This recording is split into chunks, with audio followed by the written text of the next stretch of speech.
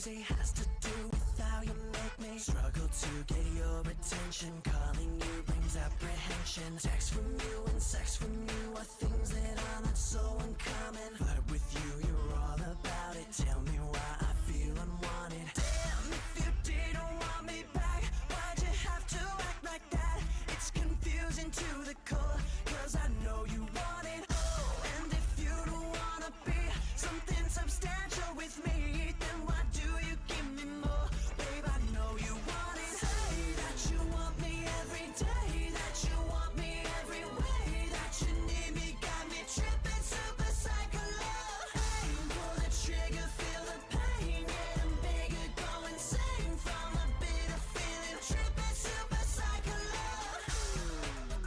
Super psycho, super psycho love.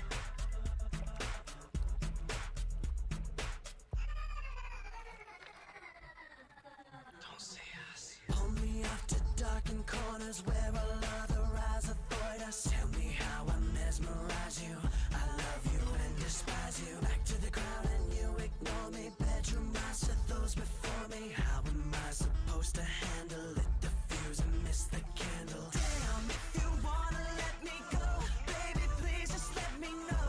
You're not gonna get away with leading me on. Say that you want me every day, that you want me every way, that you need me, got me tripping, super psycho love. Pull the trigger, feel the pain, getting bigger, go insane from a bitter feeling, tripping, super psycho love.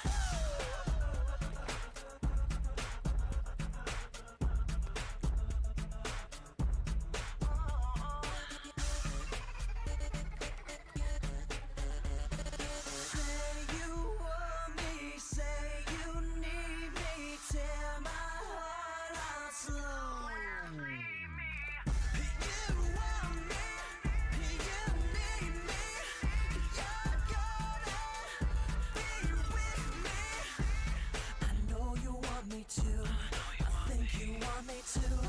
You say you want me to, Because you're going to. say that you want me every day, that you want me every way, that you need me, got me tripping, super psycho love. Hey, pull the trigger, feel the pain, getting bigger, go insane from a bitter feeling, tripping, super psycho love. Say that you want me every day, that you want me every way, that you need me, got me tripping, super psycho love. Hey, pull the trigger, feel the pain, getting bigger, go insane from a bitter feeling, tripping, super psycho love.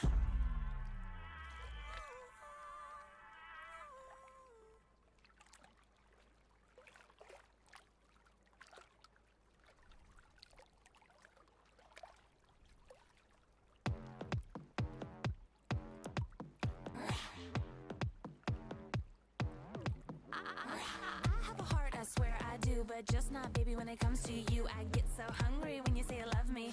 If you know what's good for you, I think you're hot, I think you're cool. You're the kind of guy I'd stalk in school, but now that I'm famous, you're up my anus. Now I'm gonna eat you, fool. I eat boys up, breakfast and lunch. Then when I'm thirsty, I drink their blood. Carnivore animal, I am a cannibal. I eat boys up, you better run. I am cannibal.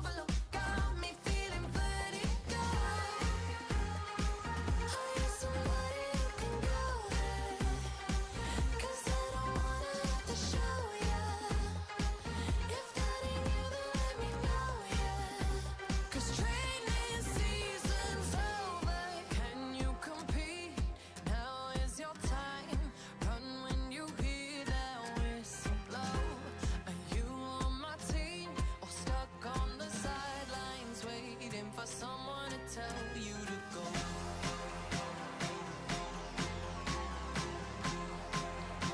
For someone to tell you to go. You should know I need someone to hold me close, deeper than I've ever known. Whose love feels like a rodeo, knows just how to take control. When I'm vulnerable, he's straight talking to my soul. Conversation overload, 'cause training season's over. 'Cause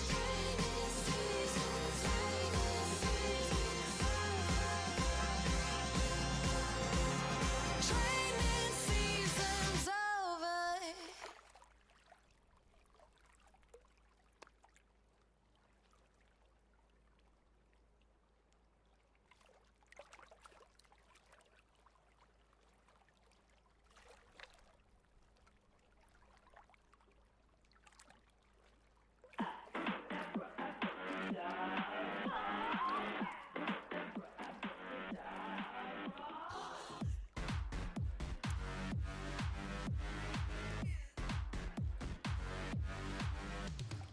Pay the toll to the angels, drawing circles in the clouds. Keep your mind on the distance when the devil comes around. Hold me in your heart tonight in the magic of the dark moonlight. Save me from this empty fight. In the game of life, like a poem said by a lady in red, you hear the last few words of your life. With a haunting dance, now you're both in a trance. It's time to cast your spell on the night. Abracadabra, amor, una, na. Abracadabra, orta, ugaga. Abracadabra, abra, una, na. In her tongue she said, therefore love tonight.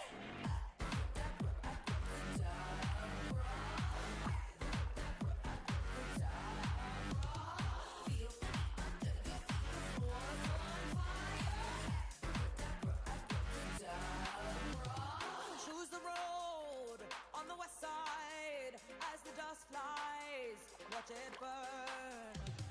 Don't waste time on feeling. Use your passion.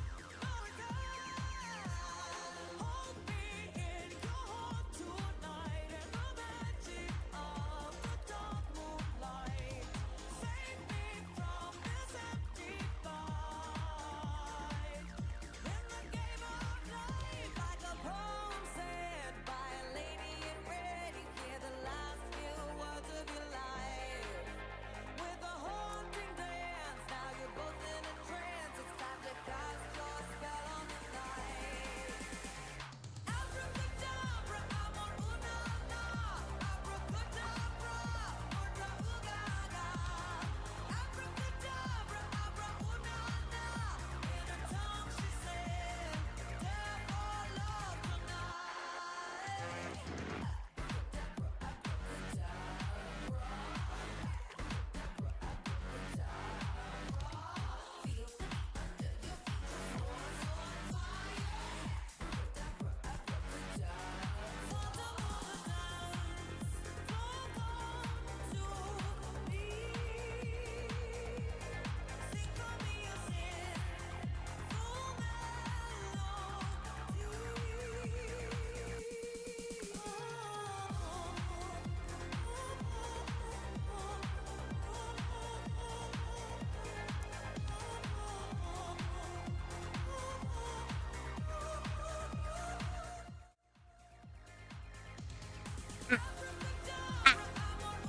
What? Hi guys!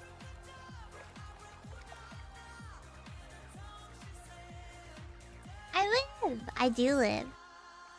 I realized we hit 15 minutes and I was like, oh man, I'm getting super distracted. I would bonk, but I'm gonna say thank you for the boops and your head pats, Nix. My up-ups? Your up-ups! Hold on. hang ups. I would like a kind reminder that you just fit really well against. Just slam her into the wolf. See? Just, I did. Free. Ow. Free concussion. How we all doing today? It's the middle of the week. Happy Wednesday. Oh, so Miles, why are you saving? You never save. Hi, Monarch. I did not consent. Don't worry, it's just plushies.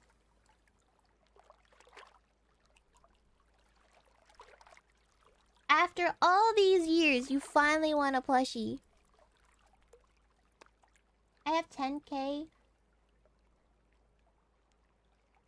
What?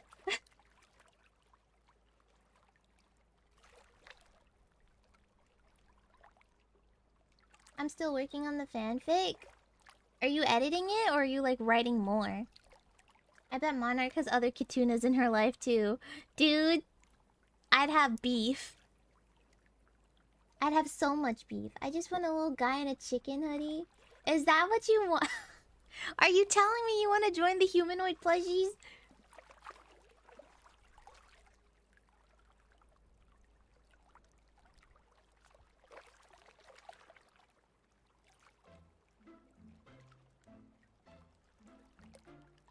Yeah, if you get a plushie, it's only uppies. And uppies are this.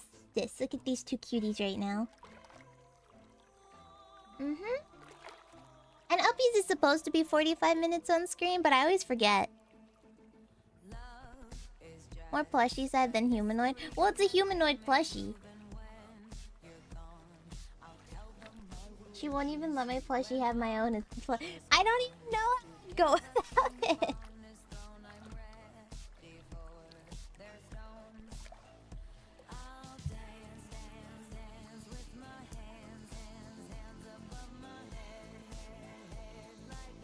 I mean, crazy life hack, right? Never mind, I'm not gonna say it anymore because I just realized what I was about to expose to the class.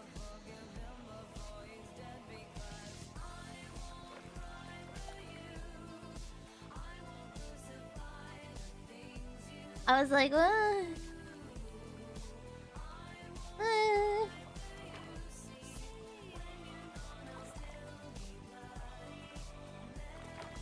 Okay, well, so like, what host is saying, like, we have passive booster. Oh my god, so many taps for me.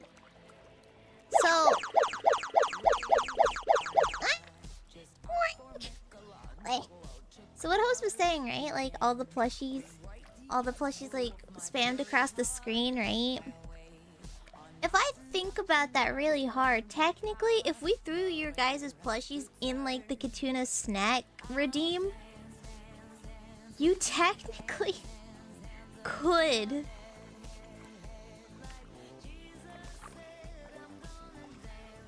fall from the sky. But that's the thing. I'd have, like, we'd have to resize every plushie.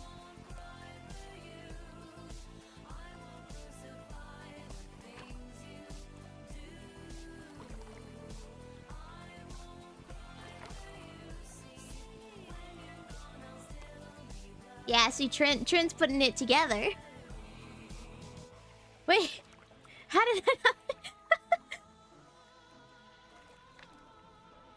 See, if like we really thought about it, right? That would I have a different idea. Well, that's fair.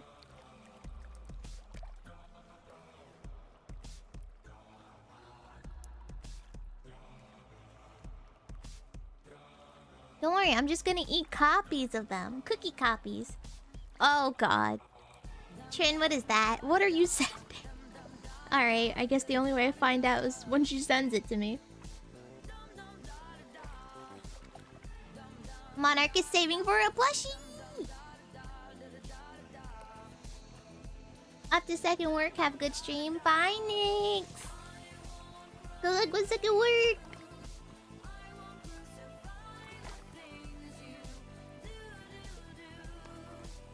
Don't be deaf.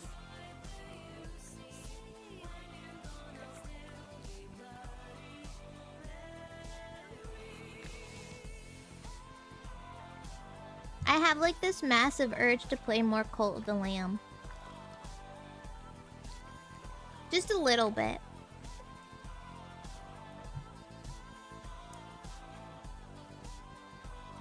But I also want to finish the route that we're on for the visual novel. I'm conflicted.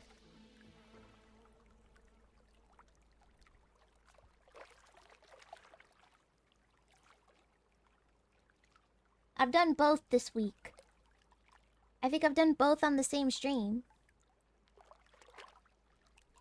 Or 2 different streams.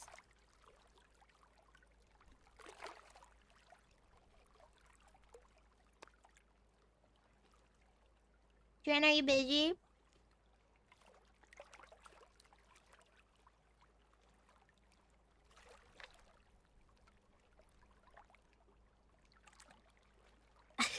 I am not busy.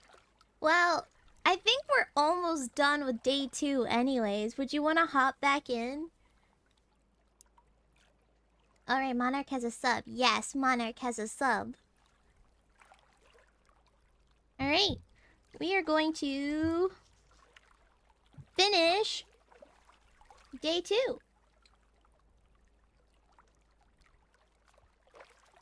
Monarch has a sub to all her favorite girlies. She's supporting us, bro.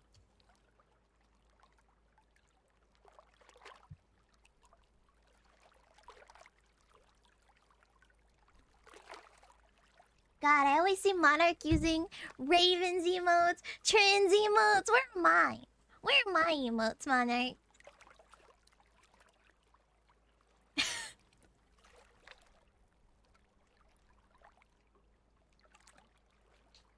Thank you, thank you. Thank you so much. I know mine aren't as... They need to be refined. Don't worry, that's my fault.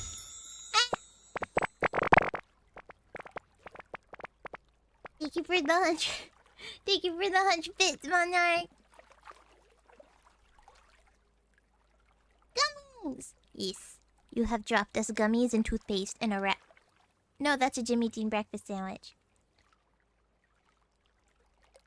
I had to like duck to look.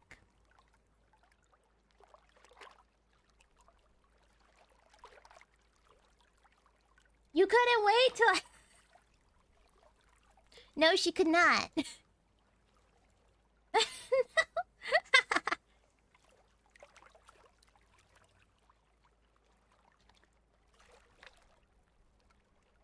Okay, let me shut up the game. We're gonna get back to this. Trin, it's so... Oh my goodness, that pet's from Red. I have returned. Red, Evil Red was beefing with you.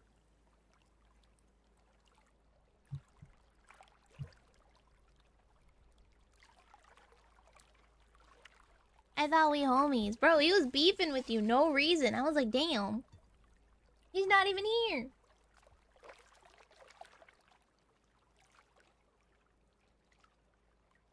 You can't both coexist. It is the law.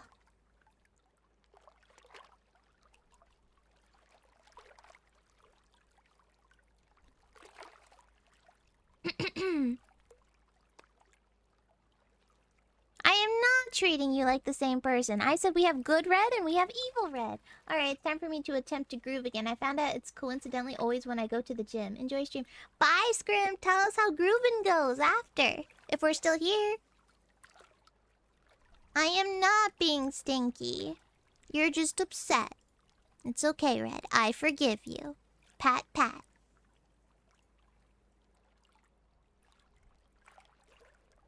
Let me bring the plushies over here.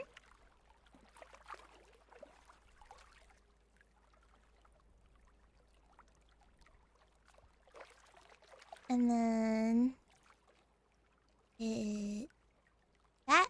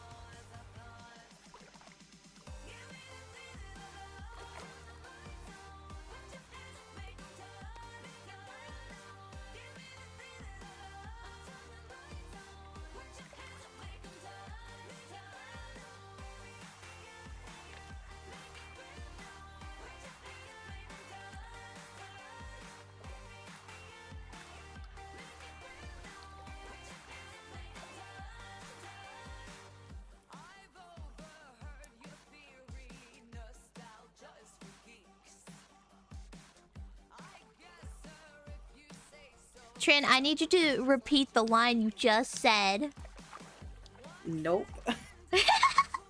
I feel like I'm getting baited into a bad situation. You are. You are, 100%.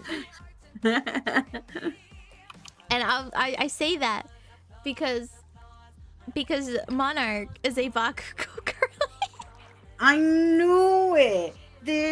You know what? Someone needs to stop complaining about Cove always getting what he wants.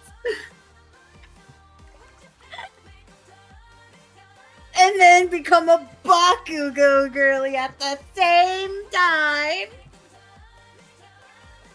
No, you got your man. You got your man.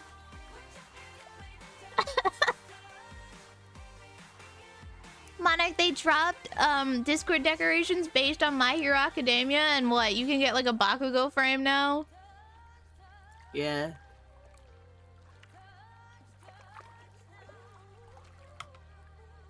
Really? Yeah. Go look. Trin's upset because she couldn't get unbricked. she couldn't get her toga frame.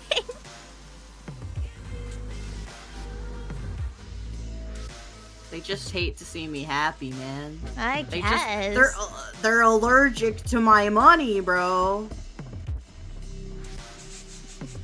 They don't want your money. They just want your suffering. That's not.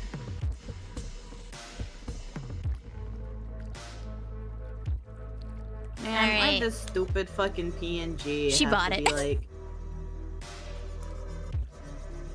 I had a PNG. Live. This stupid PNG. Have to have a white background, making my job so much harder. Oh wait, you're not. Wait, where is your PNG? Speaking of, what?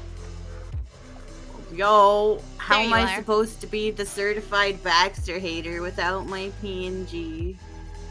That's And there not we what I go. was We talking watched about, in though. real time. Monarch has bought the Bakugo frame. Let me just peek at I was this talking real about quick. the fucking... I was talking about the PNG for my snack that I've yet to send. Oh. Bro, I'm like hard. Bro, I love him. There you Monarch's got go. problems. What do you mean? We love her because she has problems.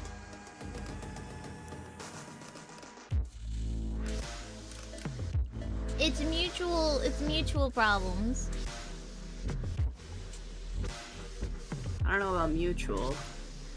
I love a man with a huge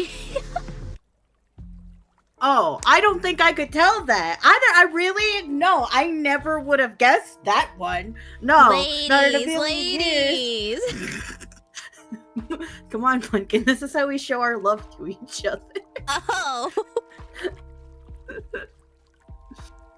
You two are just like arguing, and I'm just sitting in between the both of you, having like trying to eat my peanut butter and jelly sandwich. Mom and Dad are fighting again, saying it's love.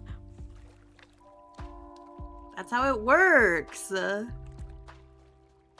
fight and you fight and then you die. That's how it works, right? You know who else I love? Is Aya from Monarch. I probably don't know what's being talked about even now. I also really liked him.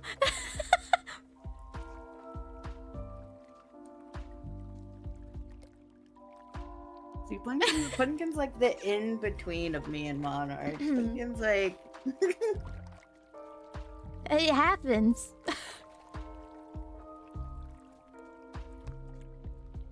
Don't worry, Monarch. I know where you're coming from with this one. Also, Trin, context. Hugo and Saul just asked us if we wanted to skip class with them. And we're trying to make the decision if we skip class. Also, here's where we're standing right now. Well, it's college, so yeah, just skip class, bro. Hello? 8 Soul, 5 Jericho. Anyways, Pumpkin, you ready for my snack? Yeah, what is your snack? I'm tossing it.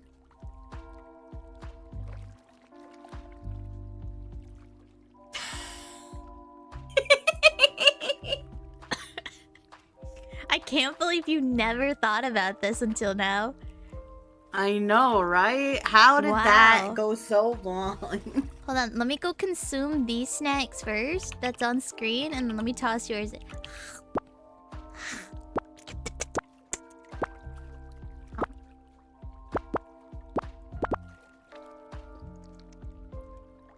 I'm spoiling you, Pumpkin. This has 2.5 servings in one package. Oh my god, I'm gonna be freaking wound. You can't buy fish too. I did. The butterfly fish. Hold on, let me toss in Trent's new snack. Let me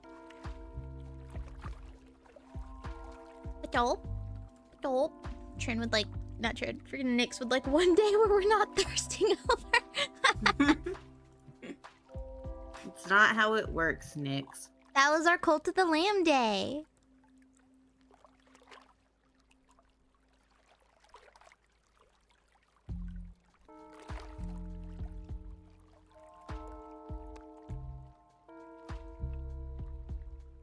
Okay, grab this. Gab.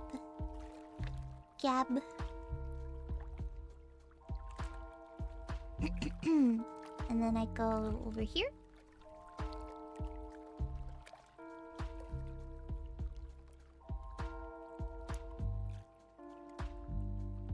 And then that.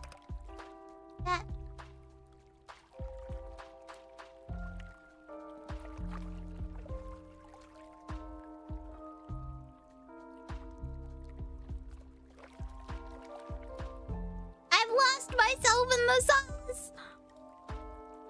Pumpkin, where'd you go? My plushie's getting cold. I'm working on it. You did this. You did this.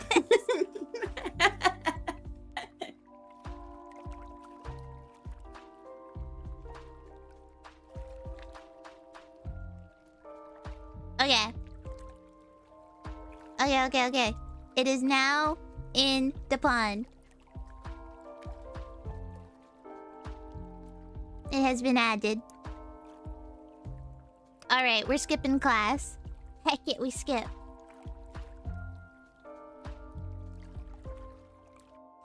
There's Hugo. Wow. I'm trying to think of a character that Hugo looks like. We got killed by a short king. You're so right. Wait, he is small. Bro, how did Crow die to that, huh? Right? Like, how did... If Hugo... Okay, I understand if Saul killed him, right? Like, yeah, it's a 1v1, right? Between these two. But that... If he lost to Hugo... Jericho. This guy. Guess he's just nimble, you know? He's small and nimble.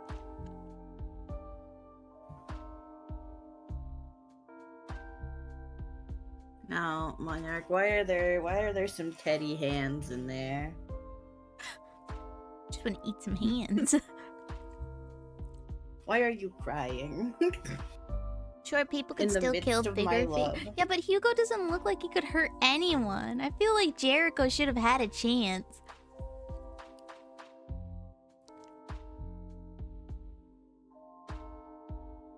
So, like, right, other than we're skipping class, what's the context, at least brief context? So, of, like, we're... Like, why So- are we skipping? Because Hugo just doesn't want to go. And then Saul's like, Oh. And then he was like, and Saul tried to keep him away, but then Hugo was like, Rena, you want to skip with me? And then Saul's like, God damn it. Well, if she skips with you, I'm going.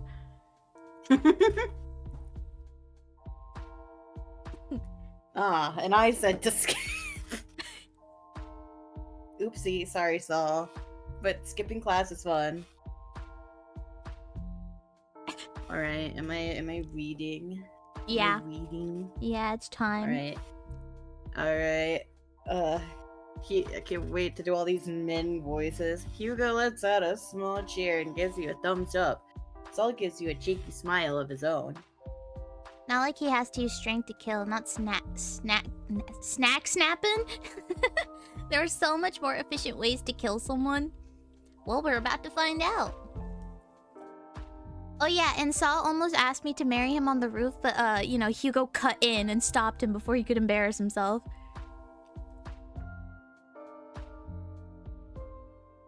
But how do we do that though? Obviously we can't go through the entrance since it's closed and guarded. What kind of college is this?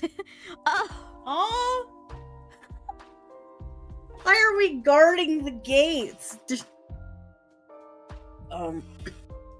What did I do for Saul? Hold up. Searching my brain. You kind of just did a here. deeper cove. I did. I know a way. Without wasting any more time, Saul leads the way, going through the back side of the school near the gardens. What the fuck am I gonna do with Hugo, bro? I could The show it to edges of the Hugo. chorus were barricaded by a tall iron fence. Saul finds a bush and pushes it aside, revealing a gaping hole. Oh no. Secret tunnel. No, this is where we went to go find Jericho in the shed. Oh. Well, that's quite convenient. Did you make this hole, Saul? He did. I did. Hugo went ahead first through the hole. Saul waits for you first before following right after. The three of you went past a few bushes and shrubs, the leaves falling as you passed by them, the red and orange leaves scattering around, and some making its way to your uniform before you all eventually made it out and met with pavement. So, where do we go? Hugo thought for a moment, looking around before pulling out his phone. Suddenly, he lets out a gasp, scrolling through his phone faster before gripping on Saul's shoulder, earning him a hiss from the taller male. Sherlock Holmes is out! Ears. Oh yeah, it's that detective movie I keep seeing on the television. I thought that would have come out till next week! Did I set the date wrong? With that, Hugo started sprinting, leaving you and Saul behind. He did that on purpose. He left us alone on purpose. Yo, what a goat, bro. Saul placed his hands on his hips before walking to where Hugo ran off as he followed. Hugo kept tapping away on his phone. His shoulders went slump. Guess he did get the date wrong. Shoving his phone back in his pocket, he turned to you and Saul. He clasped his hands together and pulled the biggest puppy eyes you've ever seen. Mind you, this man's a murderer. Well, we don't know that, right? He hasn't become a murderer yet in this world. I In don't this know. timeline. In this timeline. I don't know. I feel like he's had to have done it before with how he was acting about it. We have got to Right? watch it. Can we, Runa? Can we, Sonny? Oh yeah, he calls Saul Sonny. That's adorable. Hugo begged.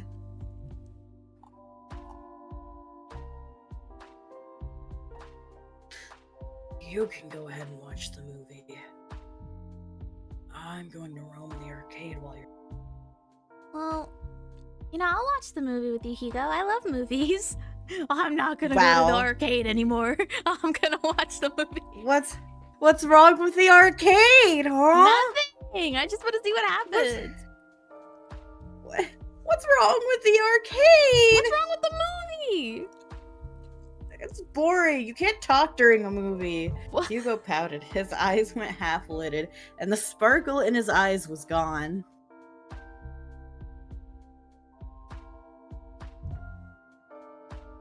But it's more fun if you're around. I know you like those crime videos you watch from time to time, so please. Saul, however, basing off his expression, isn't in the mood. Hugo gives up and turns to you. How about you, Runa? Would you like to watch the movie with me? The tickets and food on me, of course. Trenton, free food. Free food. Free food. That is. It's hard to say no to free food, though.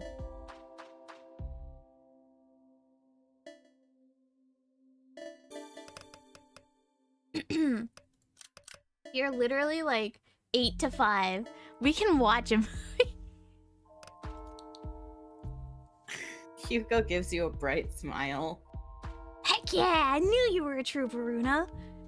Come on, let's grab some tickets and snacks. Do you want popcorn or something else? The shorter male went along ahead towards the movie theater with you coming along, following up behind him. Soul clicked his tongue. He shoved his hands in his pants pockets as he followed along behind you. He's so pouty, bro. You see, look at that. Hugo took notice of this and raised a brow. Oh? I thought you weren't interested in the movie, sonny boy. Maybe you're right. It does look interesting. Oh, he's so cute, though. Well, stop. Let's go. Saul takes hold of your wrist and Stop making excuses. You just want to be with your sweet, sweet. Let's go. Soul takes hold of your wrist and drags you away from Hugo into the movie theater. What? Hey! Come back here. I'm talking to you. Soul went ahead to the counter and bought tickets for the three of you. Soul turned around and gave one ticket to you. Your fingers brushed with his, causing him to blush. Finally caught up to you two, Hugo pouted as he crossed his arms looking at Soul. I thought the tickets were on you, Hugo. It is, but guess it's on Soul now. Not that I'm complaining or anything, but this is supposed to be my treat. Oh well, the food is still on me. Wait right here. Hugo scurried off to the food booth, leaving you and Saul one last time. You walked towards the now showing pictures, examining the poster. Sherlock Holmes, huh? Hugo's into detective movies? You turned to ask Saul. He placed a hand on his hip as he checked the poster next to you.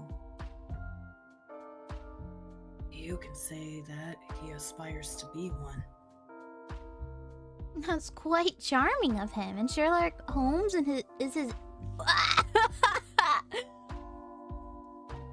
Sorry, Saul. And Sherlock Holmes is his inspiration?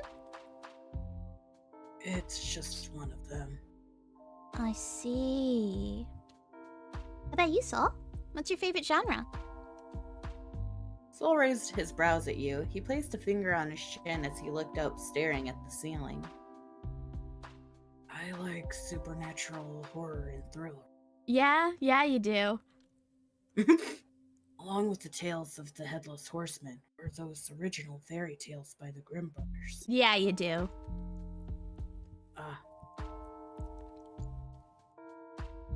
Those all sound so gruesome.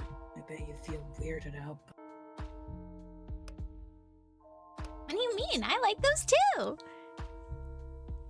Really now? Of course I do. I think they're very interesting and I love the thrill they give.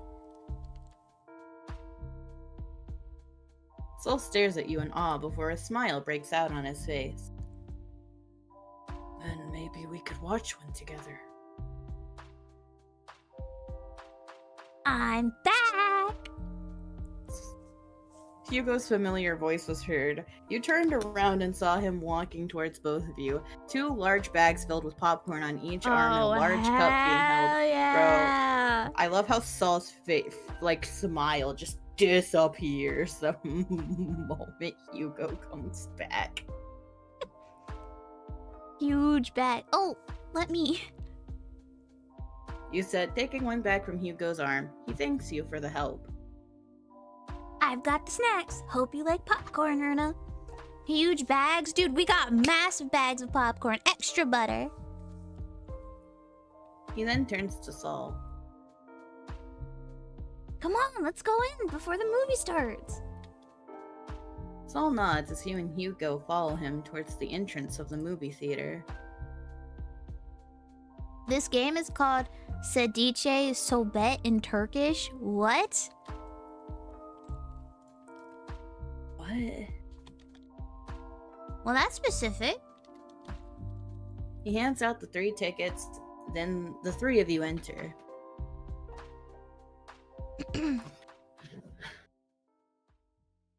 This isn't it. This piece wants you to believe that. Is this Sherlock Holmes talking? I think so.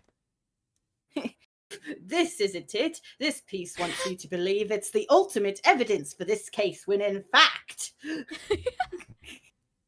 You're halfway through the movie. The bag of popcorn was halfway finished. You looked at the blue-haired male on your left as his gaze transfixed on the large screen before you. Hugo, during the beginning of the film, was really giddy, but now he was silent, seemingly engrossed with the scene happening in the movie. His hand goes on autopilot as he bunches on each bite of popcorn. Only halfway? You gotta be on your third bowl by the end. We got some giant bags of popcorn. There's no way we eat all of it. To your right, Soul, surprisingly, was also too engrossed with the movie before him. You need to piss. Pumpkin, you're supposed to go before the movie. I'm trying to drink a lot of the soda. You've been holding it for a while since you don't want to miss out on the important scenes, but Mother Nature is knocking so hard on your door. You tapped Soul's shoulder. He turned his attention to you. You need something? I need to go to the comfort room. Would you like me to accompany you? Well, no, it's fine. Just enjoy the movie. Then why'd you bother him? Soul gave you a just to nod let him and know you I'm took getting it. up. Well, you could just get up. Soul gave you a nod. I'm pretty sure he'd know you're getting up if you just got up. Yeah, but he'd be And like, you- where are you going? Like, Bruna? I'll be like, no, Soul, it's okay. And you took it as a signal to stand up from your seat, ducking down, making sure not to block the screen for the viewers at the back, as you sped walked towards the movie theater's comfort room. Why are we calling it the comfort room? I don't know. I've never heard it called a comfort room. Jeez, and it was already getting interesting too. I'll probably just ask Hugo what happened when I was gone. Well, time to head back. The forceful opening of the door startled you. A few grunts were heard, and the shuffling of feet as if they were in a struggle. Oh. You went quiet. Who is this? I don't know. You better speak the fuck up or else. I don't know what you're talking about. How many times do I have to tell you? Bullshit. Your eyes widened as your breathing stopped. You quietly but quickly went to the nearest toilet stall. What is going on? A fight? In the cinema, out of all places? Oh, of course we're calling it the cinema. Please tell me Saul has his phone on. Saul, we should have came. Saul, please. Oh no, you see, this is what happens when you don't let your boyfriend take you to the potty.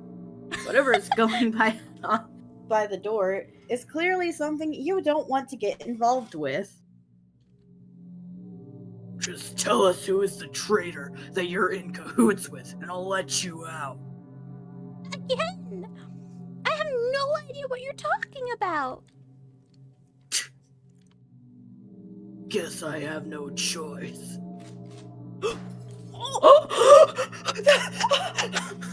You hear the sound of the light bulb being popped, along with a portion of the comfort room's light going dim. Only half of the room is now lit up. Oh my god! Oh no. Please! I don't know, I swear! I'm giving you one last chance, buddy. A little shuffling was heard. The rough voice seems to whisper something that you cannot hear. Your mom? What about my mother plant? Already over today, coworker ran out of gas on the way to work. Have to rescue him now. Go get him, Nix! Go save him! Be a hero! I need a hero. I'm another hero. Then you hear breathing as it gets shorter and heavier. Hey, he's here! I swear, just look around. You're bound to find him here. Please don't kill me. Maybe the gun's too merciful. No!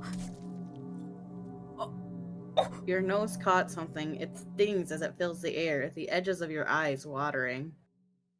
I'm no hero. Why do you have to get him next? You then felt something wet hitting the tip of your shoes. I should have stayed. I should not have skipped class. This is because I skipped class. This is why you go potty before the movie. And you don't go out until the end. You look down and your eyes widen.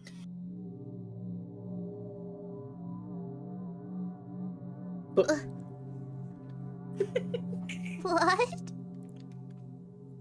Well, here you go, Trin. This is you. Oh, right. Because otherwise it'd be oh frick, oh frick. Oh. Oh fuck, oh fuck, oh fuck, oh fuck, oh fuck, oh fuck, oh fuck. Someone just got killed. And it wasn't Crow this time, probably. And the body is right in front of your stall. Shut up! What is wrong with you? Why would you make a sound, bro? He's still in the room. I need to clip that.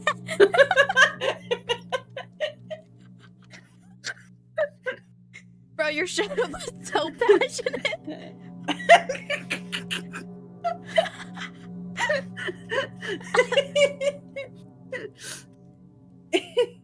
Is someone else here? One by one, they break down the doors. They might, and I already bought the gas can and gas. Go get him, Nick. So you're a good person. You're a nice person, Nick. Sometimes.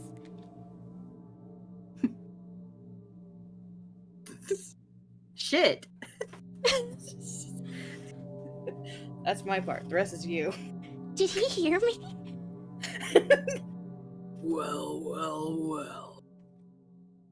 Seems like we have a lost lamb on our shoulders. And you hear the stall 1 block away from you was roughly opened. Not here, huh? Come on, little lamb. Don't try to hide. Shit! I need to do something. You quickly looked around, trying for a way to escape, but there is nothing but a small rectangular window just above the toilet. You can try to pry it open and call out for help. I feel like getting closer to you. He's about to open my stall. What do I do? What? Oh! Cutscene! What the fuck? Not the quick time event! The quick time event! Please, please, please. The door to your stall slowly opened. That's not fair. You didn't even get to save! Why are you saving now? Well, You're can I dead! go back? Okay, well... Oh. Okay, well, I missed How it. We much- have to see what happens, right? Because it's you're not fair so to cheat. Right. You did make the... Yeah, you did make the mistake. Hi, Silk. How you doing? How goes? Happy Wednesday. What the heck was that timing? I didn't even know there were quick times in this game. I wasn't ready. Well, now you know. Please, please, please. Alright, the door to your stall slowly opened. Do we at least get to see our attacker before we die? You can feel the intimidating presence of the man. I don't want to die. There you are. I don't want to die. I don't want to die. I don't want to die. I don't want to die. I don't want to die. I don't want to die. I don't want to die.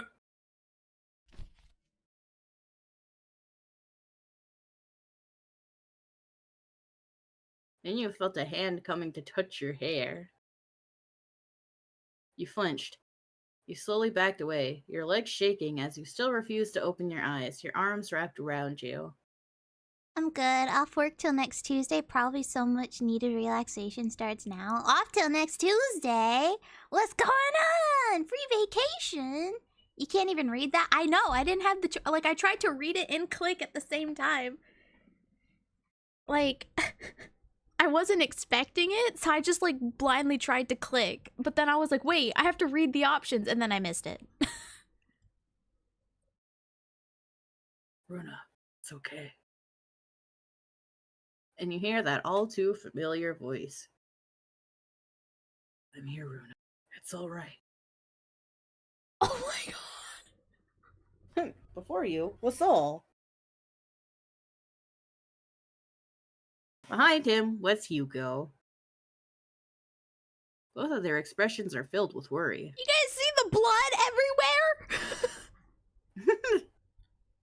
But your focus is on the splattered Thanks, blood Hugo. across the wall. Tries to block it out. He's just slowly walking over to Hugo notices this and tries his best in blocking the view. Just the awkward shuffle to go in front of it. Soul's hand then went up to reach out to you, but he stopped midway, afraid as if he'll burn you. Without even thinking, you quickly wrapped your arms around Soul, your shoulders shaking as you buried your face in his chest. Soul took this as a sign and gently wrapped his big arms around you, a hand coming to caress your hair, trying to comfort you as you shook in his hold. Ellipses. Can we go out, please? No, actually, go clean up the blood. It's not our blood to clean up. Too bad. You need the trauma. Without much of a word, Soul escorted you from the scene before you, his hold tight and secured around your shoulders. Okay, so we live regardless of missing the thing, right? So what happens if we... Wow, it's okay. You could just hold the door. As soon as the owner of the rough voice tried to open your stall's door, however, you quickly grabbed onto the knob, pulling with all your might to prevent the man behind it from prying it open. Oh, so you're feeling feisty, huh? Oh boy. Suddenly, you are pushed out of the door. The man's incredible strength catches you off guard, causing you to be pulled in, tripping on the body and bumping onto the owner of the rough voice. You looked up and froze, your eyes met with stinging gold eyes. He is dressed in all black with black leather gloves to match. He roughly grabbed your hair, causing you to hiss and groan from the sudden pain from your head. You've given me enough trouble, little girl. Now you must pay for it. I just breathed in your presence. Fuck! Please! I don't want to die. You closed your eyes, tears stinging the edges as you tried to pry off the man's hands off your head, but to no avail. Okay, so no, I think he just dies no matter what. The pain from your head is now gone. And it's all again. It's all the same. That's not what I meant to hit.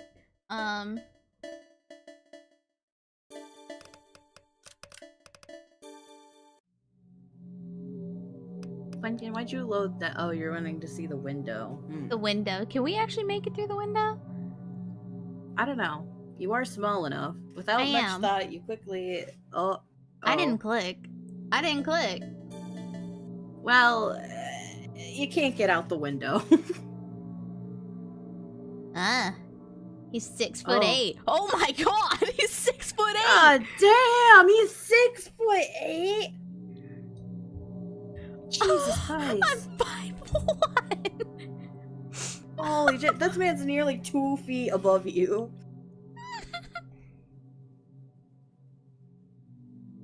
And below him is the bloody body of another man. That must be the meek-voiced man you heard. Well, hello there, little girl. You seem quite lost in there. Sadly, I can't let any witnesses go loose. Please don't. He, however, did not listen to your pleas. I didn't really give him a plea. I kinda... Just like, can you not? He takes his gun as he loaded it with a click. I'm going to Fucking die. It's all the same. It's all the same. I'm just It's gonna... all the same. Canon ending. Sol gives Hugo a look, and the shorter male just sighed, waving his friend away with a fanning motion. Like, you can't die in this scene.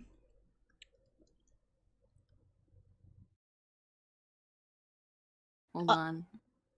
I'm opening the clip so I can watch it later. What is this? I guess Oh, Hugo's gonna that's, take care of the body, dude. Yeah, no, I'm pretty sure he's not unfamiliar with this kind of thing. Yeah. Nope, this confirms it. Anyways, I'll take care of it. Okay, but like, you wouldn't have been a witness if he hadn't gone out of his way to show himself to... Yeah! Like, he was just gonna kill another person because I was just there. You and Saul left. Hugo lets out an irritated tss as he looks down at the two bodies on the ground. God, what a pain in the... Ass. The sky is now dark, indicating it's near night. You finally got out of the movie. You looked down and stared at your shoes, noticing a few splatters of blood. You gripped Sol's arm. He took notice and looked at your shoes. Seeing the blood, he kneeled down on one knee and took out his handkerchief. Oh my god, he's such a gentleman! Oh my god, he's so polite. Trin, please. Who else is gonna wipe blood off your shoes? No, it's alright. Doubt it. He wiped the blood off your shoes before folding his handkerchief and shoving it deep in his pockets. His bloody handkerchief. He looks at your disheveled look. Let me ask you again. Are you alright, Runa? Sol. The bathroom is covered in blood. There are 2 dead bodies that Hugo is somehow dealing with. What? I'm not. How and why? Come on, it's just a little blood. You asked no one. The terrifying experience kept repeating in your mind. Sol broke your trail of thought by placing his large hand on top of your head. You looked up at him, and he gave you a soft, reassuring smile, his hand now off your head. Don't think about it anymore. What matters is that you're here with me. You looked around, and you noticed that Hugo wasn't around. Where's Hugo? He's got it covered. You don't need to worry about him. How about I walk you home? Huh? You know, to keep you safe. Also, ads. Bro, throw that handkerchief away. Come on. Now he's gonna keep that and sniff it. Well, he can't throw it It away touched at my the scene of the shoe. crime. Are you new to this? Hello? Hugh, go away. Ha ha ha ha ha. Post. That handkerchief ties back to him.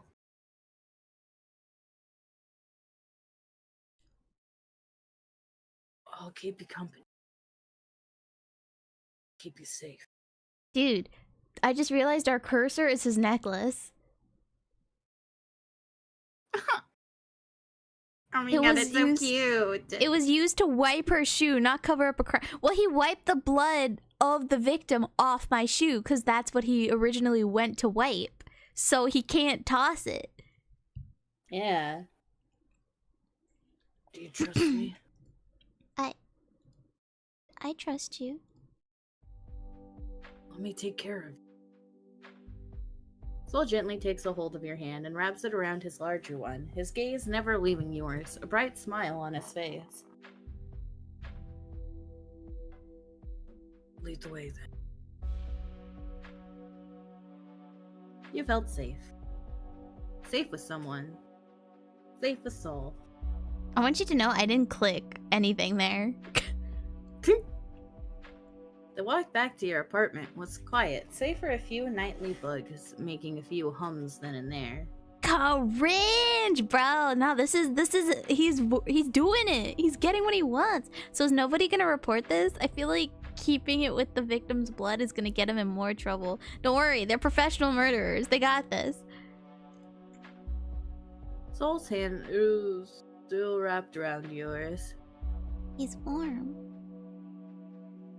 You couldn't help but steal a few glances at Sol. He looks back at you. He said nothing, but the more he stared at you, the more longing his eyes were giving. Brother, are you trying to be romantic after my traumatizing experience? Yeah, you know, actually, did you know? Did you know? Why are you looking at me like that?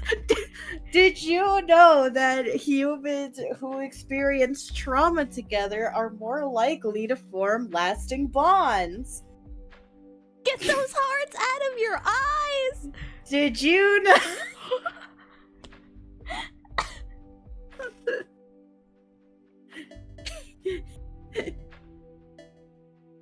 He gives you another one of his bright smiles.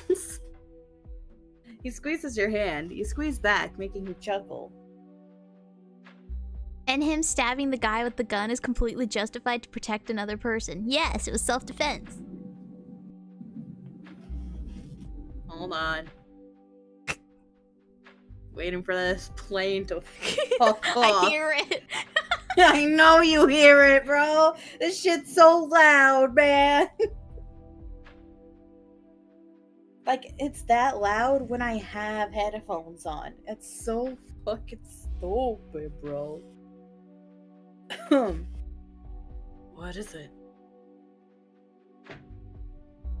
Nothing. Your hand feels cold. Let me fix that. Does he raise the hand that he's holding?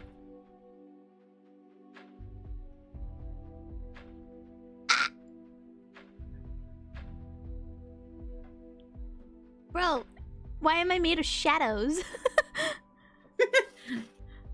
Did you set your skin tone? No. All I could do Oh. was set my pronouns and my name. Hua. There. Now it feels warmer. Did he get redder? He did get redder. He teased, a blush of his own appearing on his face.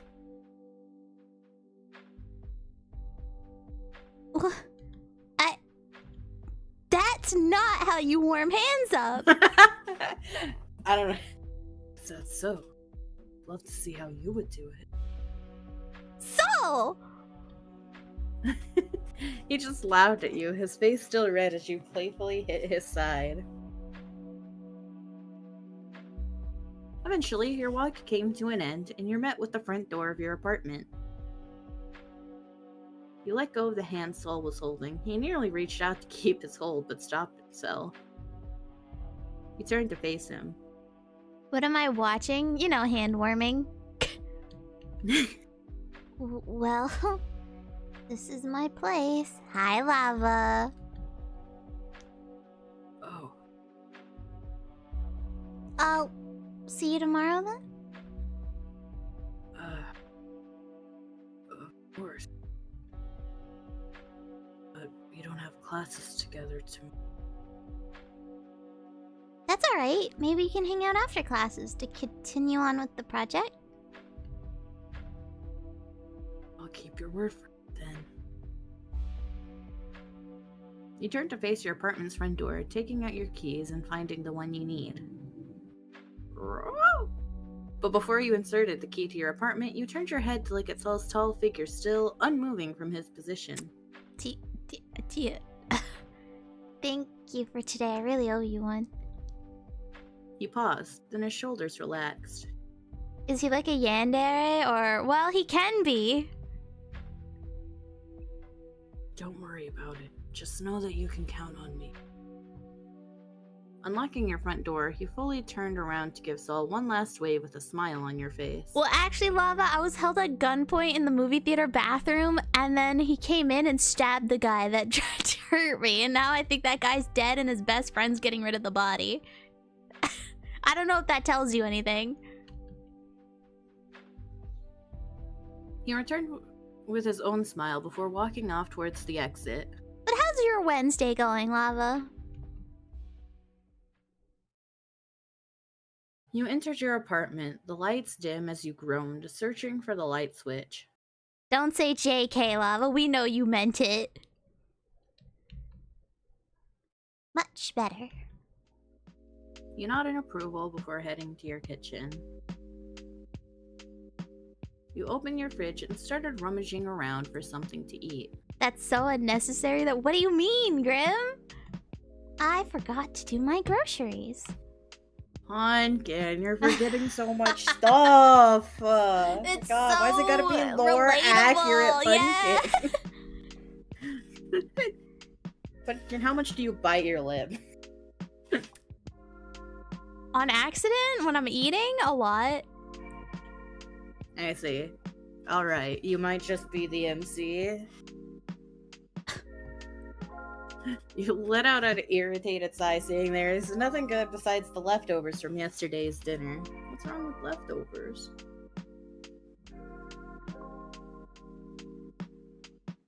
You shrugged, deciding to heat this one up after you set your things down. You don't really feel like cooking or ordering either. I just eat a potato. Sighing one last time, you closed the door to your fridge as you made your way to your room. I got some interesting paintings on my wall. Modern art. You placed your school bag near your desk as you take your seat, skimming through the notes you've taken for the day as you wrote down needed notes.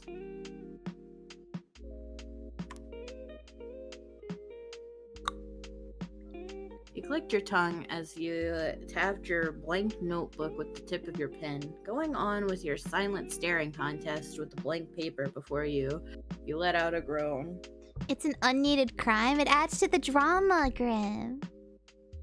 Also, good to hear it's an okay Wednesday.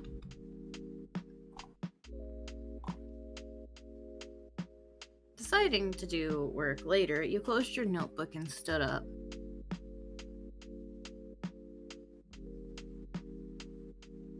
You turned to your window, noticing it being slightly ajar. That's weird. I thought I closed this. Go. You went near it to close it shut, but was met with a now broken lock. You cursed. I thought I already replaced this 2 days ago. Maybe I shouldn't buy my locks online. Get off Amazon, bro. You I let don't out think a that's groan the as reason. She left it alone and went out of your room and into your living room. What are you talking about? Coworker's good. Carve need to be primed, so it took a while. We're on the way to work, and I'm following to make sure it doesn't die. Nyx, the ever steady sentinel. And I think about it, was that a shared bathroom? Because if not, why were these two dudes fighting in the women's bathroom? It's the comfort room, so I guess it's a shared bathroom. Your TV blared as you munch on some leftovers you got from the fridge, a movie currently playing as you kept your eyes on the protagonist. If you recall correctly, it's one of those films Jess keeps talking about, starring her favorite lead actor. You kind of get what she was gushing about. The lead does look attractive. Just don't tell Saul that. Blonde wavy hair with sharp eyes, as pink as fuchsia. Fuchsia. Fuchsia. Fuchsia. Fuchsia. Woosha. Ellipses. Oh. And you still can't remember the actor's name. You took out your phone as you start to search up the name of the actor when it suddenly changed, and instead of the blind actor on the screen, a report comes with banner below. Another missing person case? Your heart dropped before turning off the TV. The incident back in the cinema.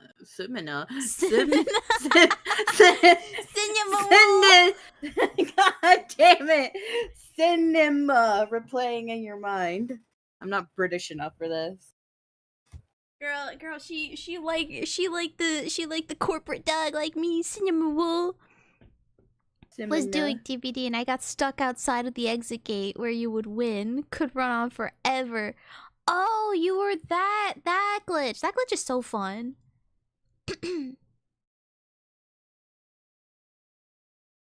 You quickly turned off your television as you made your way to your kitchen, hoping to take mind off things.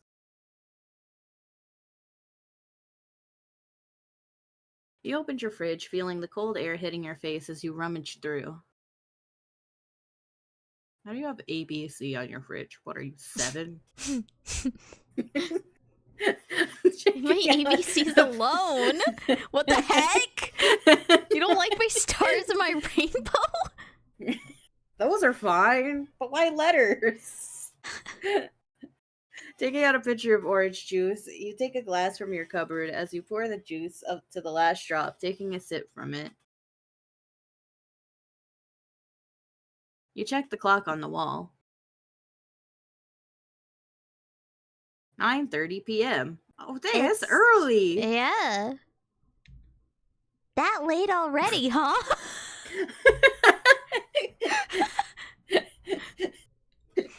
Damn, it's so late! Oh, wow.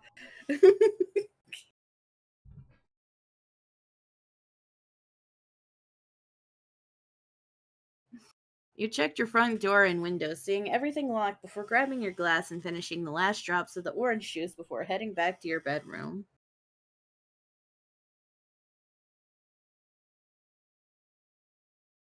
Now dressed in your nightwear, you let out one last stretch, a yawn escaping from your mouth.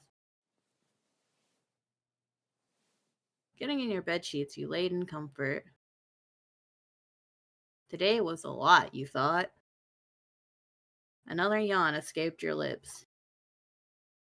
You must be really tired, you thought, your eyes going half-lidded. And eventually, sleep took over. The moon was high up in the sky. The night is quiet, save for a few honks from the late-night cars. But all of that is not enough to wake up the sleeping residents. So there's only 2 days, so I think this is it. Right? Ellipses. Might just call out of work when I get in there. Free day off? Not free. What? This is my room! Still broken, huh? You should be careful, Pumpkin. Clad in all black with a mask of the same color Assassin's adorning his face, he slowly makes his way next to the sleeping figure. His reddish eyes bright, filled with adoring love. He reached out and stroked a finger against his beloved's cheek. Look at my sleepy sweetheart. Makes me wonder who supplies Hugo those sleeping. What? Aww!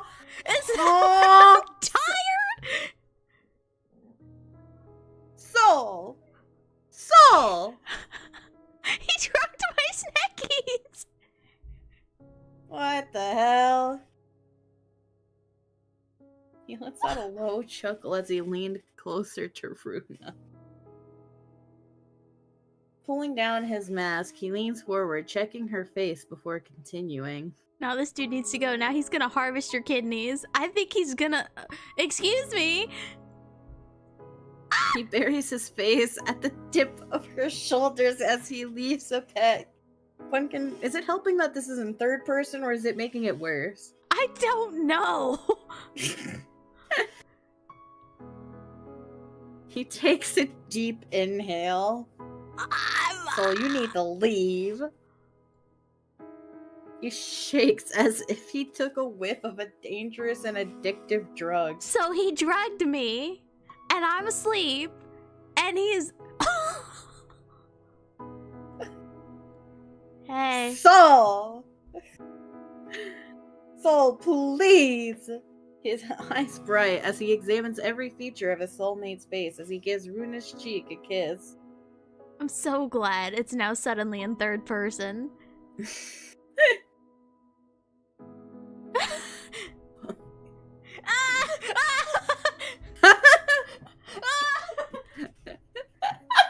Hold on, I gotta do the line, Pumpkin.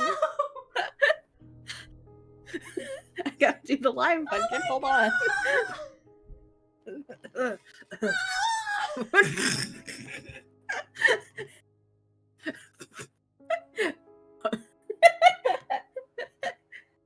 Okay, lock in. I can't lock in, bro. This is a crazy line. Okay, fuck. You smell so good. Pardon me. Okay, I'm back. Soul, please, let that be the craziest thing that comes out of your mouth for the rest of this.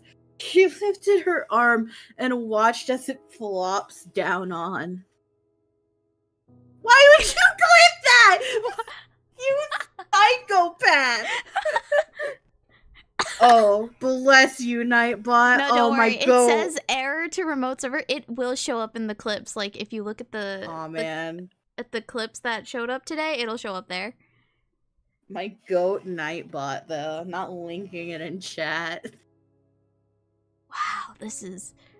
Deep in sleep. Sleeping Beauty. I would like to be awake. He nibbles her neck, earning him a soft whimper from the sleeping individual. I would like to wake up. He just chuckled. Pumpkin, those are drugs. You're not waking up. Oh my god. Quite ticklish, aren't you? And she kept going. He kissed and laughed on the same spots at the point a mark started to form. He's giving you a hickey! Wake up to this! Oh my god. Our time today isn't enough. It's never. I want more of you. I want to be with you. No! Was the bento box drugged? What was drugged? What did he do? The orange juice. Every waking day. Why is Hugo helping him? They're just G's, I guess. His gaze went from hurt to desperate. His focus still on the figure sleeping before them. If If only you know how much I crave your attention every day. It hurts. So please, let me. Saul? Tugging a Saul. loose strand away from her face, he gives her a kiss on the forehead before landing another one on the corner of Runa's lips. A shiver ran down his spine Saul, at the this contact. is all This is one-sided. crazy. Just wake me up. You could have just asked. Like, you didn't have to do all this. Real, bro. Just, you should have just asked, man. Like, if you, like, we were outside my apartment door. We are 9 to 5. If you were like, hey, yeah, you want to come in? Can I come in? I'll be like, yeah, well, you can come in. They literally just asked, hey, can I stay the night, maybe? You know? No, he just has to show all of us he's a freak. God. And as much as he would like to stay a bit longer, his time is due. He backs away as he covered his face once again with his face mask. He walked towards the ajar window, turning back one last time. Sorry about your window, Pumpkin. I'll make it up to you someday. You keep breaking the lock, dude. Do you know how much I pay for each of these goddamn locks? He said he'll make it up to you. He'll pay you back. He carefully opens the window again. That makes it all okay, right? And with that, he's gone. So that's some crazy work. You've really caused me some trouble today. Oh. Fucker, so it is you. Fucking traitor. What? My gun?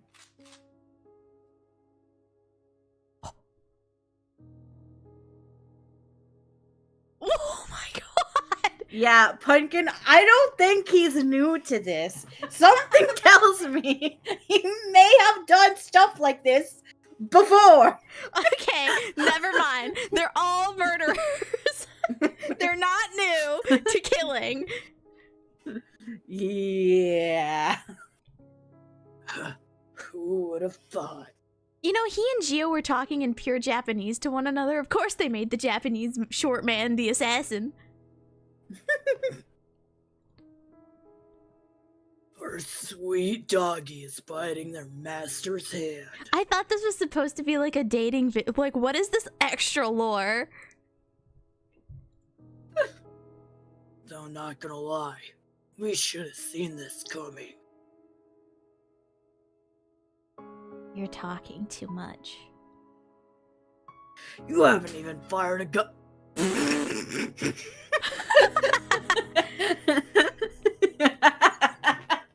It's such a good cutoff.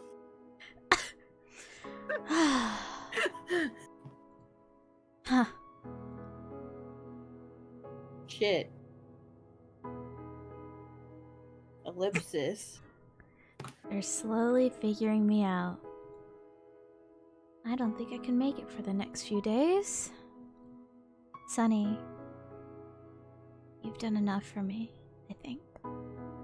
This is the end of our deal. What? What the hell? What is happening? I'd like to rewind. So yes, the cold-blooded killer is a little nerd boy over Sherlock Holmes. Yeah. To be continued. Are you winning? I don't know. I genuinely Lincoln don't got know. a hickey in her sleep against her will. I don't think that's winning. What do you mean? There's so much more. There is quite a bit more. Would you look at that? What could I possibly change?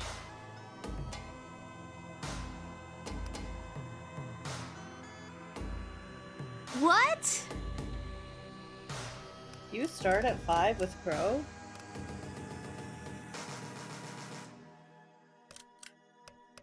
don't get it. I don't know what else I could do. I didn't watch the VOD yet, so why would why would you click that?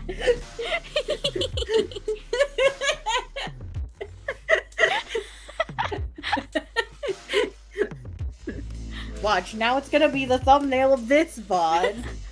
Hi, Sal. How's your Wednesday going? I genuinely don't know what we could change to, like, unlock anything else. We Like, cannot skip. oh, we could not. You're so right. I completely forgot. This happened because we skipped class. That's my bad, guys. Trin, I skipped class because you wanted me to. And hecking, I watched a murder and I got assaulted in my sleep. I thought it would be fun. I didn't know that was gonna happen. Yeah, Normally I when have you a skip debt school, to pay. it's fun. Yeah, I can't skip class. I'm sorry. Although the idea of skipping seems thrilling. You can't afford to skip this one. Who knows what important projects your teacher is going to throw at you, and you're gonna end up behind just because of skipping one class. Thank you for your offer, you two, but I can't afford to miss this one. Hugo shoulders slumped down, quite disappointed. That's alright. Maybe we can hang out next time then. Sol turns to you. Would you like me to accompany you to your next class?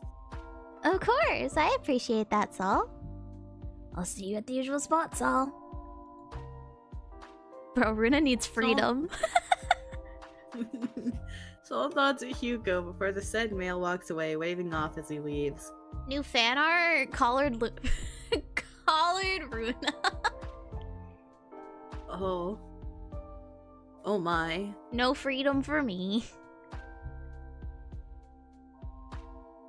You and Sol walk through the hallway towards your next class's classroom. You know what? I'll just draw my character in Sol's clothes. How would I rock his clothes?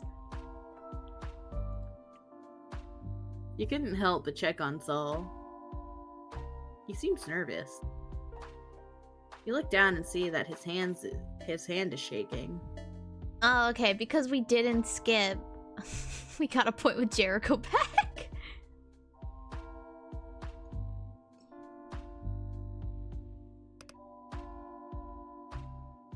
You wink? Wink the hand. Reaching to his hand, you gently wrapped your hand around his. His hand stopped shaking, and he went stiff. He eventually relaxed and intertwined his fingers with yours. We met this guy yesterday. It's so cute. This makes you smile. The walk was silent, but no words needed to be said to see the growing smile on his face. You finally reached the front of your classroom door. You peeked inside through the door's window and saw Crow on his usual seat already. You turned your attention back to Sol. Just then, your classroom's door opened, and there stood Crow. His eyes perked upon seeing you. Crow, my man. There you are, Runa. Just in time for the next class, too.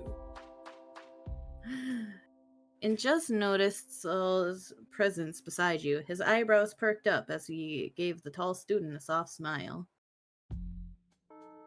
And hello there, Sol. What brings you here? Sol, however, was silent, his gaze dark before responding. Just escorting Runa. That's really sweet of you to do, Sol. I feel awkward standing here. Can we just go in? Can we not do this, you two? I want them to fight. We already But, know like, Jericho would lose. But, like, you know, without knives or, like, deadly force this time. You know, Oh. just like a play fight, you know? Oh. Yeah, like, worst case, some hair pulling, you know? They do both have very long hair. They do. Crow didn't mind the mail any longer before returning his attention back to you. You should probably get in. The professor is coming any time now. On stream? Oh, right. And what's wrong with you? I'm here, not sleeping because I couldn't sleep anyway. You would have wanted me to wake you up regardless. Don't act like you wanted to be anywhere else. Crow, my man. Bro's awesome. Why do you like Crow so much, Post? Thank you again, Sol, for coming with me. I've seen the CGs. I've seen yeah, well, yeah, Crow is pretty. You entered your classroom along with Crow. I mean, they're both pretty, like, in their CGs. It's kind of crazy. Failing to see, yeah, Crow just got screwed over in the sprite department. Failing to see Sol's ever-darkening gaze as his fist clenched, drawing blood. Oh my god. Oh. He stares at the door, moving aside as he leaned on the wall right beside the door. Sol looked down to stare at his palm. Oh. Sol's right eye twitched, looking at the broken skin on his palm. The light in his eyes is gone. Ew. Oh, at least go in the bathroom to do that. He raised his palm and licked the blood away.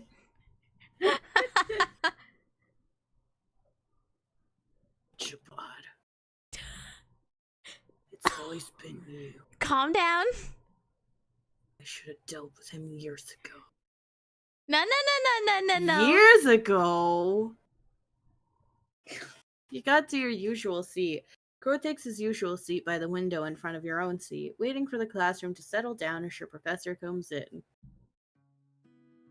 Isn't the professor a girl? And I think so. Yeah. Yeah, and I gave her Mr. Swar. All right, class, settle down. You all better turn in this upcoming paper if you don't want to end up having no grades in your card. And that means... Your professor slams down. Oh, this one is Mr. Suarez. I can never get it right. Bro, tell me Mr. Professor and Miss Professor or something, bro. No, well, you get the comfort room. Loud slap echoing through the room. You won't be able to graduate. Professor, is there something wrong with your throat? And don't even think about making it up to the higher class with a weak mindset. Now, for today's task, I'd like you all to think of a short story based on any type of literature. Bonus points if you can source out where you got your inspiration along with references. I'll be checking those the most. You hear a few whispers from a few of your classmates as they talk with each other. Unfortunately for them, your professor notices them as he slams his thin notebook again on his desk, making some of you jolt from your seats. This guy needs to calm down. Now, I can allow you all to head to the library to do your research or stay here and brainstorm. You may begin. Crow stands up from his seat, gathering his things and turning towards you. Are you going to the library?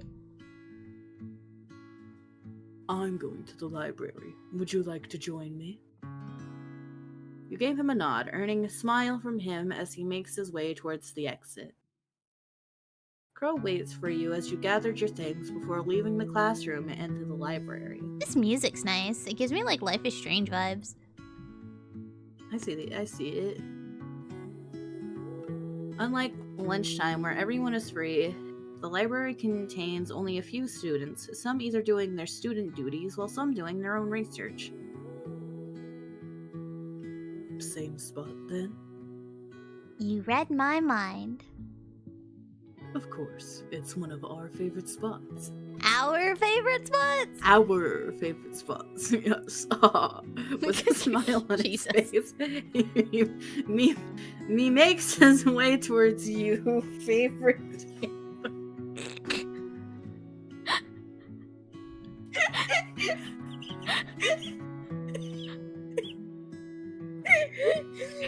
even see the rest of it. I couldn't get past it, man. Professionalism. No, man, because I do this shit every time I got a poorly translated, like, Chinese script, too. It's so hard to read that shit with a straight face. Oh. Meanwhile, you make your way towards the tall bookshelves, scanning through each spine of each book. You try to look for something that might catch your interest. Excuse me, that says bookshelves.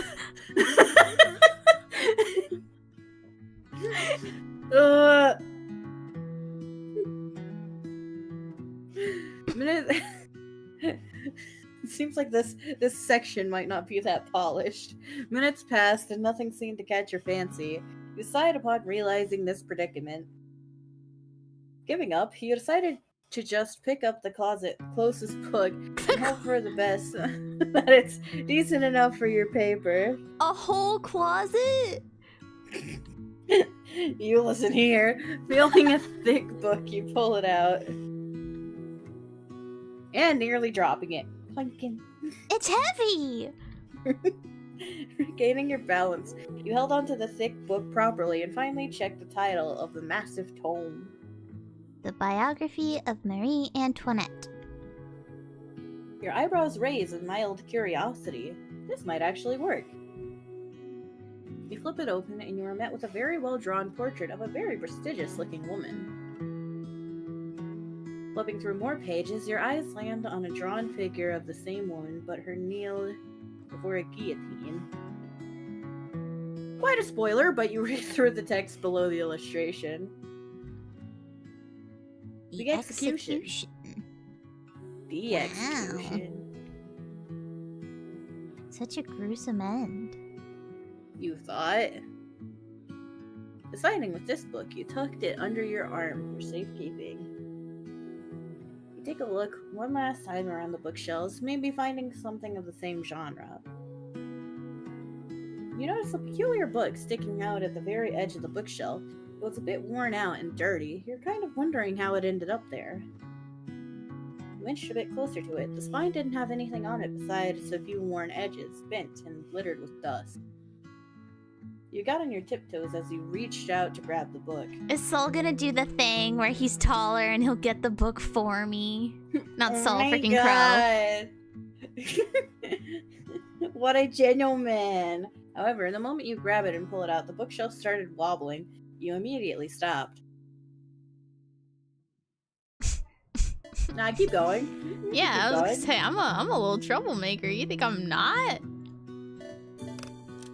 You gotta commit to this book. With determination, you held on to the shelf, making sure not to make it wobble any further as you take a firm grip on the worn book. Come here, you. Got it. Woo! The bookshelf wobbles from the force of you pulling the lone book, threatening to push you down, making your heartbeat quicken from the sheer thought of getting crushed under the tall shelves. Now then, Crow's awesome because he gets me. Oh, host. Oh no. You quickly held out your arms wide as you tried to rebalance the shelf, hoping it was enough to stop it from shaking. A few books fell then and there, making you wince. But you successfully stabilized the shelf. You let out a breath you didn't realize you were holding. Hope no one heard that. Anyways, what is this that's so stuck to the dang thing? You flip open the cover only to see a blank page, no author whatsoever save for the paper, the edges of it a bit yellow from age. The dust isn't helping either. You went through a few more pages, and there you finally get to see some printed words on it. Various torture devices and executions of the medieval times. How the Fuck! did this end it here in the school library? And again, I need to get some material out of this. You shrugged, closing the book. You tucked it under your arm with the large biography book and left the area, returning to where Crow is settled. Welcome back, Ruth. Have you found anything useful for your paper? I almost got crushed by a bookshelf.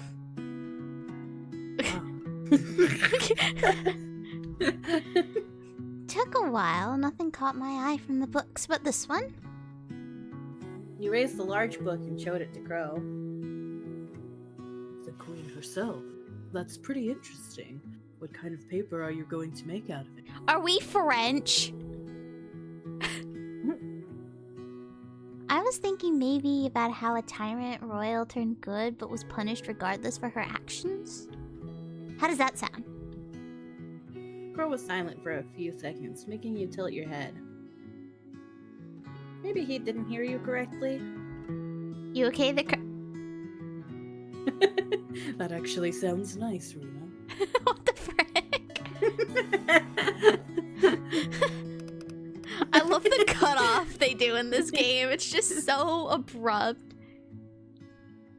Can I ask what's the inspiration?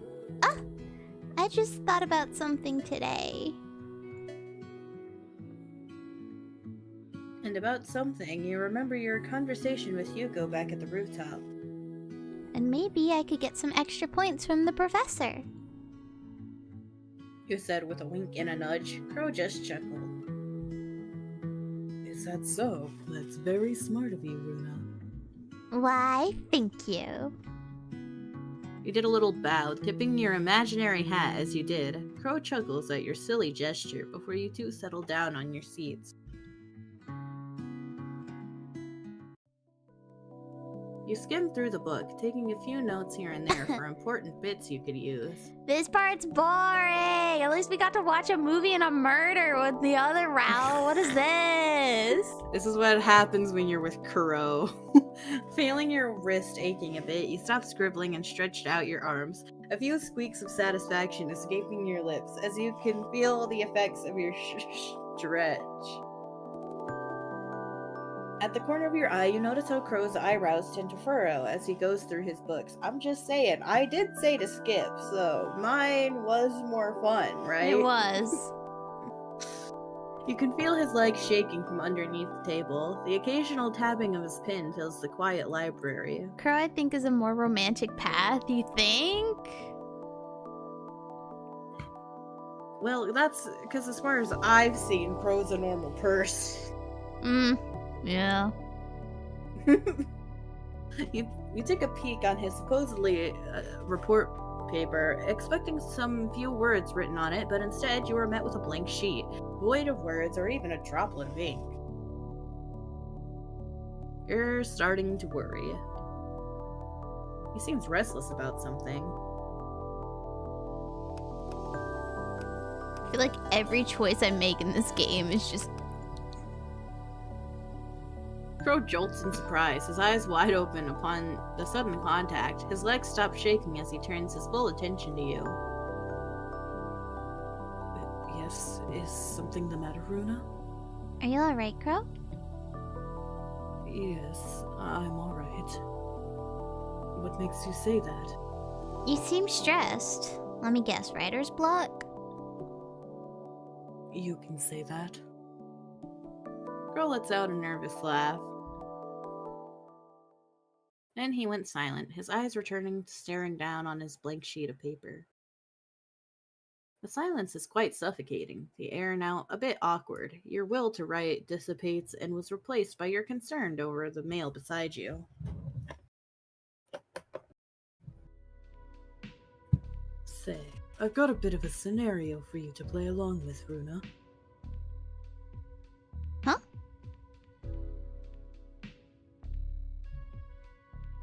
Crow's previous gloomy attitude was replaced by a playful tone. His facing his body towards you with his pen set down, discarding his thoughts from the paper. His sudden change in demeanor caught you by surprise, but he did not spare you a moment to question him as he raised a finger.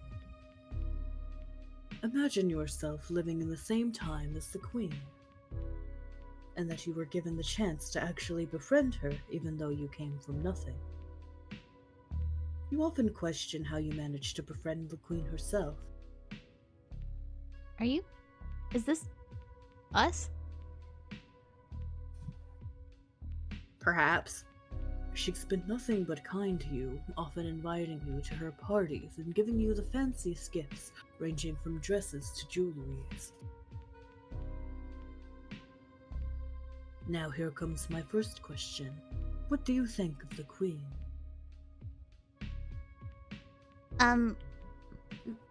She's nice.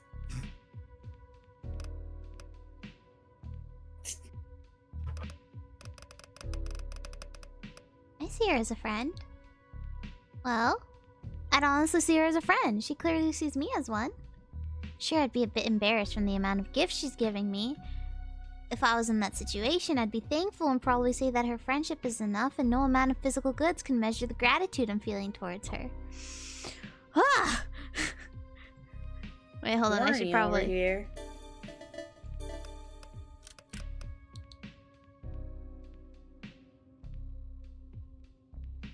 Crow was silent, a bit awed by your answer, and a smile broke free on his face. Scratching his cheek, his smile grew wider towards you. Such a noble response. Expected from you, Runa. Now, what does that supposed to mean?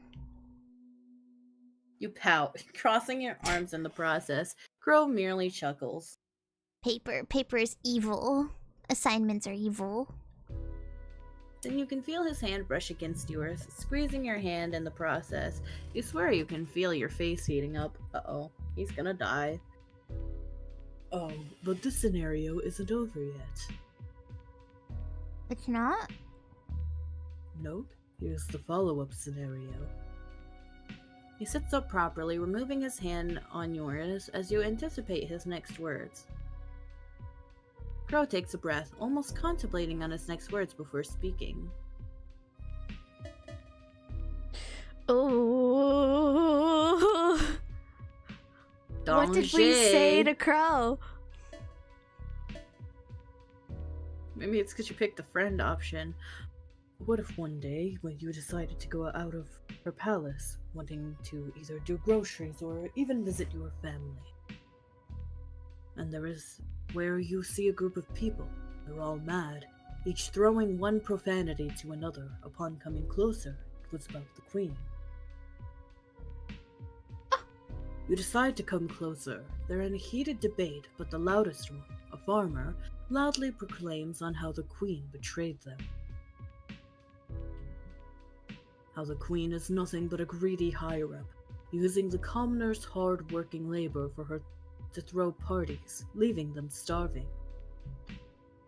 Then the other side speaks up, a woman, saying that the farmer is wrong, and that the Queen has been nothing but good to them, providing enough gold and food to keep them afloat. A child came and held on to the woman's leg, confirming her word. If it weren't for the Queen, the children wouldn't have homes. There you soon realize that they're a group of nuns, and behind them is an orphanage, a few children peeking through the windows as they try to comprehend what is going on and why they are screaming. Having had enough of the fight, he returned to the Queen's castle. But just when you thought you escaped the circulating argument about the Queen, you hear a few whispers from the nobles along the hallway.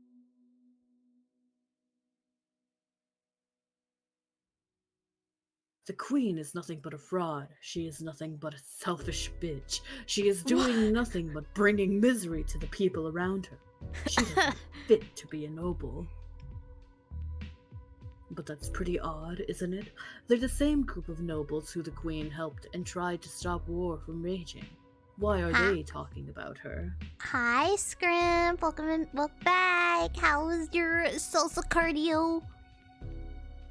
Paper cuts people. Can't look at paper without it hurting brain. Religion is on paper, which can mess with people as well.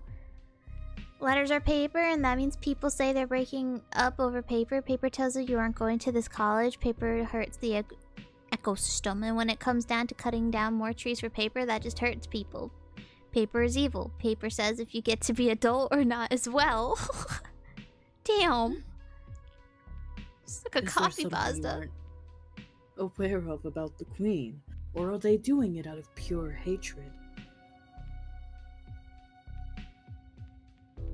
He opened his eyes, the light still absent, with his blue orbs as he focuses his gaze on your own. Is this what it's like to have a philosophical friend? Yes. He leans a bit back, his form straight and firm. Now, here's where you come in, Runa. Which side do you believe in? The queen who has been nothing but kind to you? Or the rumors circulating around her of being a neglectful noble, a selfish woman, a tyrant? He says the word tyrant with so much venom he spat it out like poison in his teeth. You thought long and hard on his little scenario, multiple thoughts swirling in your head. This all seems so complicated. Take your time. It's fine for you to not respond. Just tell me. But I would love to hear your answer, Runa.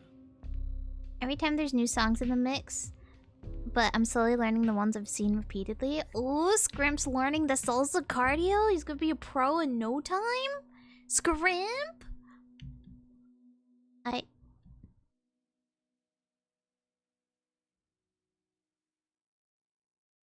Oh. There's some deep conversation, bro. I think I would still believe in the queen. I believe in the queen. Ellipse. You do?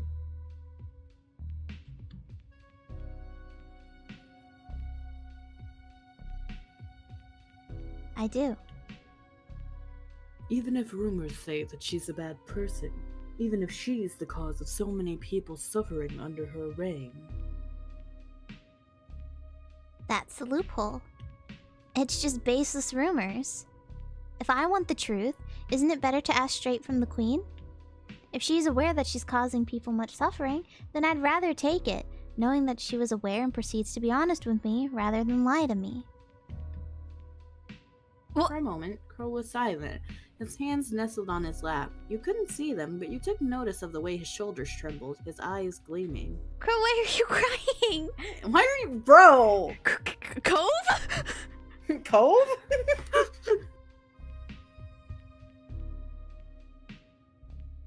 Is he about to cry? The Hispanic genes at least understand the rhythm, but the footwork is hard. You gotta work a little bit harder. The genes can't carry you through that one, Scrimp.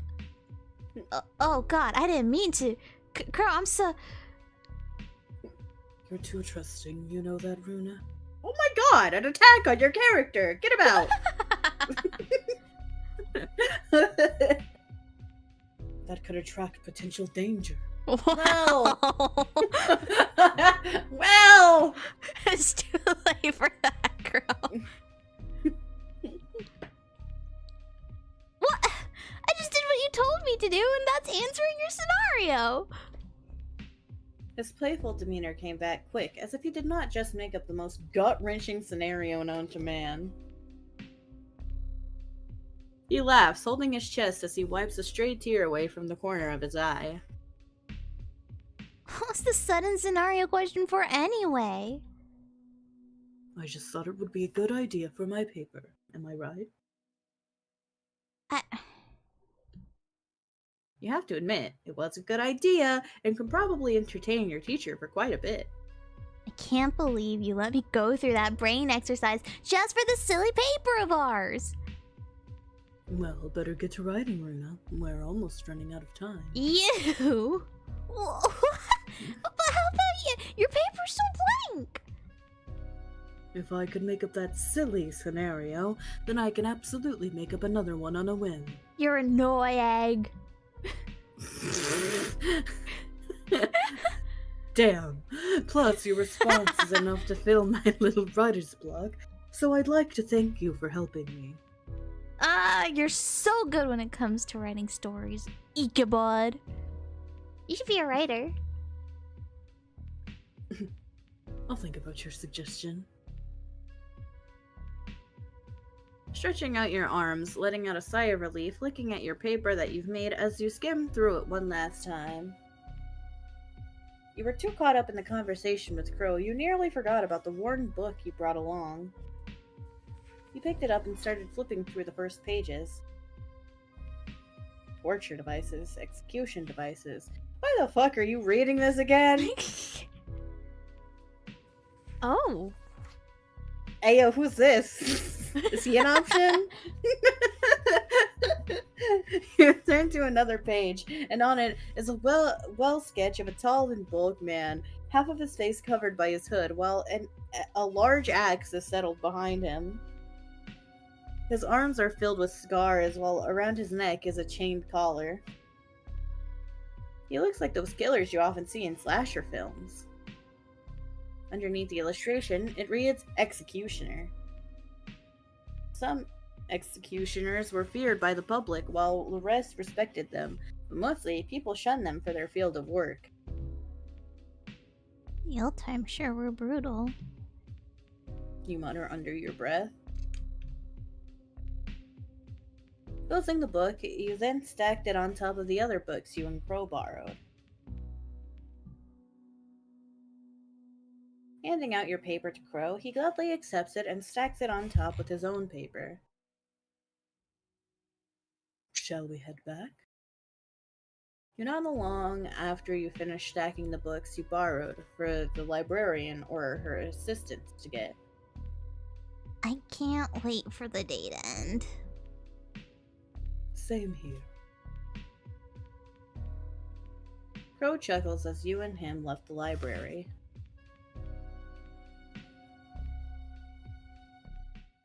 Something tells me Crow's about to get it.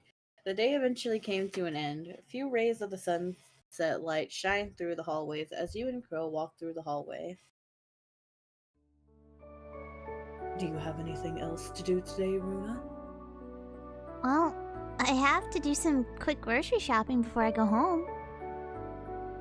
Well, in that case, would you mind me accompanying you? Really? It's fine if you don't, if you have other things to do. Like look for Brittany and the others? Not really. Besides, Daryl has after-class practice. Same with Gio. As for Brittany and Jess, they're catching up on their business proposal. But don't you also need to catch up? I can do them tomorrow. I'd like to spend the rest of the day with you, Runa. Oh, you're so fucked, buddy. Your voice got caught up in your throat. You can feel your face heating up. Is there any Runa for sale at the grocery shop? Well, we're gonna go find out. Stupid Crow. Stupid feelings. Alright then. Crow lets out a small cheer, kind of like a mini jump from that game within a tower.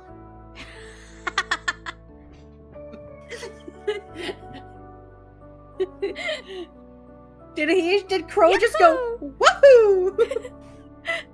Yes. I made you giggle a bit. You better have done like a little arm too, without wasting much He time. You probably and Crow did. head out of the school campus. Oh, the sun slowly sets in the horizon after you and Crow finish up buying some groceries. Never mind, such a trashy pickup line. It was pretty good though, host to me. Also, what? We don't get to see the whole grocery shop with him? Oh. What the heck? Crow offered to carry your bags and walk you home all the way back to your apartment, just like the day before. We should do this every day. Stop. But don't you live on the other side of the city? Nothing wrong with that. Plus, my place isn't that far from the school anyway, so walking to your apartment and back is nothing to me. Don't tell me you're the kind of person who would travel from one city to another while saying it's walkable. Listen, I can go 5 miles in one direction, and I'm in another city. That's walkable. I've done it. Crow laughs, shrugging his shoulders as if saying, maybe. I love walking, especially during the night. Most especially when the stars are out. Girl, that's how you die. Crow, I suggest not taking any nighttime walks in the foreseeable future. I kind of agree with that. You stare at him up and down, your eyes often lingering on his hand. The temptation of holding it was gnawing at you. making you fidgety. If I'm a hugger in our life, I'm a hand holder in this game. This doesn't come unnoticed by Crow as he gradually slowed down until he came to a stop, setting down the groceries. You stopped as well, raising a brow in concern as he looked at you with keen eyes. Do you feel cold, Luna? No, what makes you think of that? Without much of a warning, he takes both of your cold hands, cupping them in between his large ones as he begins to blow on them. Oh, this is him warming up your hands. This is the proper way to warm up someone's hands. His warm breath easing your cold fingertips. Your hands are now warm, but they couldn't compare to the heat of your face reaching the tips of your ears. You keep shivering, so I thought I could warm you up a bit. I'm sorry I don't have a jacket, and I doubt my vest could do much to help. It's alright, Crow. You don't need to. Your face is all red. Are you cold? Do you want to hold my hand during our walk? Ah! Ah! Ah! Yeah. I mean, okay. You hang your head down, too flustered to utter a single word. Your request got caught in your throat as your shyness overwhelmed you. Oh, he's so dead again. Rather, you stared at Crow's large hands wrapped around yours, not pulling away nor protesting against it. Crow noticed your averted gaze, your shy demeanor, causing his lip to quirk up in a gentle smile. He almost chuckled when he realized how your eyes fixated on your joined hands. Oh, he's so bad. fucked. He's so fucked, bro. What happens if we decline? It's alright, Crow. I can warm myself up once we get back to my apartment. Crow smiled dejectedly. Oh, Oh, wow. That changes the scales a lot. yeah, I know. This one decision. Well, you know, do you we wanna already see committed to this. Okay. Okay, we're committing to holding the hands, and Crow is about to fucking get it. Freeing his right hand, Crow picks the groceries back up. His left hand closed around yours, holding it firmly but gently. You swear he gave you a little squeeze as he tugs you along, continuing on with your walk. Drip? Drip. Huh?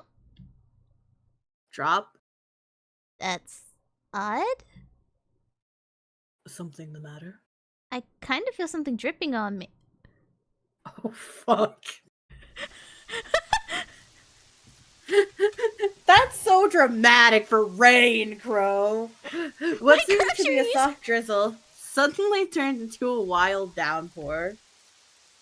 You and Crow made a run for it, trying your best to keep yourselves dry as Crow shielded your groceries from getting wet.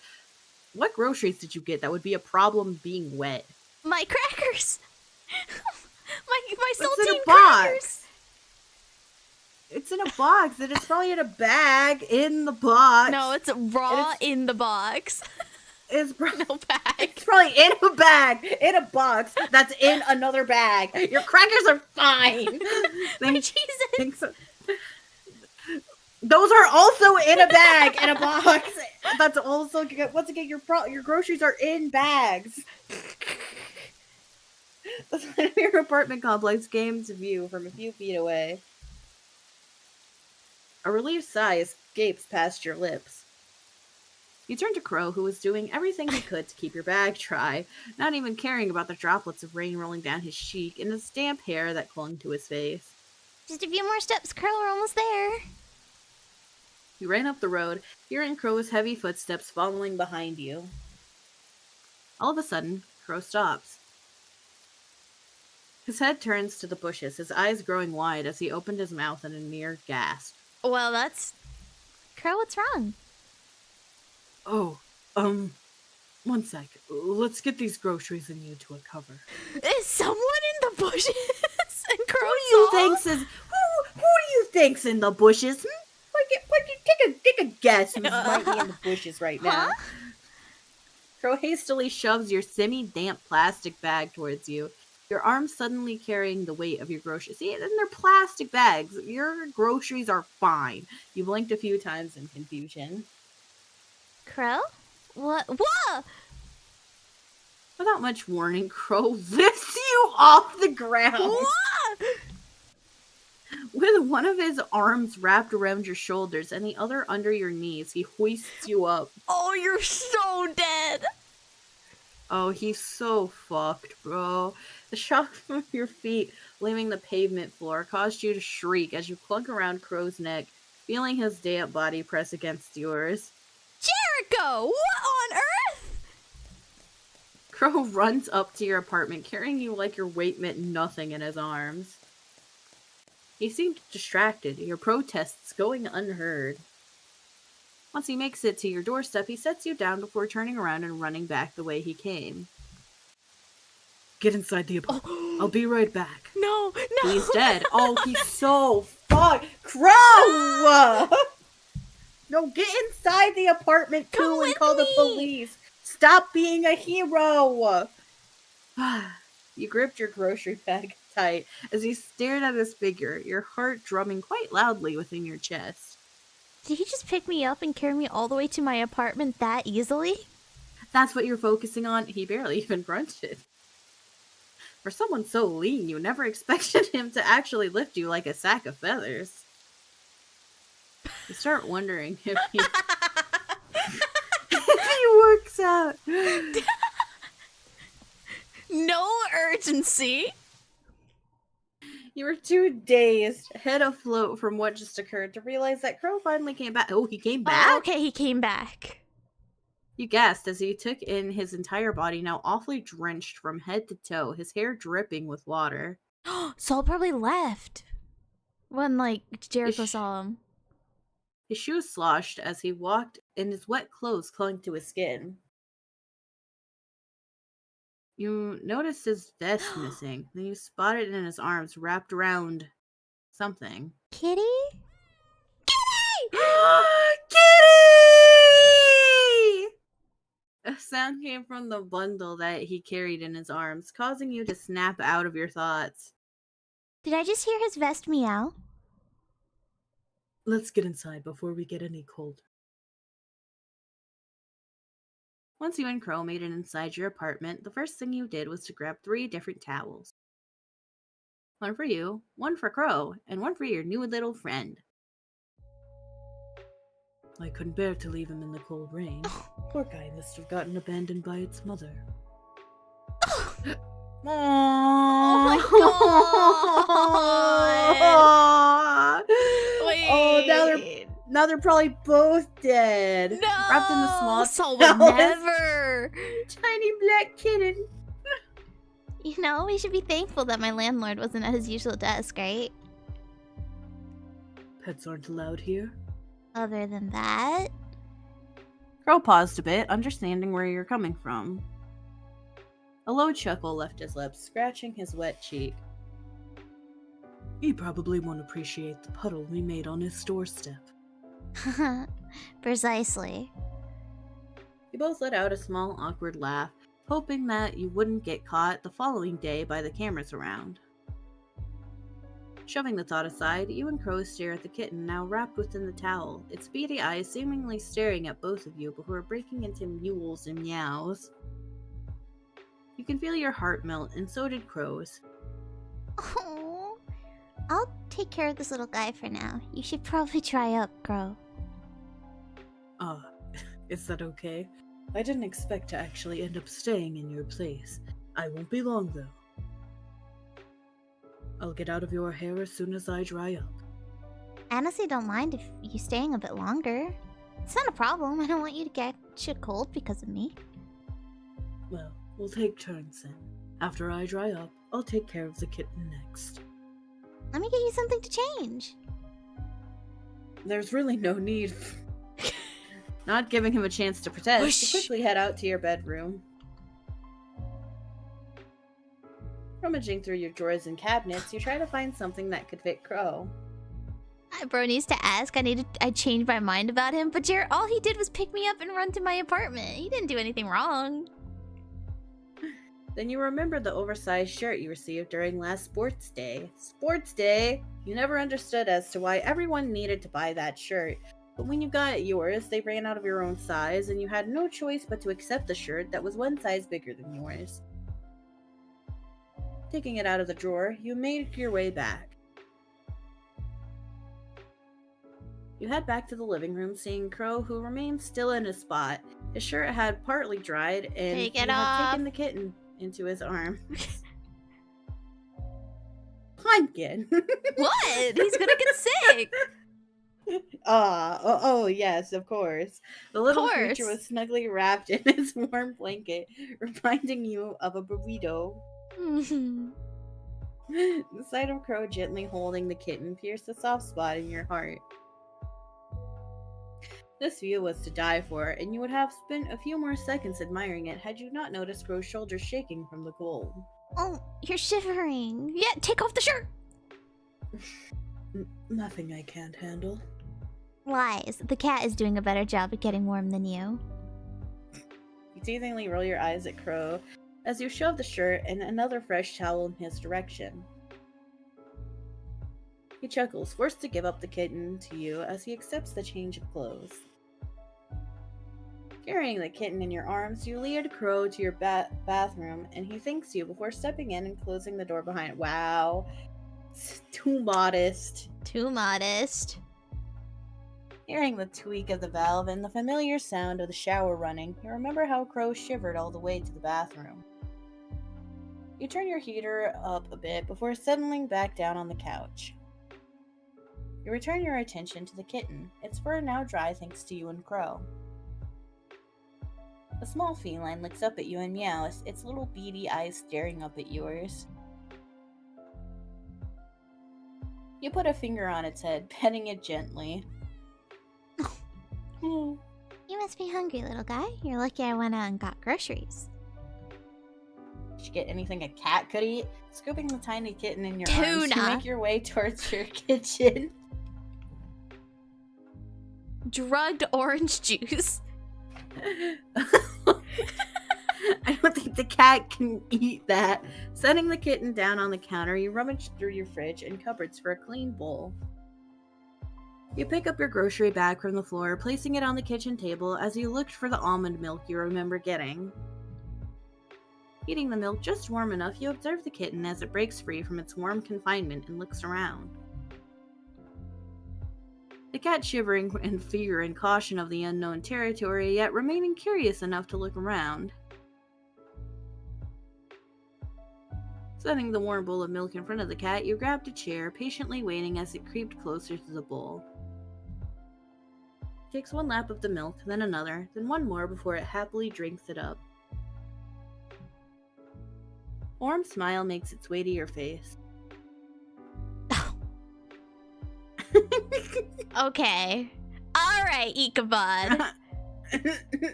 That's a good color I've on seen you. The vision.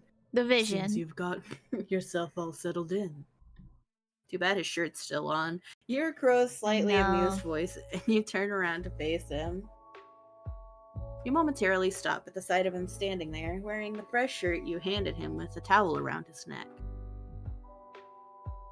Now out of its usual braids, his hair was let loose, a few droplets dripping from the semi-dry strands. Thank you for letting me use your bathroom, Luna. You don't mind me hanging my vest, right? I don't mind. In fact, I can just hand your stuff to you tomorrow if you'd like. Crow didn't answer you as he pointed his gaze downwards, dipping his head in an attempt to conceal a slight tint of pink brushing along his cheeks. He rubs his arm, a hint of embarrassment in his voice. Sorry, I didn't think I would end up staying here a bit. But I'm thankful either way. Whoa, what did you do other than him? So instead of skipping class, we decided to attend class, and Jericho decided to go grocery shopping with us. It started pouring rain. We ran back to my apartment sopping wet, and I let him shower and stay over. So that's what's happened. Doesn't he look good? Look at him, bro. Look at him. A likely story. Nothing has happened, Monarch. All we did was hold hands.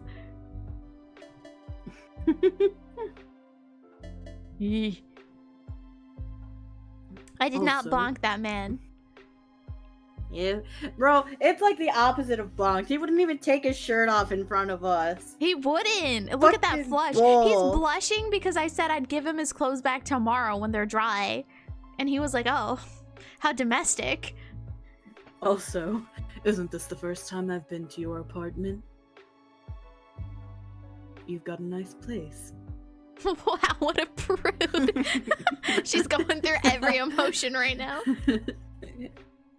Oh crap, he's actually right. You never really got any visitors save for your father and your landlord. Other than that, you've never had anyone in here until now. Well, That's so dumb. Maybe in the other that you know build. of. The NSFW build, you know? And it's Crow, too.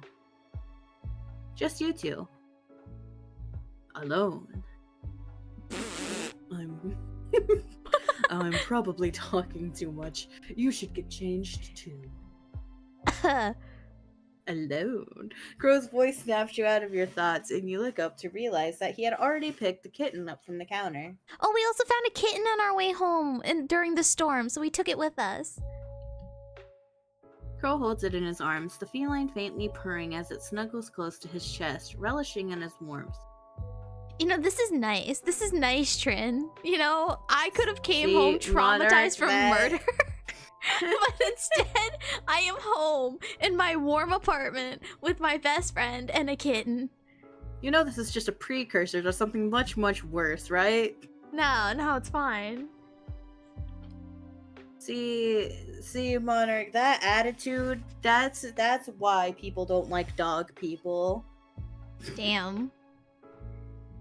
Never thought you'd see the day you'd be jealous over a cat, but you really are. No, I've felt that before. Getting up from your chair, you accompany Crow back into the living room before going to change as well. The sound of the shower head running fills your ears as you look down your bathroom's white tiles, observing the water run down towards the sinkhole. Alright, main character. If you're smooth, now that Crow is in your apartment, what you do is after you're done showering, you put on the cutest pair of pajamas you have. Oh, I was gonna say walk out in only the towel and be like, Okay. oh, I forgot my clothes in my room. Okay, Trin. Come on, it's a classic. Throw him up against a wall. He's like 6'3". I'm 5'1". What do you mean throw him up against the wall? Ooh, truth or dare is good. The water heater helps you warm up a bit, but you couldn't help the thoughts running through your mind. It worked with Baxter. Men love that. Yeah, but that's Baxter. He likes it like that. Thoughts that were mostly consumed by Crow and the cat. Well, the first ending we got, you guys didn't violently make out, so...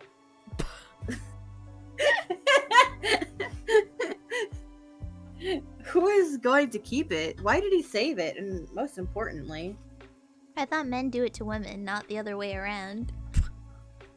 How long is he planning to stay here? All night? You look up, seeing his soaked vest and polo hanging on one of the bathroom railings. You should probably throw that in the dryer along with yours after. You let out a sigh, not wanting to waste any more water, and probably spend the next 30 minutes contemplating your life in the shower. You got out, dried yourself, and got yourself dressed.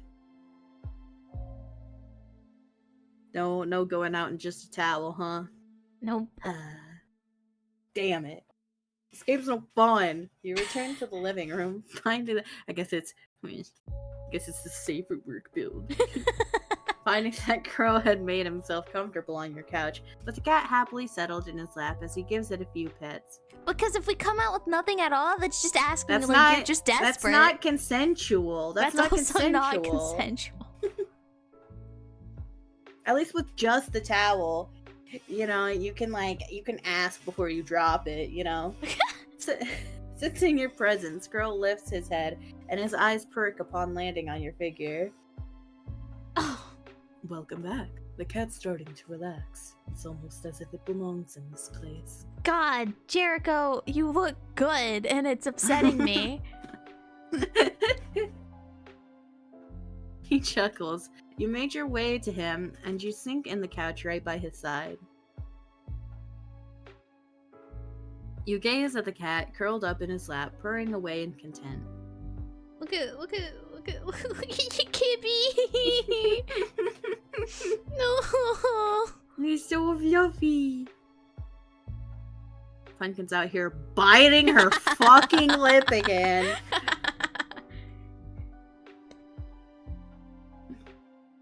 Damn, I saw the numbers and I'm like, oh, is the game counting the lip bites too? No. Cat 2, Runa 0. Sit on him, dude. The Have you cat's thought of a there, we name can't. yet? We can't. The cat's taking the spot. Actually, no. I'm never really good with names.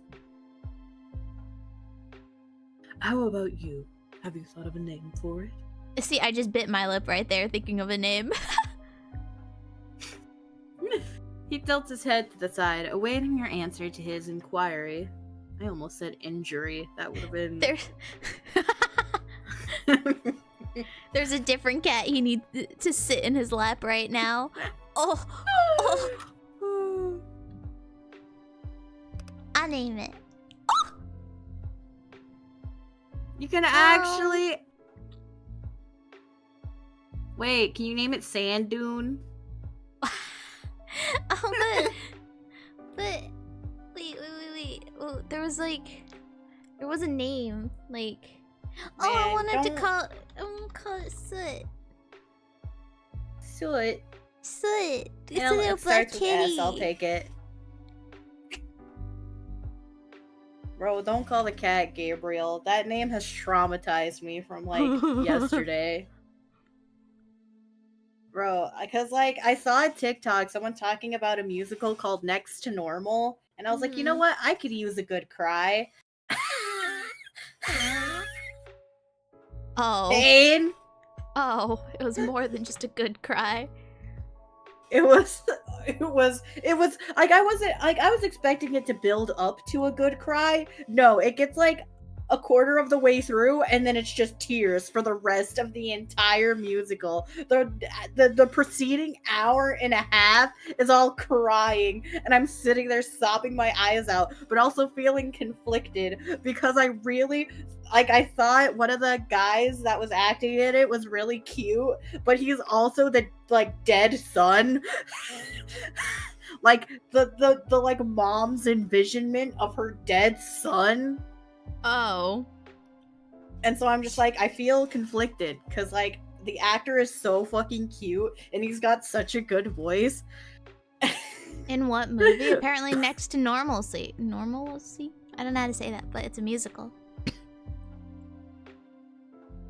A lot of crying. He picks up the cat, and your little furry friend looks at him, then to you, and finally to its surroundings before it decided it had enough of Crow suspending it. I was like, if me naming the cat give me like... What? Wait, what happened? What does Crow name it? Wait. Yeah, what Why does didn't you Crow try name to it? name it? Me? But the names I usually give are quite corny. Oh, come on. It's not that bad. Bob. Crow scans your face for confirmation.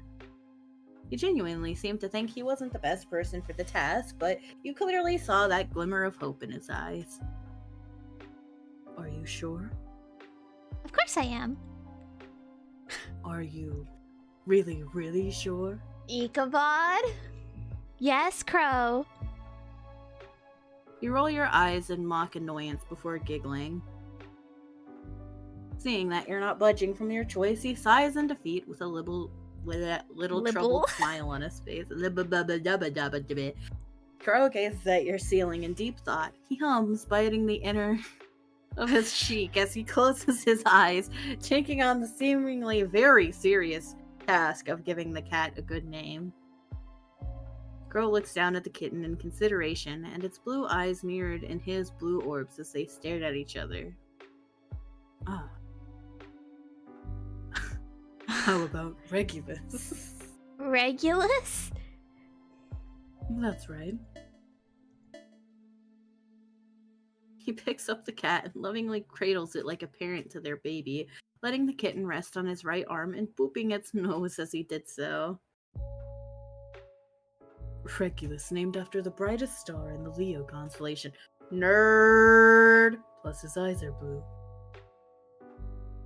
Crow turns to you, seemingly excited as he holds the cat in front of you, showing its eyes. He's so happy to name the cat, though. You got to agree. Its eyes are a bright shade of beautiful blue, reminding you of sapphire gems. The feline's dark fur accentuates its eyes further, helping it to pop like a twinkling star in the night sky. I'm gonna call him Reggie, for short. Reggie. You thought it was like Crow to name the cat after a constellation. You recall how he thought he was corny, but to you it was endearing that Crow manages to leave traces of himself on things. I think Regulus is a beautiful name. You don't think it's too complicated or too corny? Corny?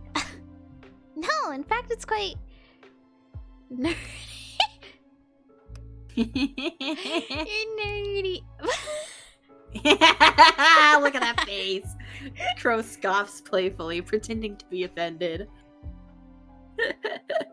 He blows away a stray hair that got to his face and gives you an incredulous look. Seriously? You laugh, giving him a little nudge at the shoulder. He merely rolls his eyes at your teasing. I mean that in a loving way. I think it's cute how you're nerding out, especially with your fondness for astrology. You lean in Crow's direction, gently petting the kitten in his arms. With your attention on the feline, you did not notice Crow hold his breath at your proximity. He cleared his throat, chuckling. Well, as long as you think it's cute. Especially since this little guy is cute too. He coos at the cat in his arms. Anyways, do you want to eat something? I can heat up some Hot Pockets we bought. That would be wonderful.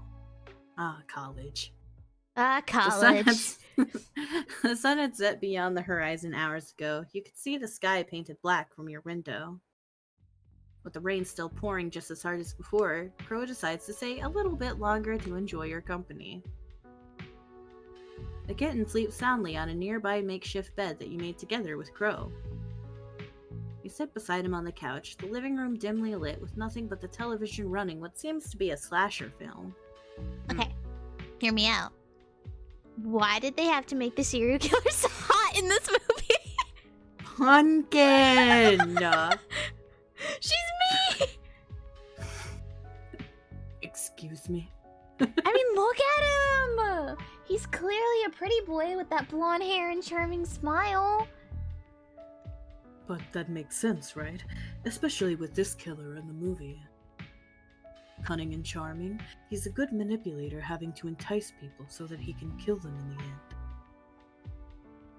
Throws the detectives off, right? I guess that makes sense.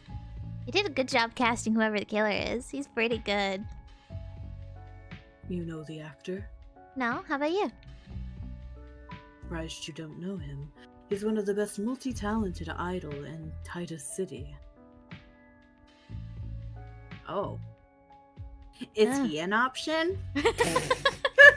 You cast your eyes back to the screen, and you're greeted by the serial killer's actor. Golden hair, dyed with pink tips, rose pink eyes that shone brightly, and a smile that was so alluring and magnetic it was hard to tear your gaze away. Maybe he's the killer in the bathroom? No, the killer in the bathroom was black-haired. He almost looks like an actual angel.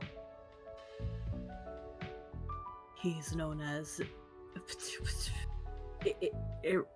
Eris? Aris. Besides being an actor, he's also a singer and a model. Or an He's Arius. That multi-talented. actually makes more sense, Arius.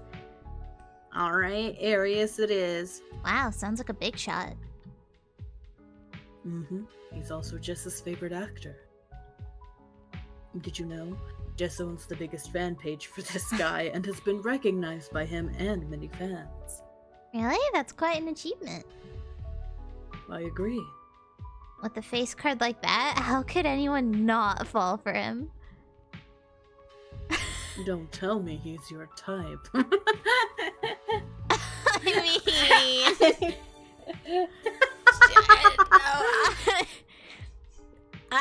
I mean...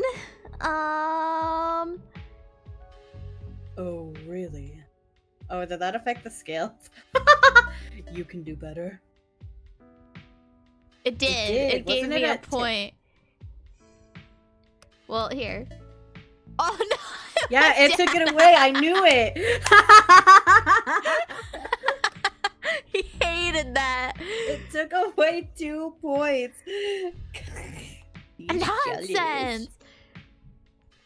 Nah, yeah, sure, he's handsome, but he's not really my type. For a second, Crow's eyes flickered with hope before disappearing. Instead, a smile is plastered on his face. This guy. That's good. Huh? Nothing.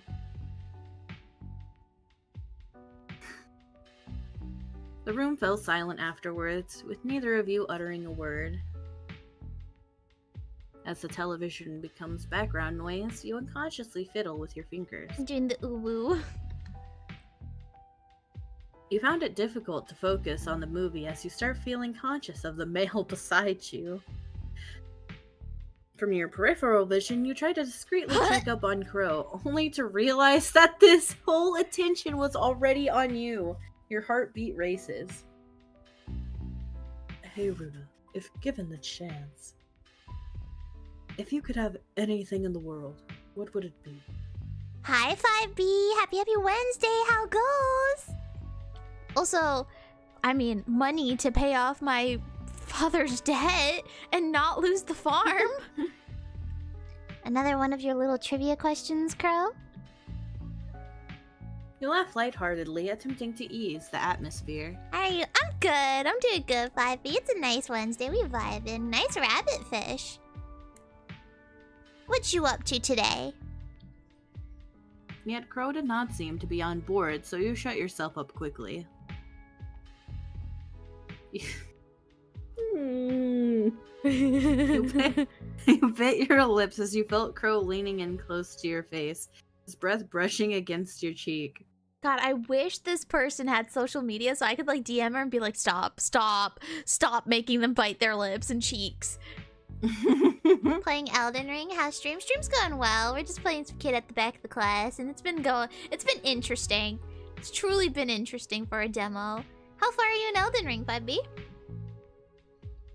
The movie becomes a muffled and incoherent noise as the rapid beating of your heart floods your eardrums.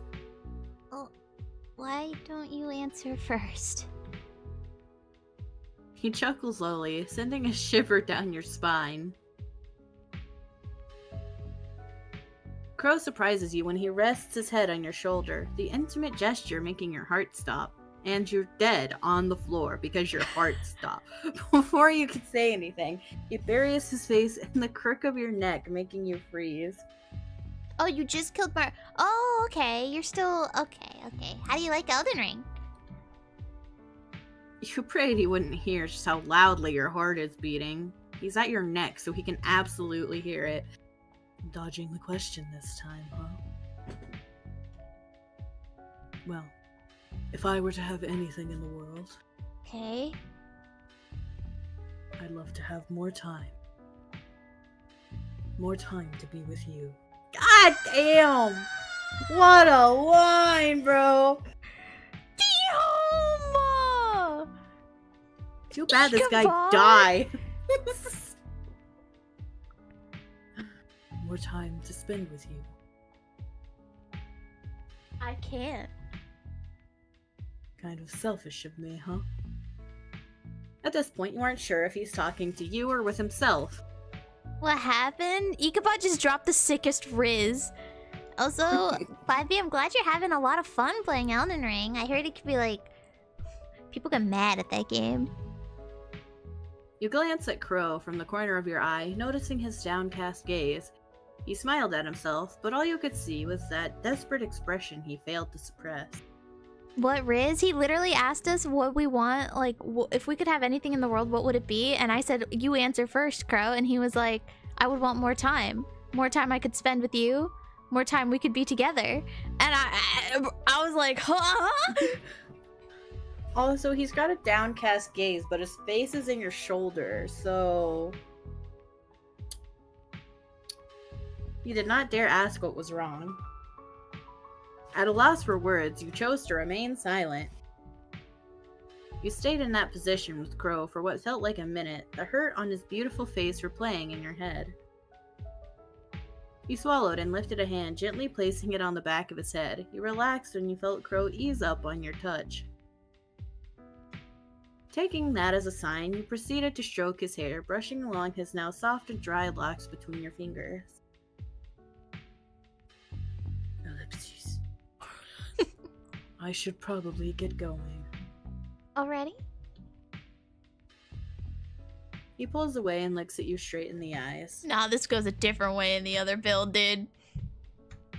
Yeah, you boink in the other build for real. Multiple swirls of emotions fill his dull orbs. Drowsiness, uncertainty, longing. With one last exhale, Crow finally gets off of you and stands up, a few groans escaping his lips as he stretches his limbs. With his hands on his hips, he gives you a smile. You couldn't shake off the feeling that it was done just to reassure you. The rain is slowing down a bit. Plus, it's getting quite late. I haven't contacted my relatives yet, See, so this they may sprite's be really cute. worried by now. Aw, bro, come on! Y'all had the capability!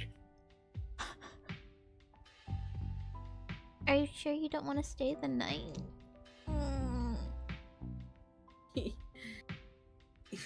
You want to say it so bad. You really, really want to, but you can't. You shouldn't. You clench the fabric of your shirt above where your painfully beating heart lies. You're probably right. Let me get your clothes from the dryer. I'll see you out.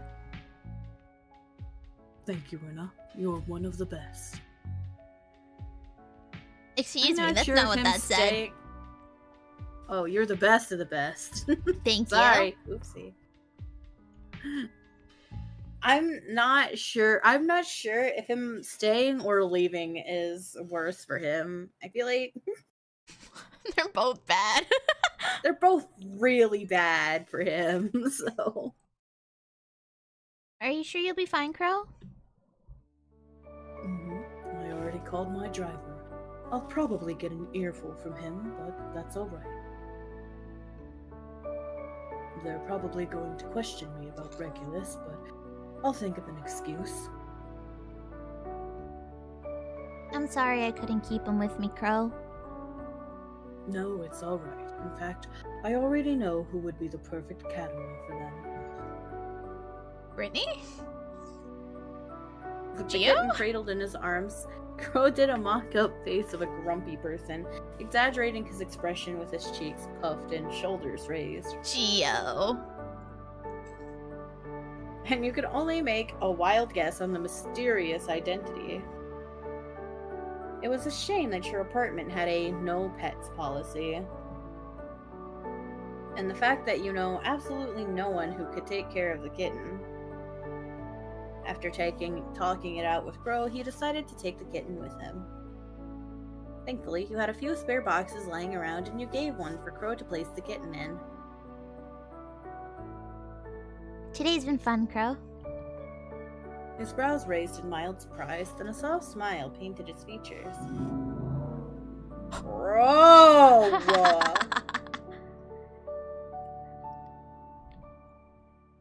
With his dominant hand, he ruffles the top of your head, messing your hair a bit, and earning him a chuckle. Hey now. I had fun too. See you tomorrow. Yeah, see you tomorrow. They did not see each other tomorrow. Wow, you're still made of shadows. You moved to close the door, but stopped by the sudden sensation of something soft landing on your forehead. Oh, it's so cute, bro. It's so cute. Your eyes travel up, realizing that Crow had just given you a tender kiss near your brow.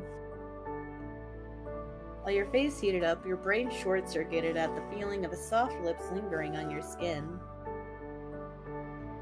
Good night, Luna. He gives you a casual wave, Regulus peeking out of his box to give you one last look, as if bidding you goodbye before you finally close your door. I'm weak. Oh, he's so dead, bro. Ellipses. He's so cooked. That tease.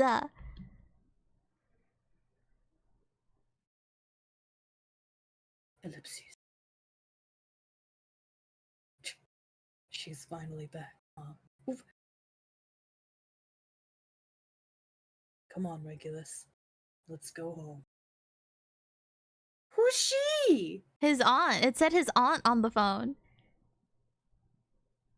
What's wrong with his aunt? I don't know, but that was also... That was so cute, okay? That was... He didn't die. He didn't die. I wasn't drugged. We have a cat.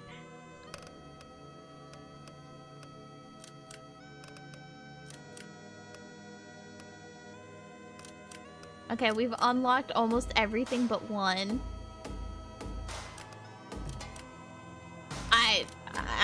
I don't know. I genuinely don't know about this. Like, what could you have changed to unlock anything else with Soul? I don't know, but you could have not had Pro come home with you, right? Wasn't that an option? I don't think that was an option. I can't remember. Actually, maybe not. I think I could decline to take his hand, and that's about it. Oh, right, yeah. Now this is all Crow. There's also, yeah, that shit with the queen.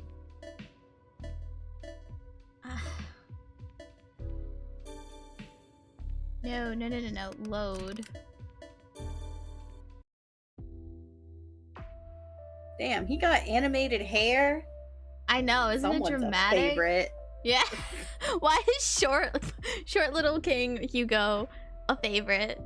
Also, what? Okay, I'm trying to like think. I'm thinking really hard. What could we do to what are we missing?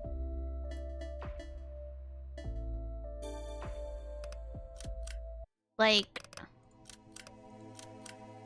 these have to be like beginning ones, right? Because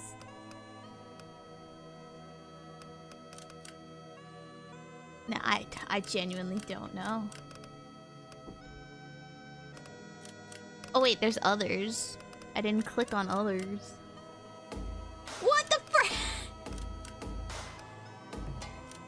Why are there so many CGs?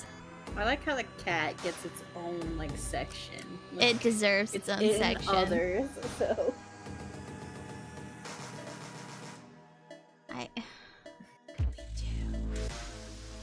What could we do? What could we possibly do? See, I don't know. I didn't watch the VOD, so I don't know what you did last time. Okay. We're gonna stay with the group instead of call Saul over to hang out. All right, they seem pretty busy. Putting away whatever idea you had, you returned your attention back to your group of friends. Fuck. So, Welcome back. cafeteria? Everyone cringed, not hiding their discomfort. Favorite have pets. No. Hell no. Not there. I'd rather not, Daryl. How goes, Red? How about somewhere else? Geo just facepalmed. Thank God Geo doesn't talk much. Well, where do you suggest? It goes tired? Why are you so tired now, Red? Daryl flailed his arms. He thought for a moment as he looked outside. Bushes with a few flowers sprouting caught your attention as it blends well with the red and yellows of autumn. It gives you a sense of tranquility. Garden. That's right. I may know a place. Have you guys been to the school's garden behind? Alright, the botanical garden is by the pharmacy course. That could be a good idea. There's a space perfect for our little picnic today. Dude, her hair reminds me of the figurine you got me, like the Cinnamon Miku one with like her hair is curled just like this. Mm-hmm. It's so good. But isn't that place locked? I found one of the ASMR funny videos. Dude dies because he farts in quiet place. Also because my villagers are being stupid and not giving me Unbreaking 3. Terrorize them, Red. Just peeked in. You smirked before pulling out a set of keys from your belt and dangling them. Oh, I have the keys. I just happen to be a volunteer gardener. Extra credit. I didn't know you garden, Runa. Daryl, why would you? Everyone's gaze was on you. Curiosity in their eyes. Even Geo's eyebrow raised a bit. Everyone except for Crow. Well, she grew up on a farm. And now everyone's attention was on Crow, catching him off guard by the looks they're giving to him. I can't. X will kill me. You're playing with your ex. Of course, you know, lover boy. Brittany whispers under her breath as she rolls her eyes. Just giggled. I am forced? Oh, damn, Red. Crow's cheeks burned red from Brittany's comment. You rubbed the back of your head. You never really got the chance to properly introduce yourself to them, huh? Considering that you've just started hanging out with them a week and a half ago, these past months you've only been hanging around with Crow the most. He was your only friend. Maybe this is your time to get to know them and them with you. So we're trying to unlock like a whole lot of things with Saul, right? So how does this play into it? I'm not sure. But is it different? Yes, this is different. I mean, you are missing the one Crow image, so... Brittany let out a sigh as she turned to you. She moved the picnic basket to her other arm and placed a free hand on her hip. But I have nothing else to do, so I said, why not? Damn, Red, be careful. I'll lead the way, Runa. You nodded before escorting the group along the back of the school and into the gardens. You inhale the familiar scent of fresh earth. A few leaves dance around the air, guided by the winds of autumn. Before you stands the school's own greenhouse. The greenhouse, where multiple healthy greens and colorful flora grow. This place is usually occupied by biology and botany students, with the occasional science teacher watching over them. You worked a lot of odd jobs for the school to lessen your student loan expenses. Your duties ranged from being a janitor to a teacher's assistant, but none of your positions would last as long as you hoped for, because you always found yourself somehow getting in trouble for some sort of mess you made. Yep, Miss Plinkin. You felt hopeless until your advisor recommended placing you in the greenhouse. With your background and knowledge related to plants, you thought maintaining the greenhouse was a perfect fit. You've been working here ever since. Oftentimes, you think you understand the layout of the place, that you practically know the area like the back of your hand, but every day you seem to discover a new corner that you've never been to before. Sometimes you're not even sure if you're within campus grounds anymore. It's probably because of the forest that stretched beyond this area. Anyway, there's a large fence preventing you from crossing the border, so you never really bothered to explore further unless you want to get in trouble or be accused of slacking off. For now, you wanted to show your group of friends the new discovery you've made while on duty last week. There's a field with a large tree right around the corner. It can make for a perfect shade for our little picnic. You exclaim, earning a look of approval from Brittany, almost as if she's impressed. The rest of the cast follow behind as you lead them to your destination. You hear some gasps of awe behind you. Daryl chuckles heartily in delight. Crow hums, feeling pleasant, and you hear Brittany saying, "Interesting." They are clearly amazed at the field before them, and it fills you with pride knowing that you are able to impress them. Well, come on, the field's great, especially the lion. Oh. Owie! Not yet. Brittany slapped Daryl's hand away from the basket before he could raid the whole thing, making him wince and pout.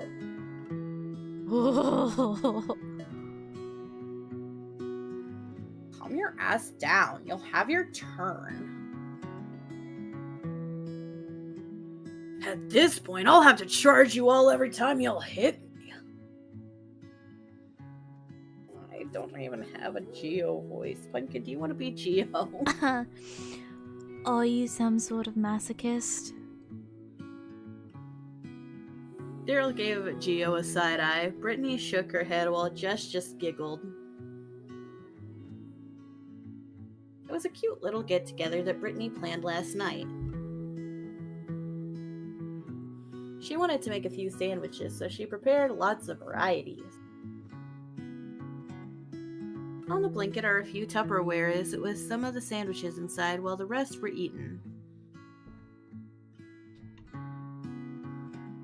Everyone got their fair share already. By now, everyone is just minding their own business. Daryl is having the time of his life with 2 sandwiches on both his hands.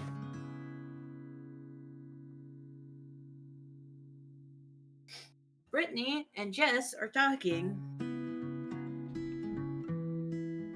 Geo is a bit further away from the group, leaning on the bark of the tree, seemingly lost in thought. Ah, cool guy. And Crow is nowhere to be seen. Oh, I don't like when Crow is nowhere to be seen. I don't like when he's also nowhere to be seen. Okay, well, I can talk to all of them. Hey, Daryl. Daryl seems to be the least busy out of everyone. He approached his sitting figure as he took a seat in front of him, one sandwich gone from his hand as he munched on the other one on his other hand. He notices you and stops eating, tucking away the sandwich and placing all of his attention on you. Daryl gets a CG. He does. You got something to ask me, Runa? Oh my god. Wow. Look at all this. About Crow. What do you think about Crow? At the mention of the blue-eyed friend of his, Daryl gives you a toothy grin as he wiggles his eyebrows. Subtle. You want jits on your little crushy, don't you, Runa? Stop it. I just admire him, okay? Daryl laughed and stopped his teasing, saving you from further embarrassment. Crow is quite an individual. All I know is that he's the son of a very successful businesswoman in the city. Though I heard he doesn't have a great relationship with his family. What makes you say that? Daryl thought for a bit, but judging from his expression, he couldn't understand why either. I don't know either, Bruna. You should ask Crow for that if you want to learn more. I'm going to sleep. I feel terrible and tired. Have a nice dream, bestie. Bye, Red. Have a good eep. I hope you feel better. Pat, pat. I see. Don't worry, Runa. I'm sure he'll do anything that you ask for. He gives you a playful wink. You rolled your eyes, but gave him a smile nonetheless. Thank you for answering my questions, Daryl. Anytime, Runa. You're one of us now, so open up a little.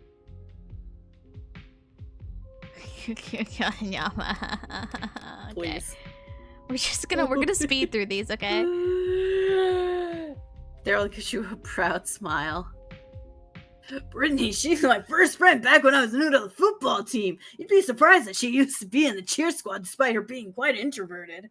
Bye, 5B. Thank you for the lurk. Have a good rest of your day. And thanks for popping in. She was? Daryl's bright smile softened, a small gloomy look in it. He was trying so hard to hide it, but was failing. Yeah. She quit right after the game's big frat party 2 years ago. That party was something else since the higher classes were also a part of it. Following day, she suddenly quit. I don't know why, though. Not quite worth thinking about the past anyway. You got... Jess. What do you think about Jess?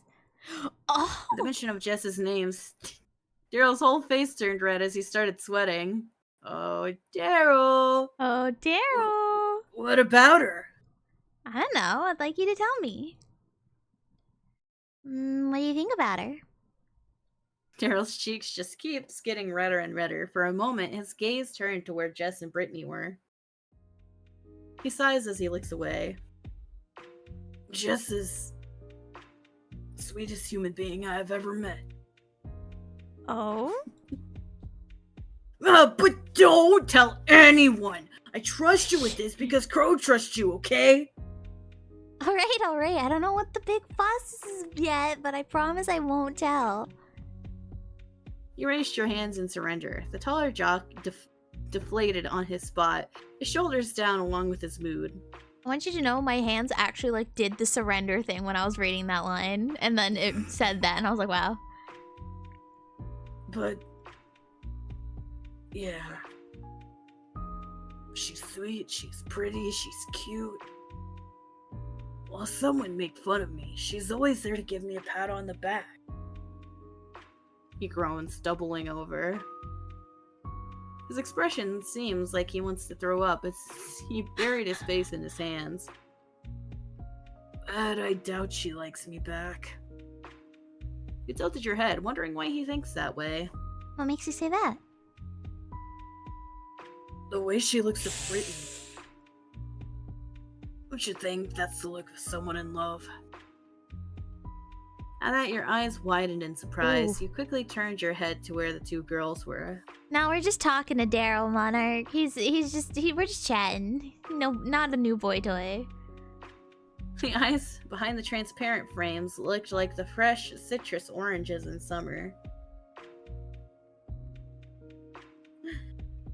They were bright.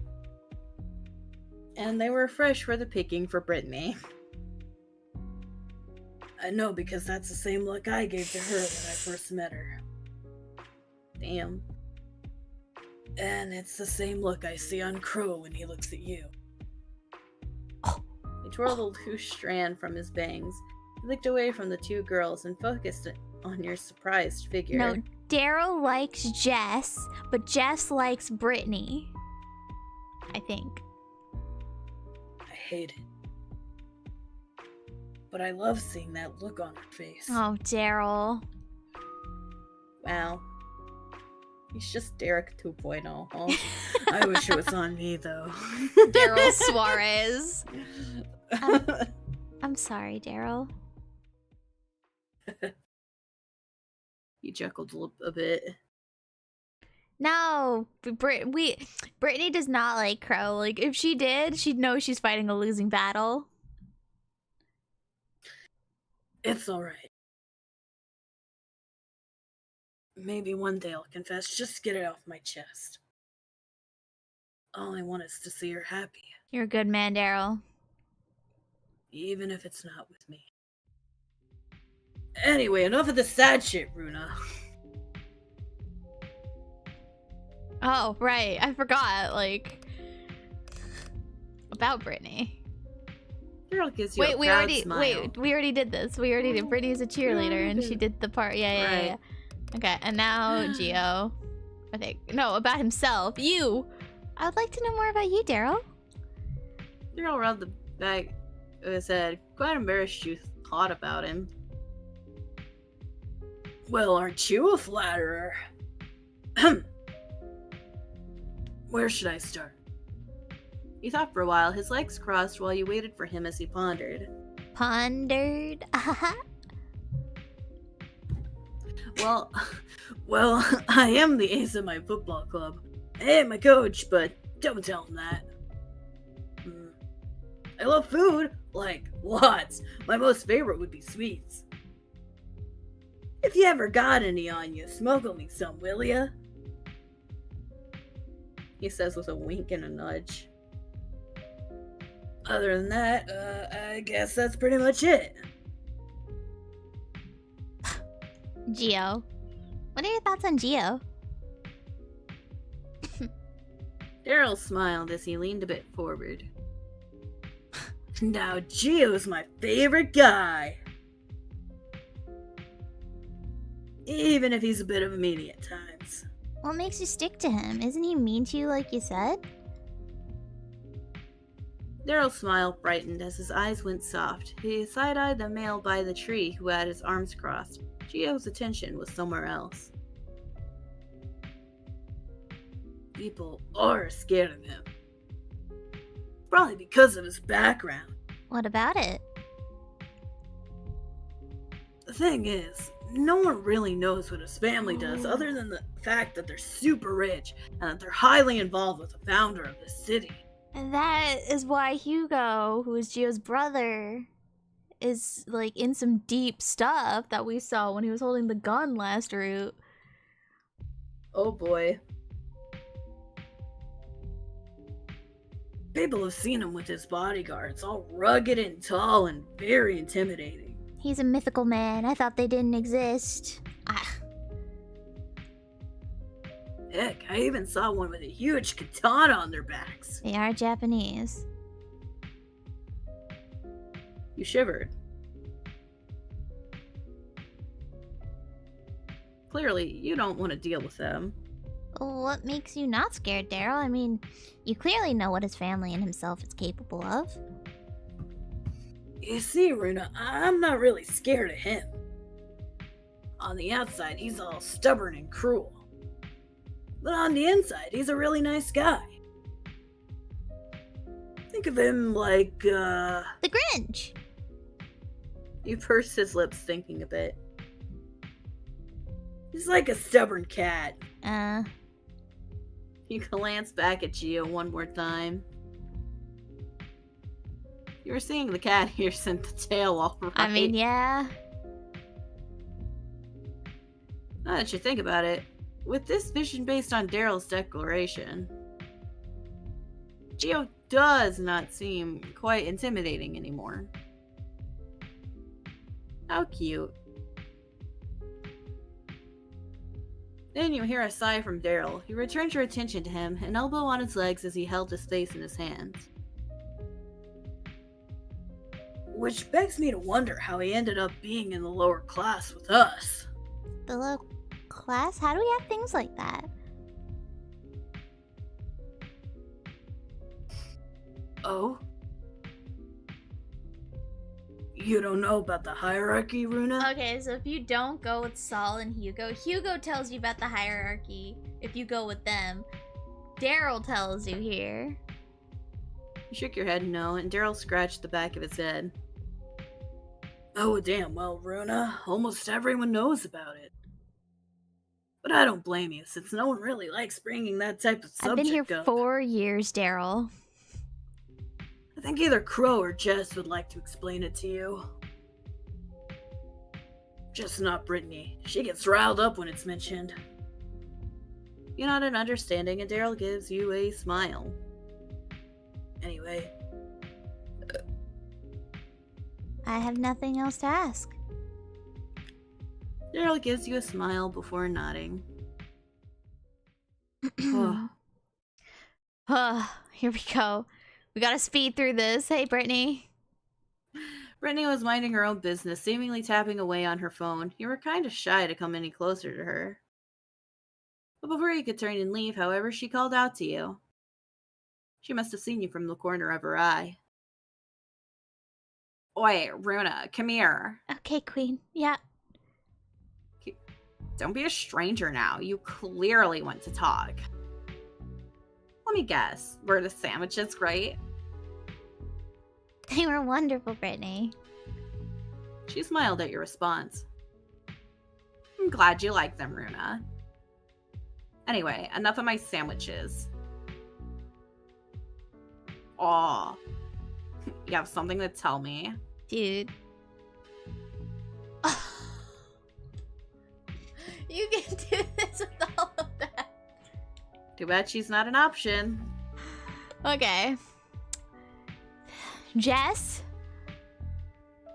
Oh, sorry, I said that too loud.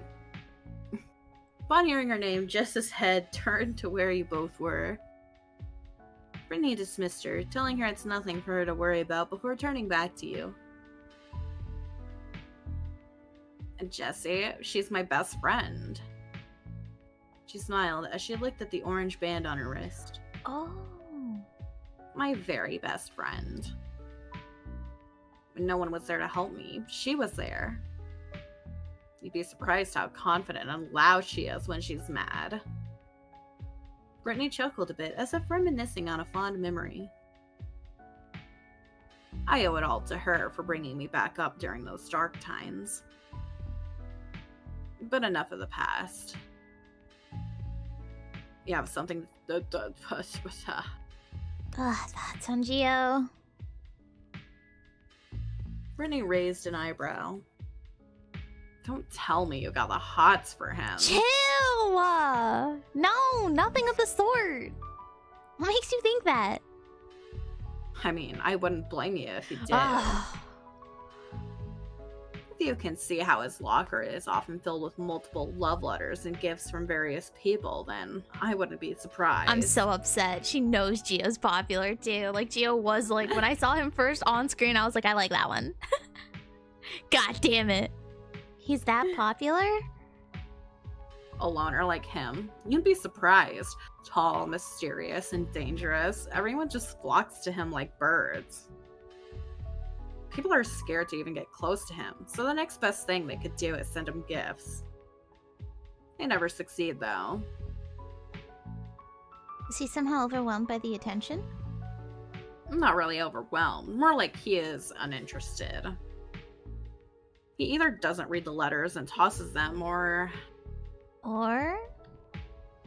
he burns them. Jesus! He burns them? That's so mean, and a waste of gifts, too. Brittany just laughed, her shoulders shaking. That's Gio to you. How do you know all of this? Brittany giggled before giving you a wink as she pressed a manicured finger on her lips as if to shush you. I know a lot of secrets. Anyway. Yep. Daryl. Brittany just chuckled. You mean that meathead? He's an idiot. Damn! She says with a smile, and then she sighed. She shakes her head at the thought of the tall jock. He's an idiot, but he's a smart idiot. I'll give him that. Jesus. He's like a brother to me. It just baffles me how he barely has any friends. How this school fails us. She shakes the idea before returning her attention back to you. That was it? Oh, okay. Have you seen Crow? Crow? I think I saw him go deeper into the gardens. Brittany said with a raise of her brows. Well, let me guess. You want to finally confess your undying feelings for him? What makes you think that? Oh, wow. I'm not sure who is denser. Him or you? Whatever. If you need him, he's probably in the greenhouse. Brittany gives you a thumbs up, mouthing a good luck. Brittany's so sweet. As if I'm confessing. You thought with a pout. Brittany just gives you a teasing smirk. Anyway, enough of that. That's it. Brittany gives Yep. you a nod before... She stretches her limbs, letting out a few satisfying pops. She places a hand on her hip. I'll be cleaning a bit. I'll talk to you later, Runa. You don't want any help? No thanks. I appreciate the thought, though. You nodded as you stood up as well, leaving Brittany to attend to her own devices. Jess! Oh. Oh.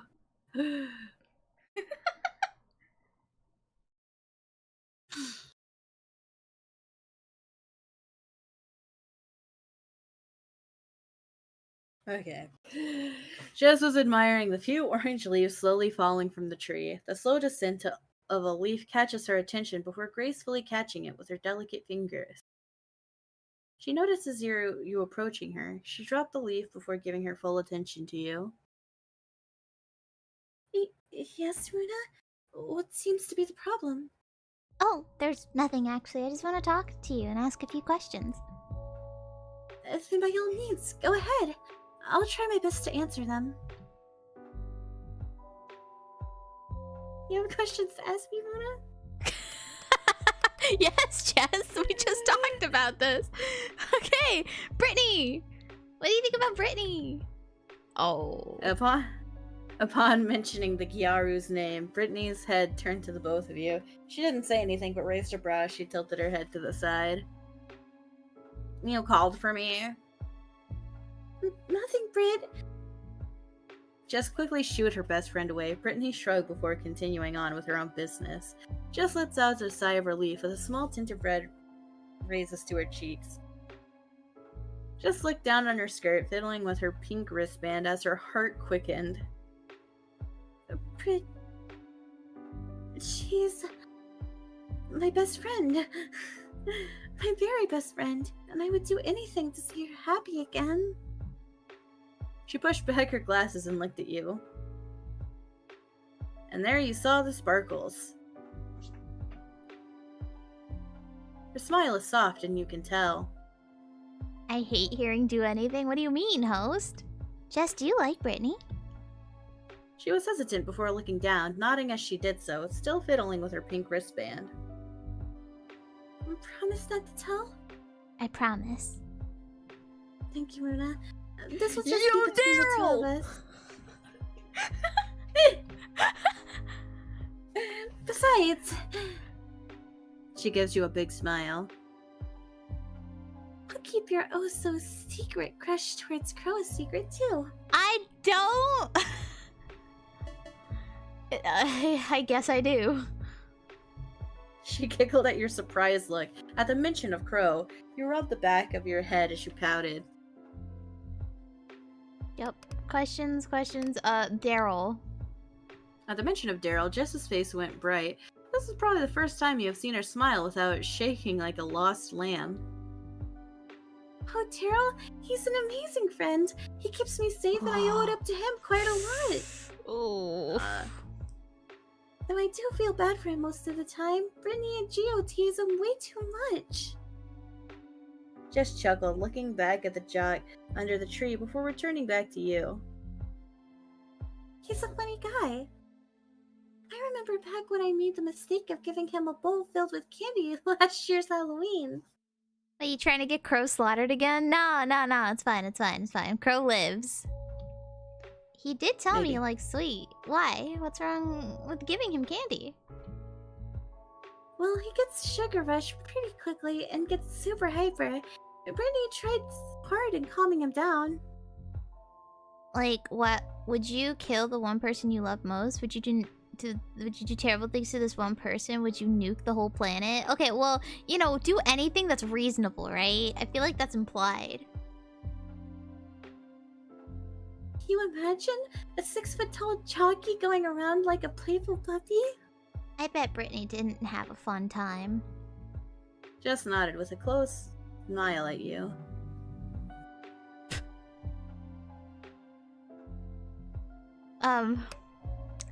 Gio. Oh, Jess's Oh. shoulders started shaking at the mention of the tall and stoic individual. I hate to be one of those people, but he actually scares me. Have you seen how capable he is with his bow and arrow? No. Actually, is he really that good? I only know he's from the archery club. Oh, then you should definitely attend the sports event next year. Gio is going to compete, and the higher classes will be there to determine if the students are worth bringing up. Another shiver went up her spine. She wrapped her arms around herself. A bad memory crosses her mind.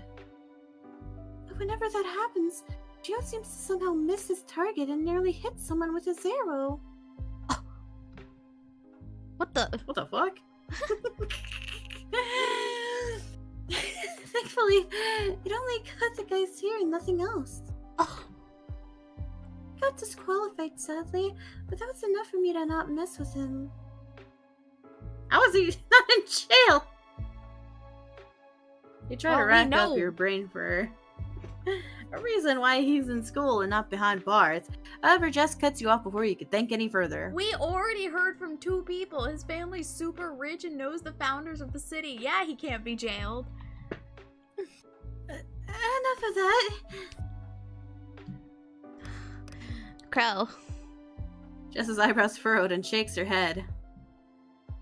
I don't think I know where Crow is.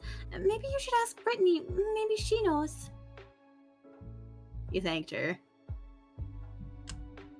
Okay. Jess nods as she clasps her hands. It was wonderful talking to you, Rhoda. You should hang out with us more. And with that, she gives you a wave goodbye. Alright. Hi, Gio. I get a break. I get a break. He's probably gonna be like, Girl. hey, I don't want to talk. And then you have to leave and I'm gonna cry. You were quite hesitant to approach Gio at first. You always saw him as someone quite intimidating. More intimidating than Brittany. Oh, Look, it's Scaramouche. It's It probably is the way he Scaramouche. carries himself. His towering height isn't helping either. Okay? Maybe not so much Scaramouche. He's tall, Scaramouche. yeah. It seems like you've been staring at him for too long. Is he wearing earrings of cacti? I think so. That's what it looks like. He stopped chewing on his sandwich as his gaze met yours. You shivered. What do you want? I have questions. Hurry up and spit it out.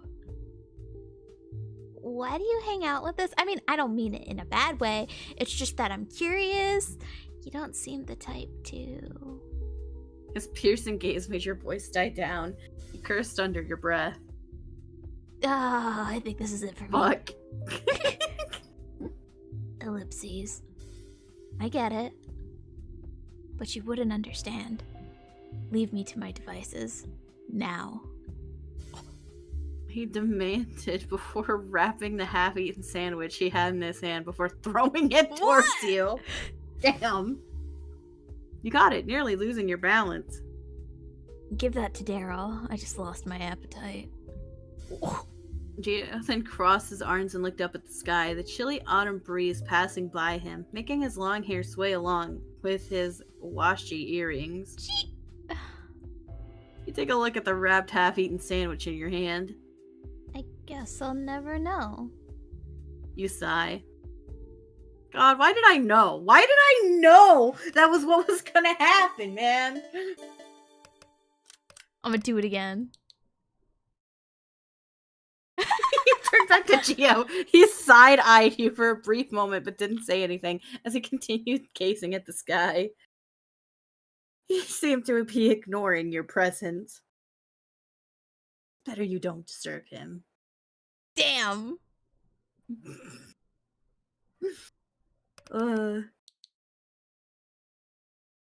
Jess is now situated with Daryl beside her. They seem to be in a light-hearted conversation as you notice how she would often laugh out loud from Daryl's antics. Your eyes softened looking at them. It's best not to disturb them. Okay, I guess it's the same thing no matter what. Crow! Crow! You pretty much talk with everyone here, and they all seem to be busying themselves. Chio scares the absolute nuts out of me. You looked around the garden before moving in deeper into the red autumn wonderland. But the sandwich, I wanted to give it to Daryl, but she was like, best not to disturb them.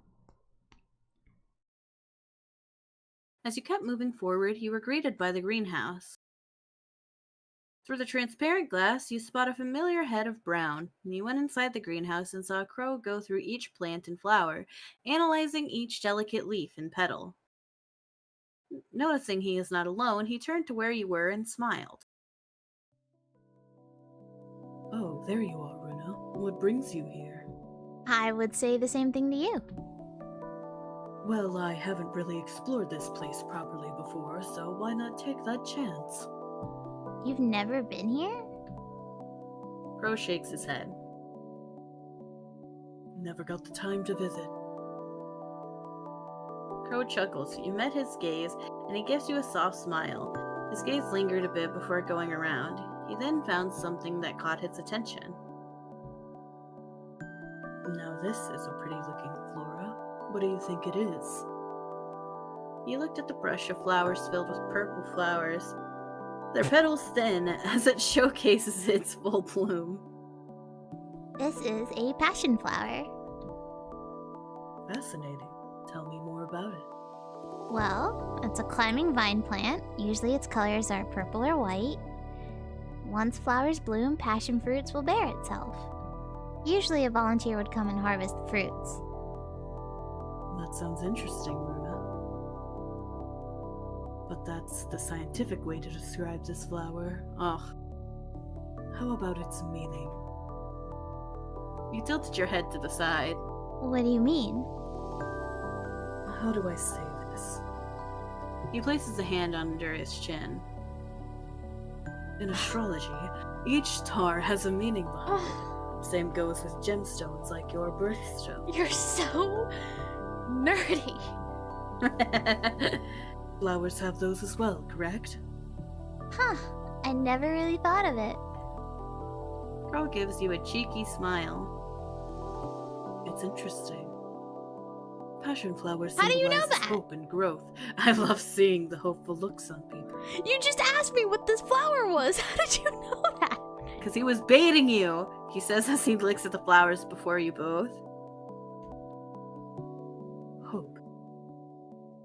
Something the city needs. Dude, I like how there's this, okay, you can romance these two guys, but you also need to save your farm, and you also need to save the city that is happening in this game. I want to get rid of the hierarchy. Daryl mentioned something about that. Actually, everyone did. But how come I've never heard of it? What is it about? I never got to explain it to you, huh? No, Crow, in the 4 years you've known me. I guess now's the perfect time since they're quite active in interacting with us in the lower class again. Well, that's trouble. He looks out. Our school, Olympias University, has 2 buildings with 2 different classes. One is where we are at the moment, the lower class, while around the northern part of the city is where the higher classes are. There, education is 10 times better, facilities are better, and the students are way out of our league. He hesitates a bit in voicing his thoughts of the students in the higher class. Though I highly doubt. He added, his eyes narrowed. Okay, I already know all this, but like, I guess Crow gets to explain it. And I get to know now. Crow lets out a sad laugh. The system is kind of a if you feel it thing. You don't really feel it, much less see it unless you've been at its mercy. It's a dog-eat-dog world out there, Bruno. I don't know, Crow. You asked me about the queen, and I gave you. Oh, that was in a different playthrough. Never mind. Yeah, that was in a different timeline. You'll never know who is the next victim. A soft, sad smile made its way on his face. Which is why I strive to protect you. I don't really need protection, Crow. I think I already have a secret, insane bodyguard. Calling it lower class is kind of low, in my opinion. I call them villagers, humble people. They're either really kind or either too busy to bother. There was a hint of hesitation in his voice. Well, not all. Failed students in the higher class often end up here with us. And well, I don't really take it. Which explains the bullying situation. Crow's brows slanted downward, disgusted by the idea. The fact he can't do anything is irritating him. How come no one tried to file a report or anything? Well, tried. I tried. We tried. But unless you either have money or a higher reputation, heck, even both, they'll bother to even listen. But you're fit. Oh, okay, well. Crow sighs. Which is why some students try their hardest to get up the ranks, to be part of the higher class. All of that just to be respected? Crow didn't say anything to you but a nod. Both of those sound so... You were left to your thought process to what Crow told you about the newfound information. This probably explains the bullying and how the school is handled. Your position in the city is just a second priority. Heck, maybe not even a priority at all. That means if I ever want to help keep my family's farm up, I have to make it up there? Crow nodded before continuing. Once you're up there, you'll have a better life. You'll be respected. You'll be rich. People would do as you tell them. That's messed up. Did people ever protest? Crow, Can we however, move? did not answer, as if scared that someone would hear him. He remained quiet, only giving you a look that probably says that things did not go well. Dad, I'm sorry about the farm, but we have to move. Out of state, out of country. Like, this is not worth it. He refused to ask for more elaboration. Well, that reminds me, Runa. Crow starts. You never told me as to how or why you chose this university. Your family owns farms, correct? Okay, so this is about to replay too. This is what you missed. If this does what I think it does. You bit your lip as you thought of home. We do, but I wouldn't say we're doing well. I'm sorry to hear that. It's okay, really. It's my burden to carry and not yours. And I'm gonna work hard for it. Anything. I'll do anything. Ah, here it is. Your eyes widen at the words that the well-dressed man said. No, I refuse! Rude, I thought I told you to stay inside. You're not taking this farm! My home! You cut your father's words off, marching towards the tall man with loud and heavy footsteps. The tall man, however, raised a brow at you, raising his hand to halt his men. His deep magenta eyes then turned to look straight in your eyes. It sent a chill down your spine. Meet Uncle Z. Oh, wow.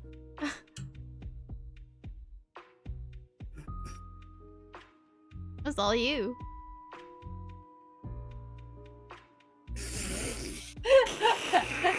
What the hell do I do with this guy? Flamboyant.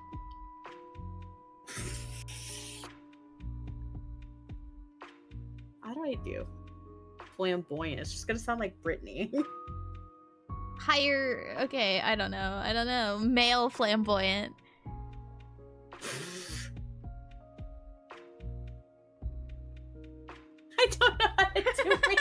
quiet.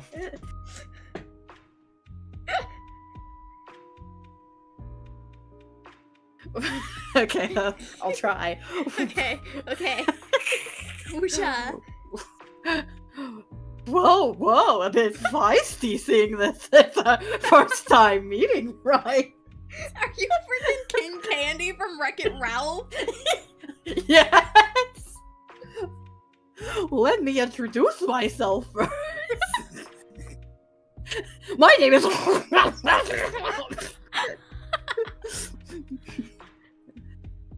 But you may call me Doc Mysticy.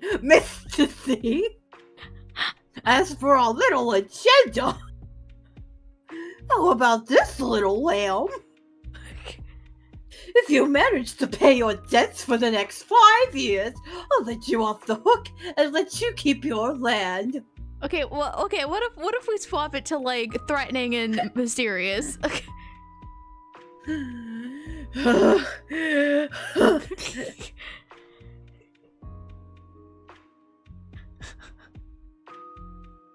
5 years? We can handle that. You cannot. Maybe working 3 jobs would do it for you. And the main character does work 3 jobs.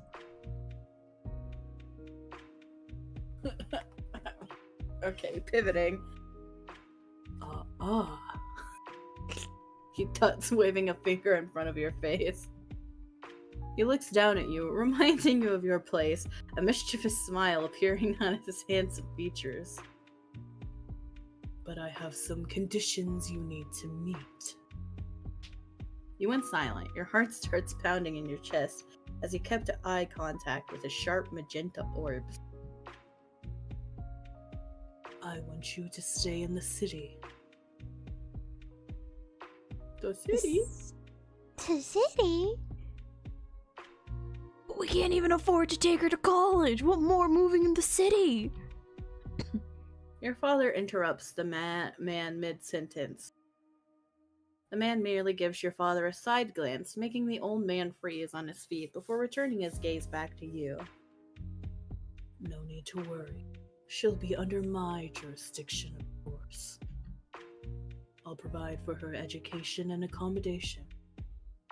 Suddenly, he bursts out in laughter, throwing his head back a bit, as if he'd just heard a very funny joke.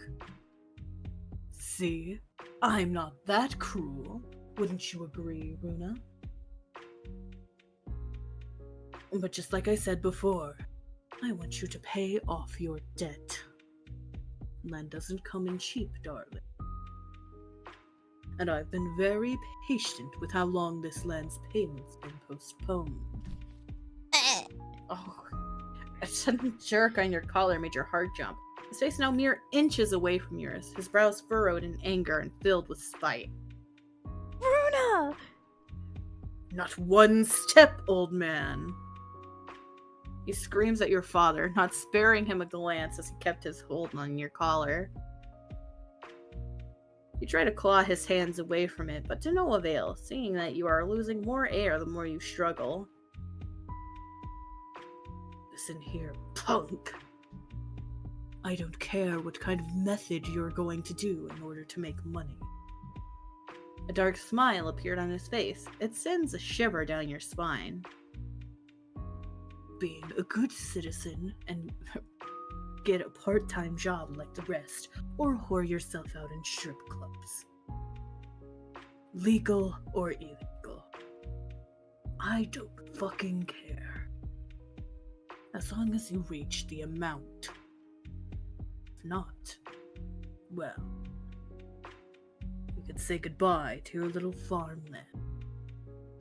He says that, but there was a gleam in his eye that is telling you that that's not all. Letting go of your collar, he steps back as you greedily take in the air that you lost. Tears making its way towards your eyes, threatening to drop. Oh. So, little fawn, what is it going to be?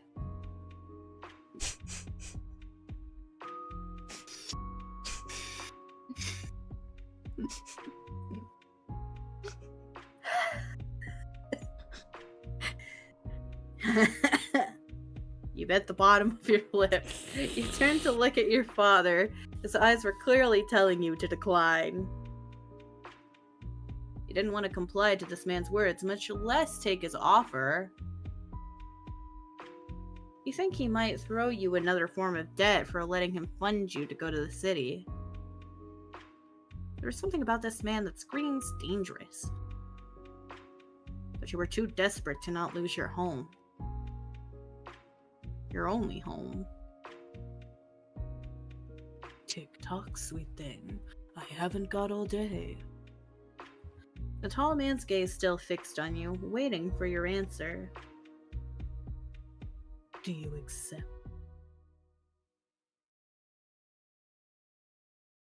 But you're nearing the end of the school year. You cannot afford to go back again, not with this debt. Credits alone isn't enough to cut it. Whenever you think about it, you keep seeing the tall man's ever-sharp magenta eyes burning into you. It leaves a bad taste in your mouth and a stinging feeling in your chest. Your heart ached as you stared back into Crow's own azure eyes. Are you alright, Runa? You zoned out for a bit. Sorry, Crow. You asked me a triggering question, and I just had a whole episode. Oh, you mean about your family that's in debt? Zones out again.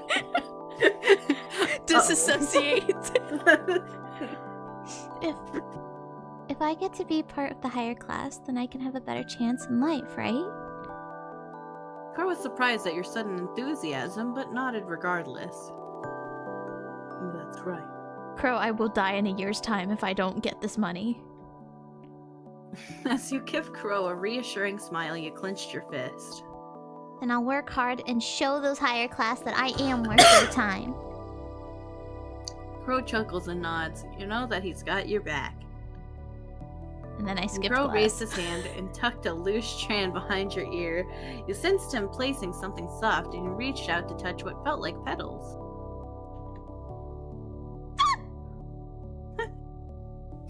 That looks good on you. He's so pretty. What is it? Crow then leads you to a nearby pond.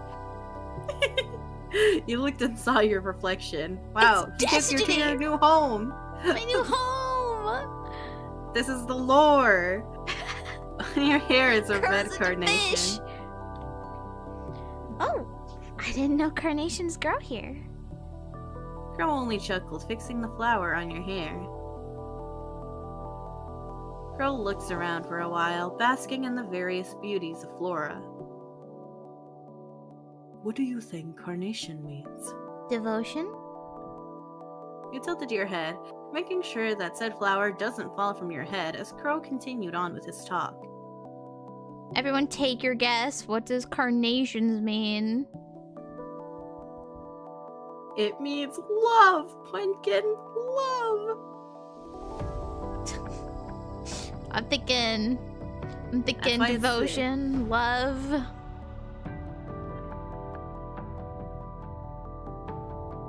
Passion flower means hope, while carnations mean... I couldn't seem to remember. No, you do, don't you? What do you think it means, Runa? You thought for a while, knowing some carnations are to be found in bouquets. Well, it has to be something romantic. They're often a perfect gift to family and loved ones. Is that so? I might have to look up what it means then. This is the dumbest way to flirt. Your eyes met his, and for a moment his gaze lingered.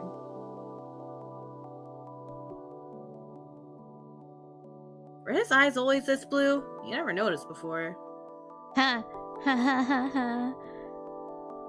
The way his lashes flutter and touch his cheeks when he blinks, his plump lips are always glistening whenever the sunlight hits them. His eyes went half-lidded as he leaned closer and closer, and as if in a trance, your eyes slowly start to close. Oh? Oh! Damn! This is so bad. This is so bad. Another violent makeout session? Another This time in the violent makeout greenhouse? session. As if you lost control of your body and it started moving on its own, you leaned closer as well. Your eyes now closed, feeling his breath near your own lips as he draws closer and closer. Ah! Crow! Of course. What was he gonna say? Crow, we better get up. Damn! What if it stay put? You froze. You feel your heart beating faster, the feeling of blood rushing and rising to your cheeks as you try to rethink what is happening. Same thing. Crow, we better get going before. Of course, Brittany, of course. Your eyes popped open, and you quickly backed away. Crow backed away as well as he waved to Brittany. Brittany just raised a brow at the both of you before shrugging it off and leaving in the greenhouse. Huh. Crow sighed, seemingly disappointed before giving you his hand for you to take. We should get going. You pouted at the moment, ruined, before accepting his extended hand and left the greenhouse with Crow. Damn it. You and the rest of the group got back inside the campus. Everyone already went to their respective classes.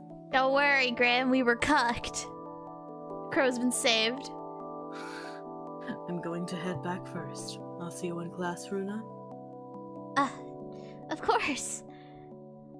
Crow didn't walk away just yet. He stood there for a while, contemplating something before shaking his head and walking away, a tint of red touching the tips of his ears as he walked. You spot a familiar head of raven green, and right beside him is a shorter individual. Saul noticed you first and went to you, a noticeable skip in his steps. Runa.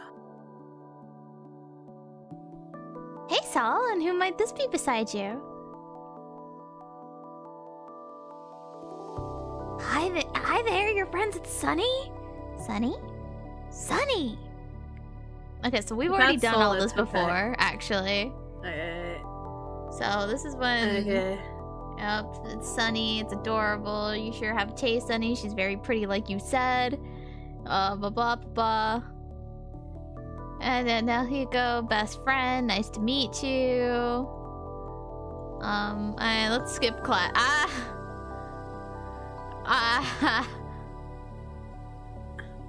Well, I don't know what to do.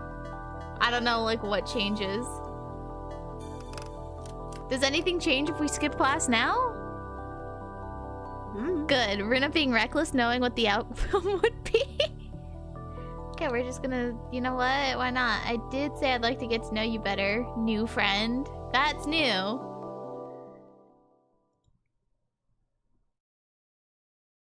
Okay, so makes the hole. Where do we go? Sherlock Holmes. Oh, we go to the arcade this time.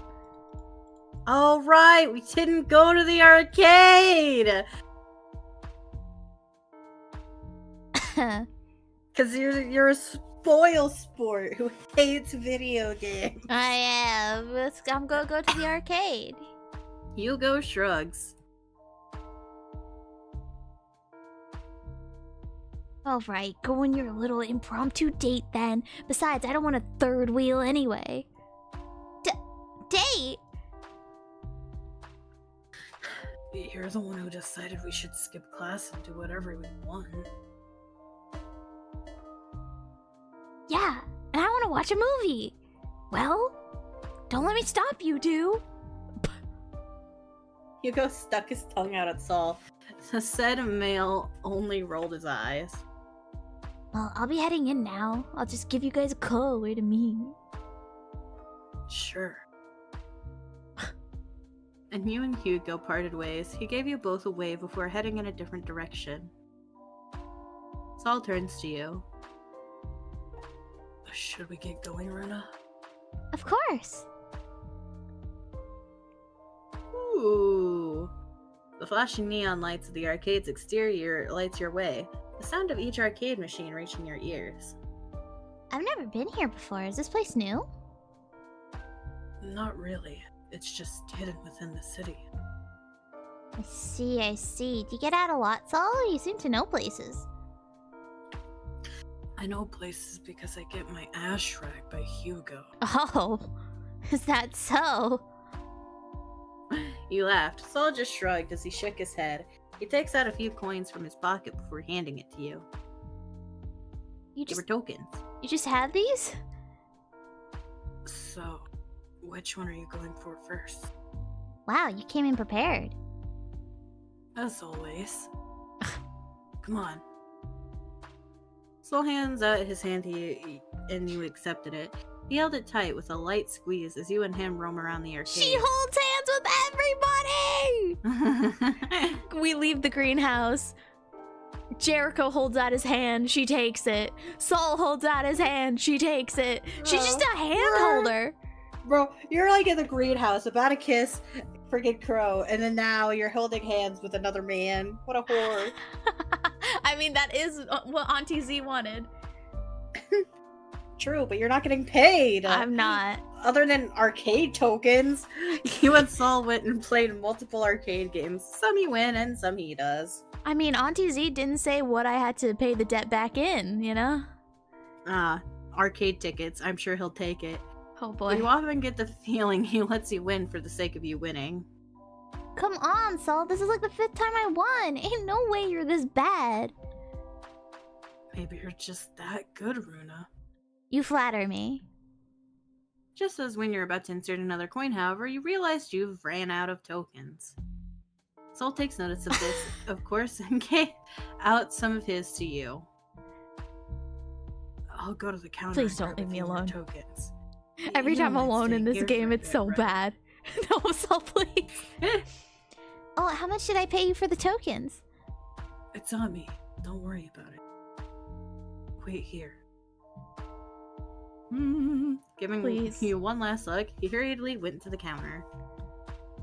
He looked around the area. The dinging sounds from various machines fill the arcade. From the corner of your eye, you spot a claw machine. Maybe playing a few games wouldn't hurt. With what tokens? You going to the claw machine, you check the contents inside. A cat plushie, a Shiba Inu plushie, and a horse plushie. They all look so cute. Which one should I try to win? Let me think. Wow, you don't get to be a horse girly. Someone get Monarch in here. Wait, okay, I'm so curious. Okay, so we can't pick the horse in this route. Hold on. So this is, so if we load, go to the arcade, blah. Oh, interesting. You need to okay. have a high rating to have the horse option. Uh-huh. Interesting. Damn, I so wanted the horse to just not be an option in general, even though it said it. I wanted Monarch to feel pain. You remember how Saul likes horses? Maybe you can try to win one for him. These are his tokens, after all. You took out some of the tokens Saul gave you and inserted one in the coin slot. The machine whirs to life as you take the joystick on your left hand while hovering the red button on your right. So now things are starting to make sense why we're missing CGs, because I feel like we're missing options because we're not high enough with Soul. You are focused, eyeing the claw in its position, trying to align it with the horse plush. The claw takes hold of the plush. Your eyes widen as you cross your fingers, hoping it catches it. But you are interrupted with a sudden smack to your ass. Whoa! You jerked and turned around. What the? Fuck!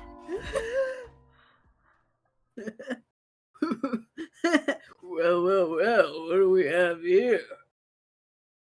He turned around and met with a tall figure, a cocky smirk on his face. This guy's dying. He looks well off, like those typical spoiled rich kids you see in movies. His hair a bit tousled with two men you assume are his bodyguards beside him. Oh no. He reeks of tobacco, making you gag. You said nothing, but tried to move away from his sight.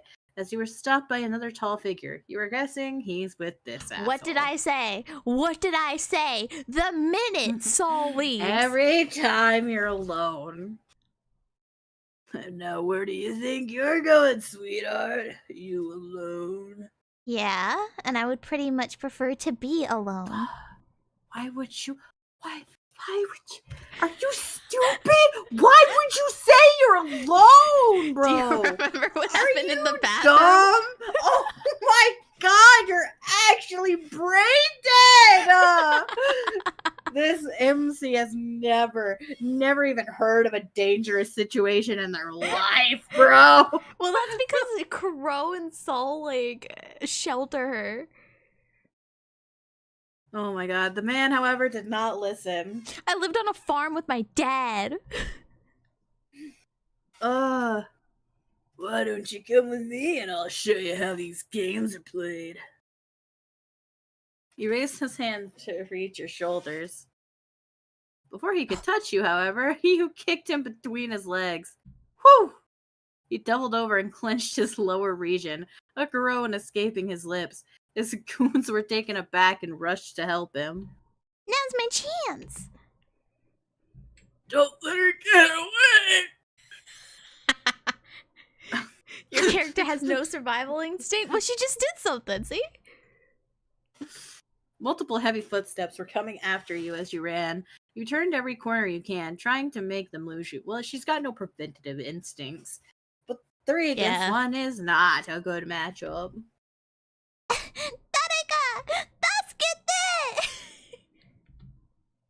Why do you know that? Because I hear it so much in anime. You pleaded, but the multiple sound effects and music from each machine within the arcade drowns your pleas. You cursed under your breath as you focused on running. All you can think about at the moment is to get out.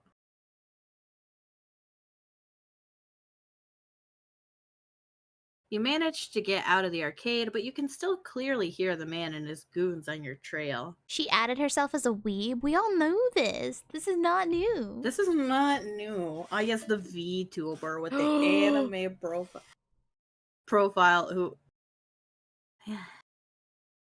who plays anime visual novels. I wonder if she's a weeb.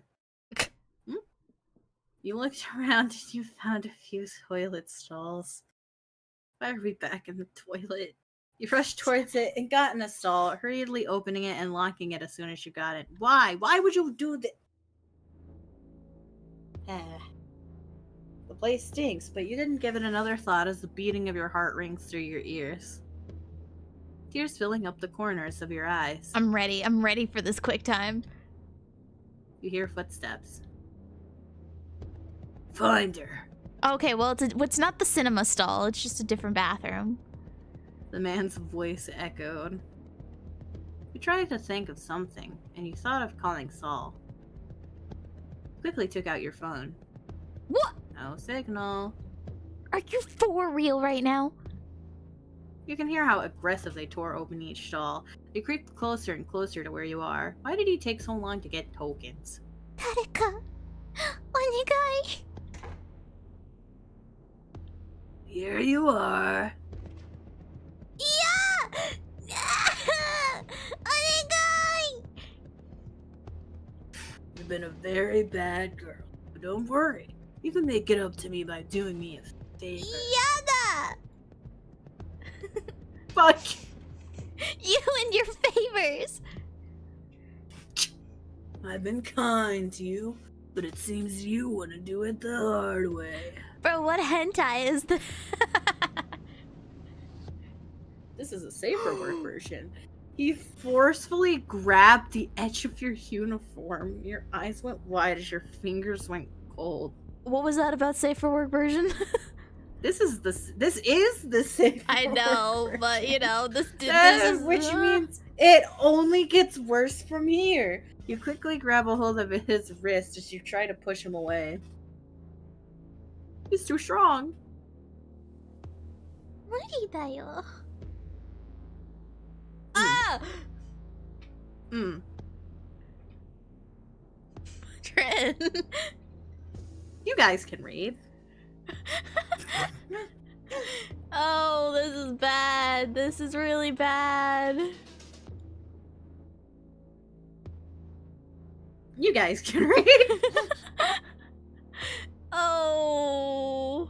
I have standards, okay? Yeah, no, that's fair. Oh god. Oh god. So... Yeah! Hanaste! Is that fucking Japanese? No, I just completely did not know what the swear was, but I did know the other two.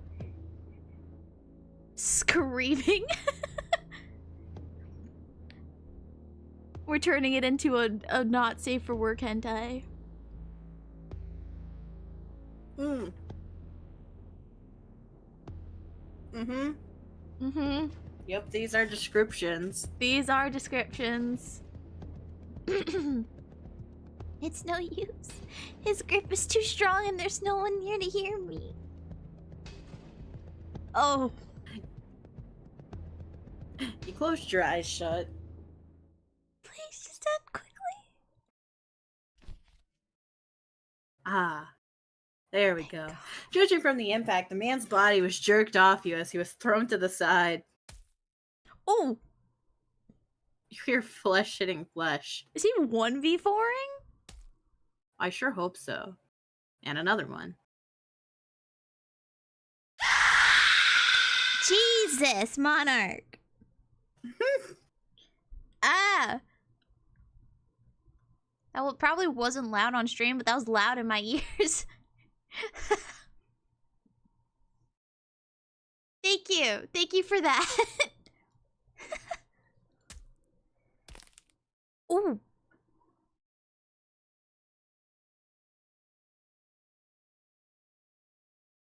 That's enough, Saul. Not yet. Oh, that's enough. You broke his nose already. Oh. No. Saul. Oh.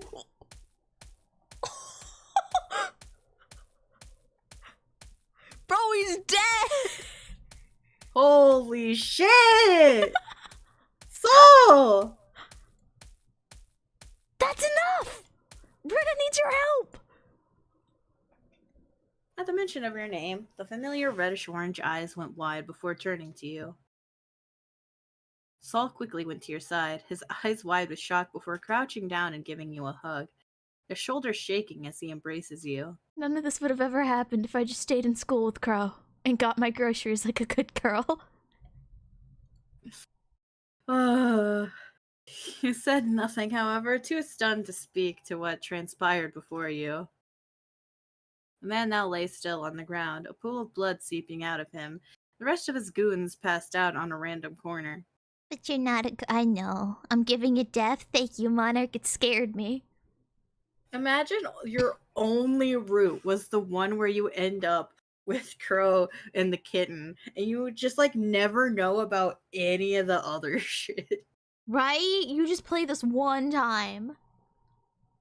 And you're just like, oh, that was sweet, and it ends with a cute little kitten. Like, Jesus. and that's what you think the game is. You looked up and met with all too familiar eyes of Hugo. They weren't the kind ones you usually see on his face. Hugo's eyes twitched as he sighed, trying to hide his visible irritation, but failing. He looks around at the mess Saul made before turning to check up on you. He said nothing, hands in his pockets, while he looks down at you in Saul's embrace. See, these are the kind of scenes I'd redraw, the messed up ones. He's not covered in blood? He just, like, beat someone to a pulp.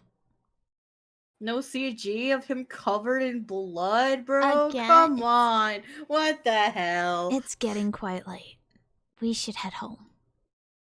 Hugo tapped Saul's shoulder, making the tall male bury his face further in between your neck before eventually letting go. Ugh. Oh, okay, well, we have this. His eyes were bloodshot, his face red from either anger or worry. You weren't sure, but one thing's for sure, that this man before you cried. He cried for you. I'm sorry.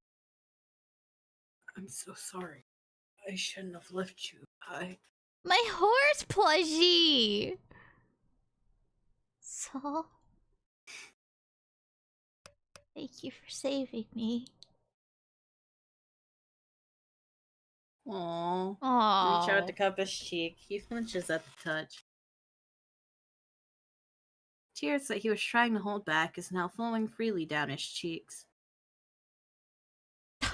He eventually relaxed as he closed his eyes and leaned on your hand as he held it. I don't know what I'll do if... It's okay. It's alright. Why am I comforting him? Does this stuff still happen if you don't go for the horse? I don't know. Pretty sure. Probably. Here. Beside you, Hugo extended his hand for you to take. You notice on his other hand is the same horse plush you tried to win back in the crane game. Hugo! Okay. It does matter. Hugo grabbed it. He made sure to have time to get the plushie before they came to save me. It's very important. You took Hugo's hand as he helped you get up. Sol stands as well, but backs away from you a few steps. We should head back home. It's quite late after all. Both you and Sol didn't say anything, but not long. Hugo gives both of you a smile before walking away. Since when does Runa comfort anyone? I know, right? Sol kept a firm hold of your hand, seemingly afraid to let you go. Hugo lets out a sigh. I guess we can't get in that arcade anymore. Those guys might come back to teach us a lesson. If they ever come back, I'll give them more than just a broken nose. You're pretty scary right now, Saul. Good. I'd like to keep it that way. Hugo shakes his head. He rummaged through his pockets before handing Saul something. He didn't quite see what it was, but judging on the scowl on Saul's face, he doesn't like it. I told you this Oh, don't wait. work anymore. I thought this was Hugo. My bad. Excuse you. I'm could the be- one talking. Sorry. Sorry. You already Sorry. do. Edgy voice right out. I Not could be you. having a mental breakdown and she'd just laugh at me. Yeah, but I do that to a lot of people. Ah! Monarch! Thank you so much for the gifted! Monarch just dropped a perfect gift, spreading kindness just like true catnip connoisseur. Runa's Pawn just got a little more cute with another gifted sub. Thanks for keeping the chaos cozy and the hearts full. Bro, did it only drop rat burgers? It did only drop rat burgers. What the hell? I had a brand new snack. Unlucky. That's an apology? That's an apology? What?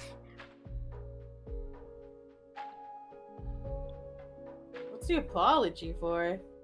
Sol grumbled like a child who got scolded before taking whatever Hugo gave to him and tucked it in his pocket. Oh, for the jump scare earlier during like the intense scene.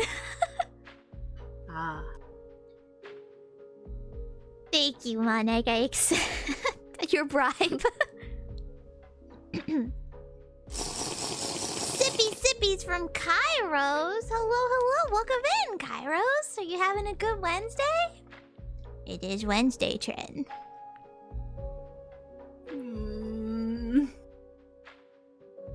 Okay, it is.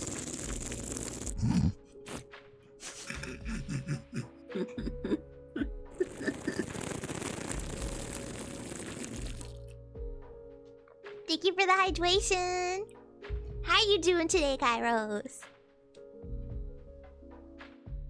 You've just funded points for one of the things Nyx hates the most, and that's sippies.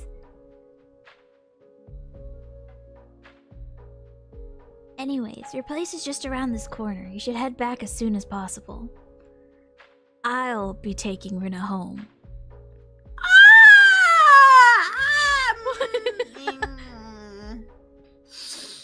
Yuan's eyes narrowed. He went from holding your hand to wrapping his arm around yours in a possessive manner as he leaned closer and glared at Hugo. I thought you've messaged here before? Well, it clearly says first time chat. I mean, I've seen Kairos around in other chats. Maybe you're confusing it with that. Today has been alright. Gotta prep to put some new coworkers in their place tomorrow. Uh-huh. Uh-huh. You're gonna boss people around? You're gonna assert your dominance? No, I can walk her home. Shared chats mostly, yeah. But, yeah, this first time in the pond. Welcome, welcome.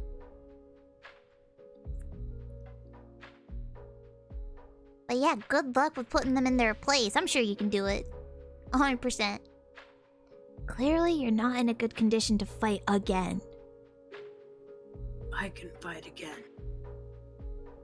There was something in Hugo's eyes that made your blood run cold. The usual happy-go-lucky expression he had on his face was gone.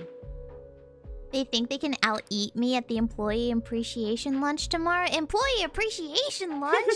That's free food! Of course you were gonna, like, scarf down everything you can. Yo! What are they serving? Pizza? You take a look back at Saul, noticing how unfazed he seemed, as if challenging Hugo.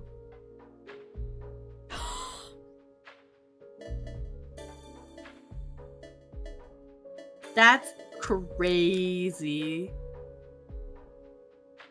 On What a sick day, choice. I ate 5 T-bones and 3 plates of side. 5 T-bones?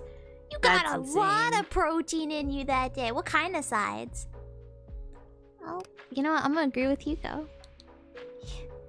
Hugo's right, Soul. You look beaten up. But Rona... Well, at least she knows her limits.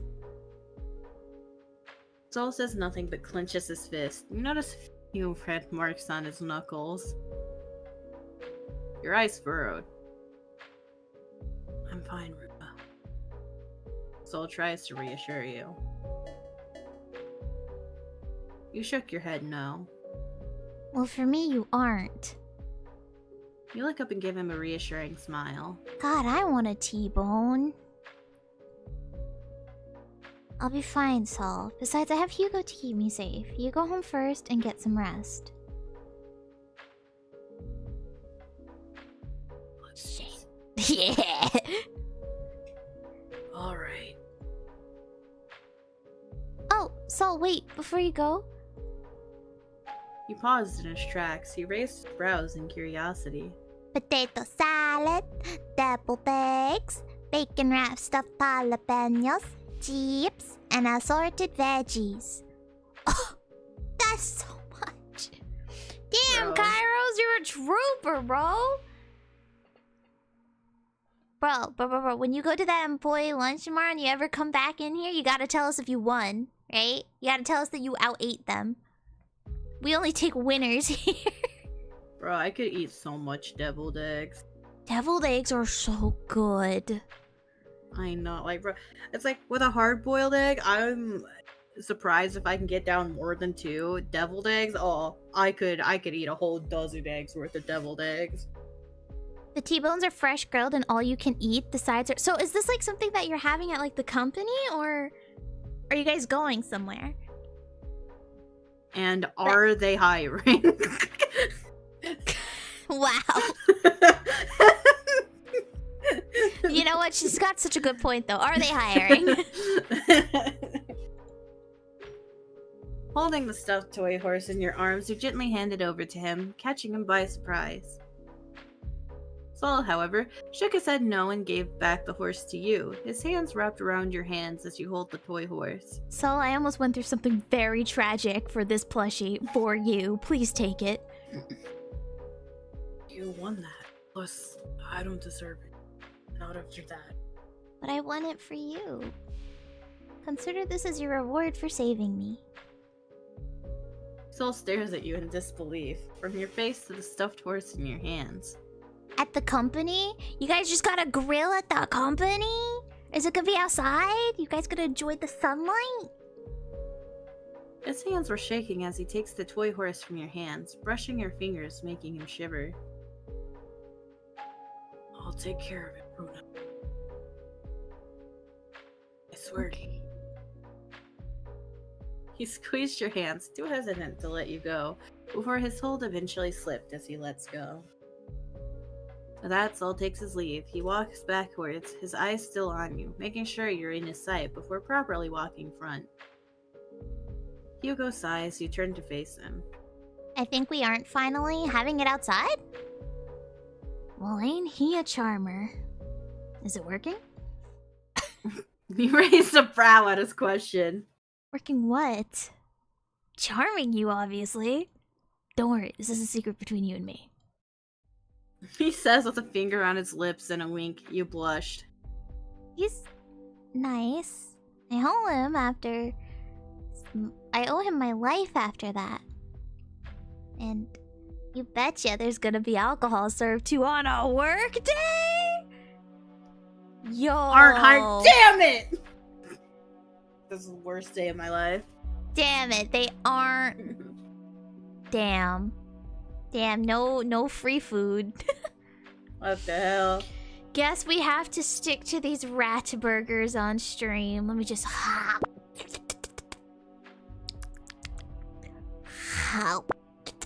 freshly grilled rats for the Katuna and the berry.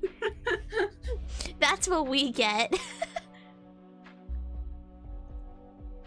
The butterfly-funded rat burgers.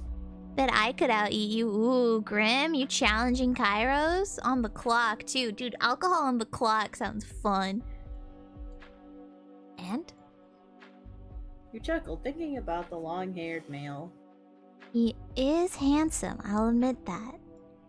Uh-huh. What's with that smirk on your face? Oh, nothing? Before you could retaliate with a question, his gaze softened, taking you a bit aback as he looked down on the pavement below, kicking a pebble. Have you ever liked someone, Runa? What's with the sudden question? Just answer! You paused as you thought for a second, and the first person that appeared in your mind was... Don't. Cease! Cease! Stop it!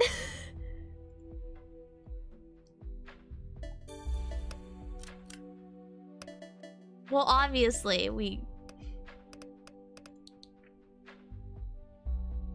He thought of Sol.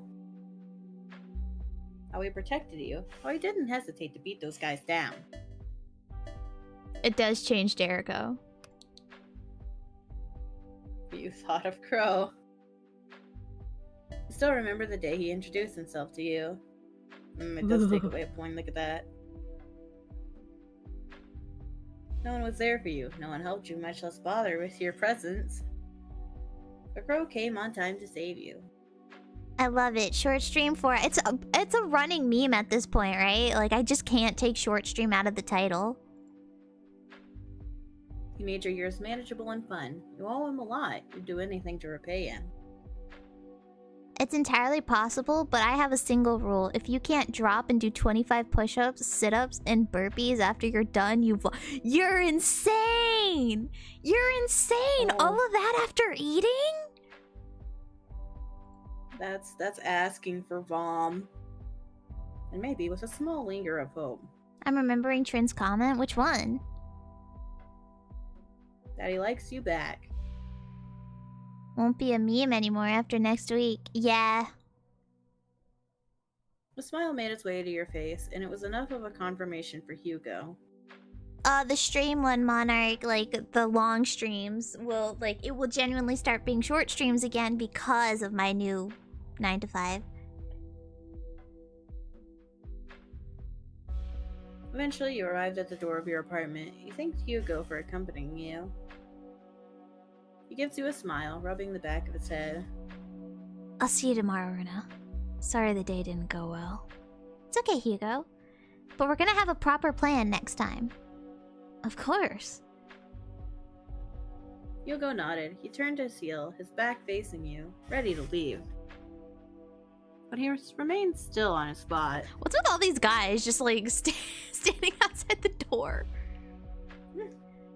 Maybe you have a very magnetic door.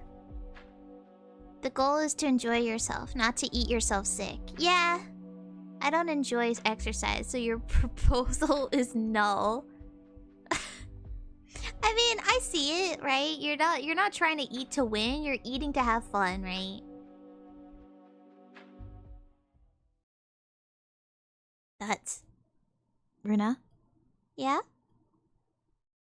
be careful walking late at night, okay? You pause, turning your head slightly at him. There has been multiple cases of missing people lately. I suggest you go home with someone. Anyone. Just don't go alone, alright?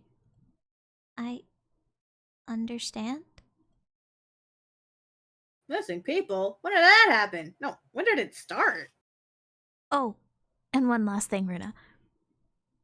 He turned his head around. As he looks at your confused face, his eyes soft, but the light against him seems like he's giving you a warning. Take care of Saul for me, okay? With that, he left. You entered your apartment. The lights dim as you groan, searching for the light switch. Much better.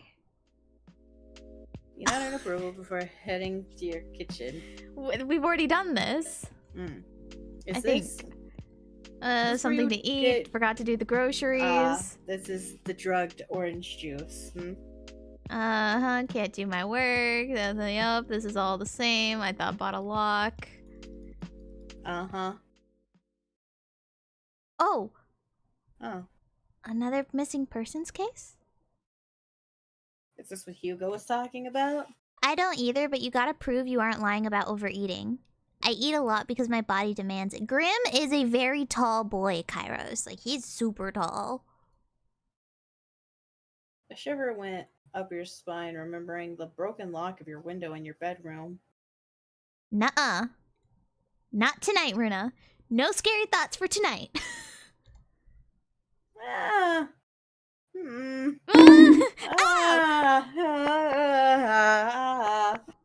Maybe let the scary thoughts linger. Scary thoughts keep you safe.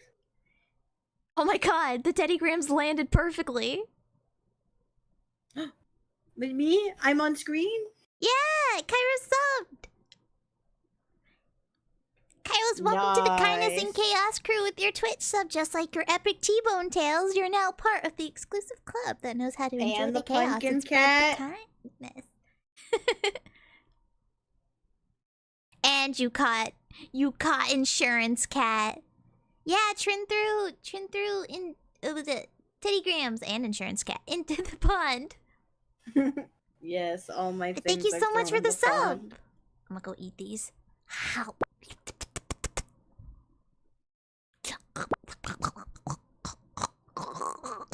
Delicious. God damn, pumpkin! Won't let them clip that shit.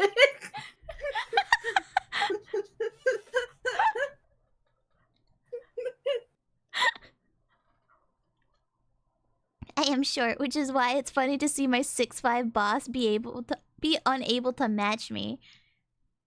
You've officially been added to the collection. Oh, Oh no. my goodness. Another one?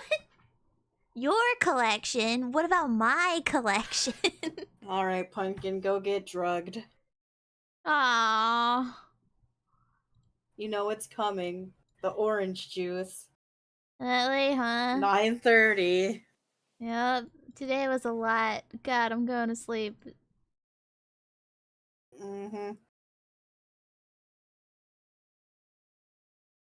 This is new, Yeah, right? this is... nope. No? Okay.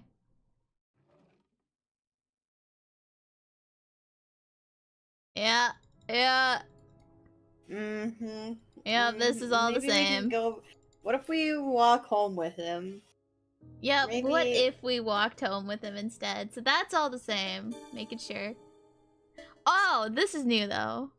Except those... Those filthy scums think they could touch you. His eyes slanted in anger. His grip on the edge of the bed tightens as he wrinkles the sheets. You've been added to my collection of the pond, Kairos. You may never escape now.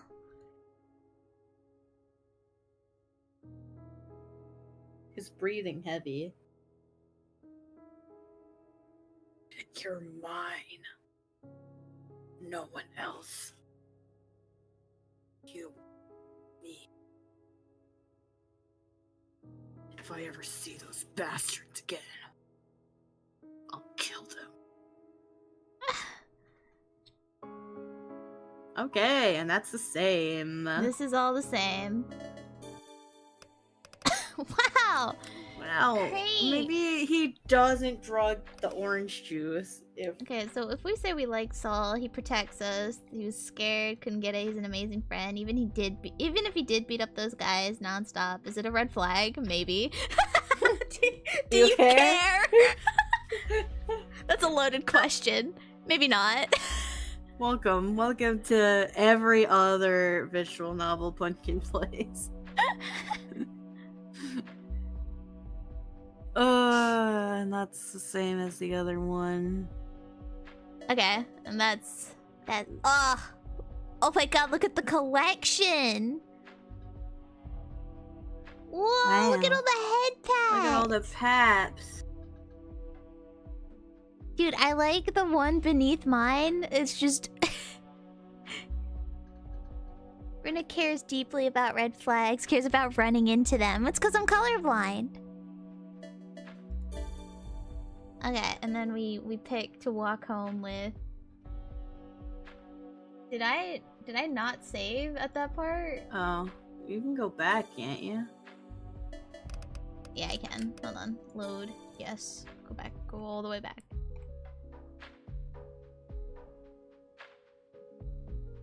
Okay, we're gonna have this save somewhere. There we go. Good thing the nickname my family stuck on me since I was a toddler is Catfish. I belong in the water. Oh, kin! We're kindred spirits. I like to technically Katuna. Generally Catfish. It is what it is.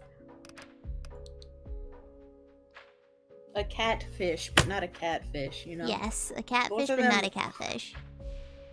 Both of them looked at you in surprise. Hugo seemed to disapprove of your choice, while Saul's whole demeanor shifted from shock to cocky as he slowly turned his head to his shorter friend. You heard her. Ellipses. Hugo, I can handle this. I can walk Runa home. Runa trusts me. I want you to trust me too. Hugo looks at his friend in wild disbelief, almost as if offended by what Saul said. You took notice of the way his fist tightened, causing his veins to bulge out from the force he exerted. Fish kitty, that's what I am. These men are so extra. Eventually he gives up with the sigh. Hugo turns to you. If it's fine for you, Rina, then I can't force you. The shorter male didn't say anything afterwards. He then turned on his heel. Hugo walks away. He and Saul stare at his back until his figure becomes smaller and the light post no longer illuminates the path that he walked on. He didn't need to be harsh about it. Is he always like that? Rubbing the redness away from his eyes, he turns to you. Like what? Like really bossy, especially towards you. I thought he's the happy-go-lucky type. Guess you can't judge a book by its cover. Saul didn't say anything. His gaze lingered on the now empty path where Hugo had headed. He takes your hand, wraps his fingers around yours with a smile on his face. He looks happy. What matters is you're here with me right now. Shall we get going? Oh. Sit on him, Monarch, please. Wait, I didn't get to give him, like, the horse plushie? Please Maybe you excuse do it here. Like, the maybe you place's invite him condition in. right now. I didn't expect a visitor to come this evening. he said with a bit of a chuckle, rubbing the back of your head as you welcomed Saul inside your apartment. I don't mind. Saul eventually takes a step inside your apartment, but did not go any step further and remained by the door. I'm not used to going in this way.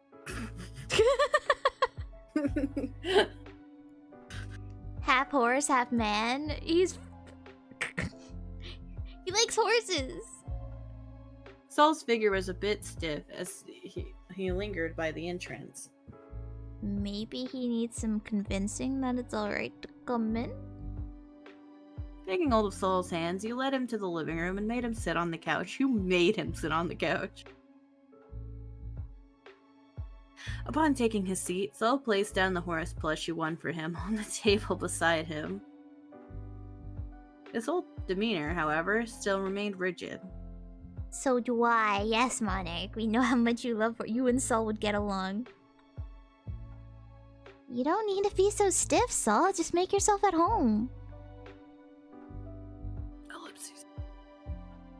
Sorry, I'm just not used to being in other people's spaces, much less their homes. That's a lie. Really? Not even Hugo's? At least not with their consent. So just shakes his head. You begin to ponder. However, your train of thought was cut short when Saul started flexing his knuckles. That's right. Stop what you're doing and wait here. I'll go grab the medical kit. And don't you even dare strain your fist any further. Also, I forgot we still had Runa Sparkle in. I never see it much anymore. You don't really have to do all of this, Runa. You tutted, placing your hands on your hips. My house, my rules. Plus, I did insist on treating your wounds. Saul didn't say anything, but just let his hands relax. He still looked stiff, but through your words, he loosened his shoulders just a tad bit.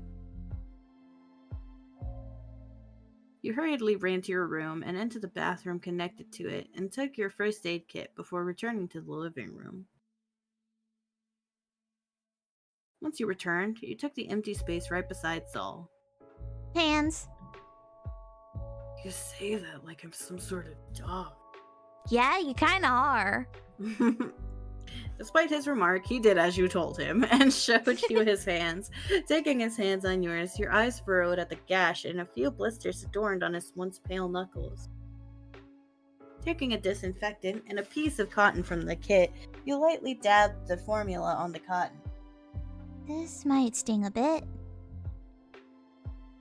Saul didn't say anything. Taking it as a sign to proceed, you gently dabbed the cotton on the bruises on his knuckles, earning a few hisses here and there from him. You did the same to his other hand, but this time he was silent, seemingly used to the stinging pain. You never do anything worthy of Sparkles, only paps and love. What the heck? What's worthy of Damn. Sparkles?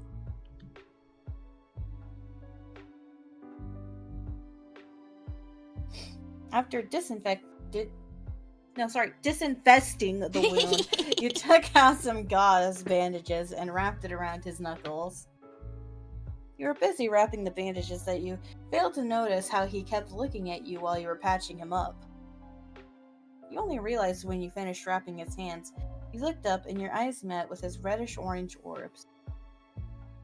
Orbs that reminded you of summer daisies of a rare breed. You got this, Shred. But the word summer doesn't really quite fit him. Instead, he reminds you of the harsh and cold winds of fall. Despite his icy exterior, he has shown you nothing but warmth, like a fuzzy scarf to shield you from the freezing autumn winds. He hasn't let go of his hands from yours yet. Damn. Excuse me? We can just... Ma. Ma. You have no idea what made you do what you did next, but you raised his hands in yours and pressed your lips on his bandaged knuckles. You did not jerk his hand away, but the look of pure shock was displayed on his face. His face went red while his eyes grew wide like saucers. Saul let out a low and nervous cough, tilting his head to the side in a shy manner. not a kid anymore, you know. Last thing I remember is the birthday celebration you did for me. Someone sounds pouty. But it makes you feel better, right?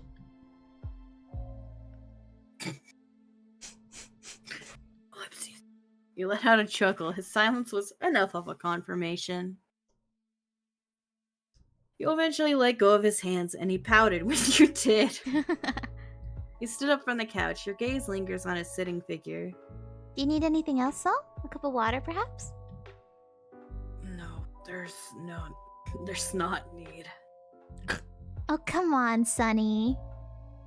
A brow raised with mild curiosity at the familiar nickname you uttered. Sonny. Yes, pouting makes me feel better. Then you could be a pouting wolf for all you want. Pat, pat, pat. Yeah, Sonny. There was a slight pause. The air was still. You felt nervousness starting to crawl up your skin. You rubbed the back of your neck. Sorry, I guess that's quite too bold of me to casually give you a nickname all of a sudden. No. It's just that I'm used to hearing that from Hugo's mouth. Well, only from Hugo. How about calling me something else? You don't mind a nickname?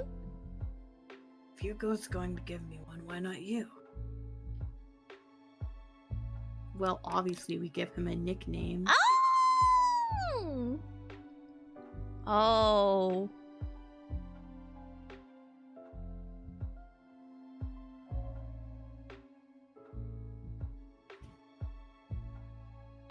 The last name you input will be the nickname used if you pressed enter. Fucking, you didn't even write anything. I know, that's why I'm curious, because it just said the last name you entered would be... Okay, well, Saul choked on his breath after hearing that from your lips. Oh, you're gonna call me...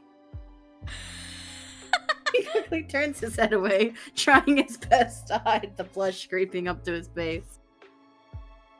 He failed to stop the big goofy smile on his lips. Ellipses. Are you sure? Whoa!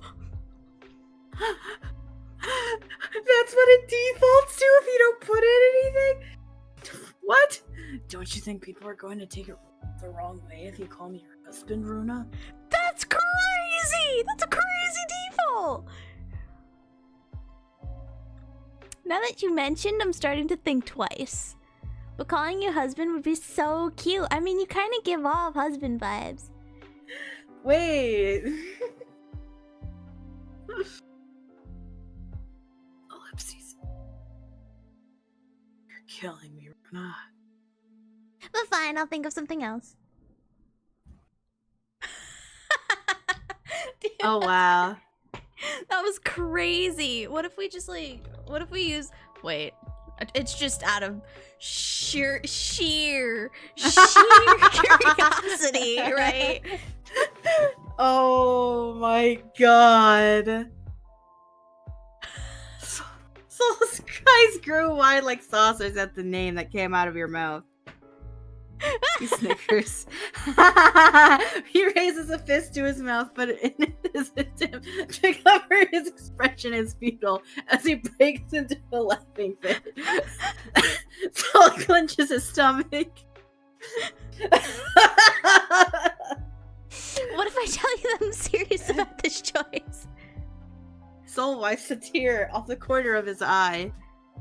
I have no idea where you got that idea from, or why you think I'm a baby girl, but I'm clearly way too far from that thought. Dude,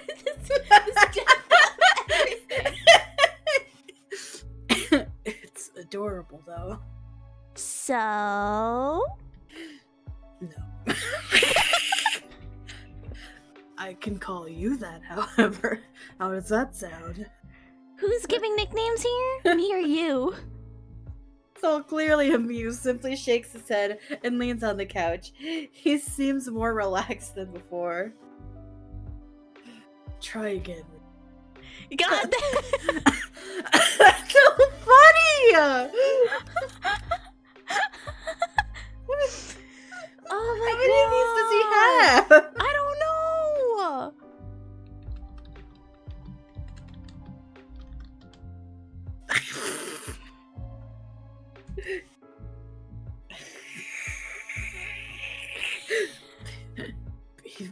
Wait. Okay, so I think okay. That one has like That's nothing, not right? Okay. Nope. Okay, I think we've reached. I'm sure. Should I look up if there's more?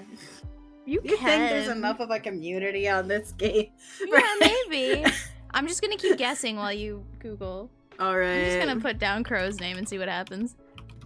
Oh! oh no! Soulscape's over with darkness, and you swear that the room's temperature dropped. You stand there silently, feeling a bit nervous as you wait for yourself to respond. Oh my god, someone made a whole list. Is it long? It's a good few, yeah. He plasters a smile on his face, but you notice the way his smile did not quite meet his eyes. Your eyes travel down to the bandaged hand, seeing his knuckles turn white as he clenches his fist with much force. He clearly isn't happy. Oh wow, you get -3 points for this. Despite this... Despite this... Yeah, but Crow's happy. The crow's so happy. Despite this... We're just gonna... Saul? Yeah, he's pissed. Okay, so we're gonna go... Try a different one, Runa. Alright. Okay. Oh my god. Is Horsey on there? No, but there is Pumpkin. Pumpkin.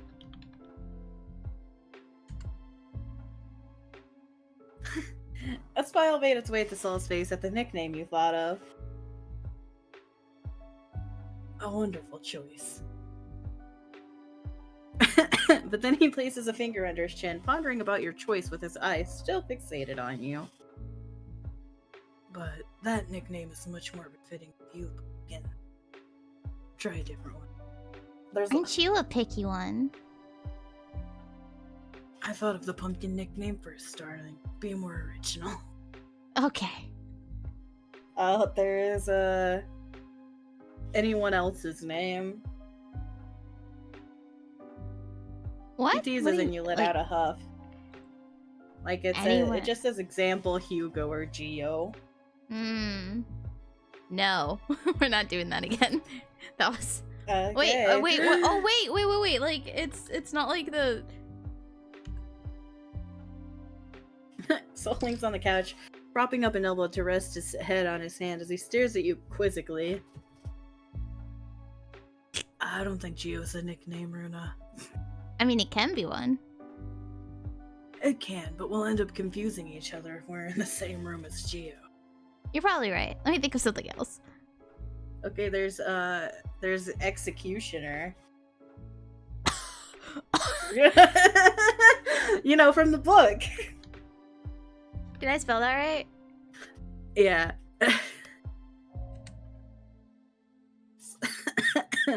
Soul turns away from your gaze, his brows furrowed and arms crossed. He seemed distraught and insulted that you thought of that kind of nickname for him. I'm not that edgy, Runa. But they sound cool. Imagine being called Executioner. I'm not a dog. How about something else? Alright. There's... He gives you a smile, as if telling you not to think too hard on the name. You may be a bit relieved.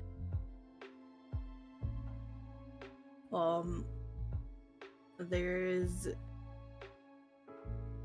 Oh yeah, did you try just typing Sunny again?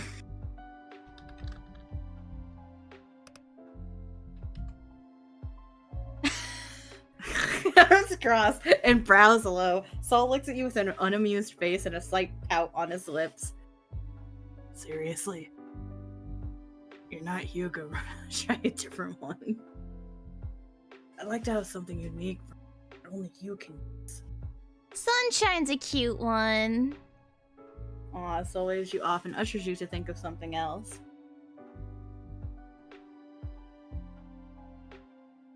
Also, apparently Honey was one. What? Mm-hmm.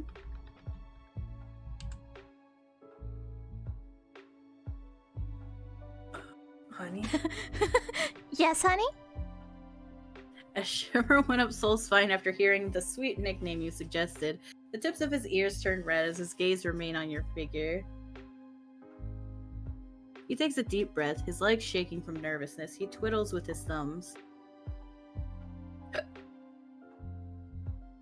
I'm alright with that. You sure people wouldn't take it the wrong way? I would mind them. Why does he do this? Well, if it's alright with you, because I'm fine with calling you honey. Unless you want me to change it. I'm fine with thinking of a better one. Saul quickly sat up, almost standing with his hand suspended in front of his chest, signaling you to stop with your thoughts. No, honey is perfect. Alright, honey. You want to try any of the other ones? Yeah, we're gonna try the other ones. What else we got? Alright. There's a cutie pie. One word or two? 2.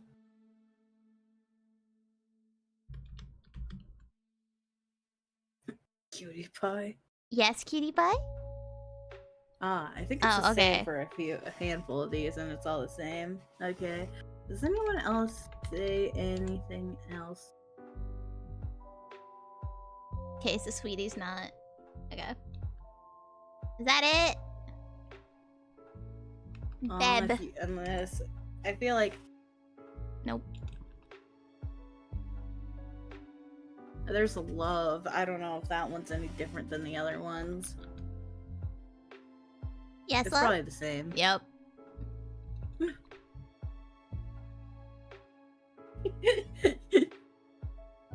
What if you call him Cutie Patootie? Cutie patootie. Nothing. I liked honey though. I'm just gonna.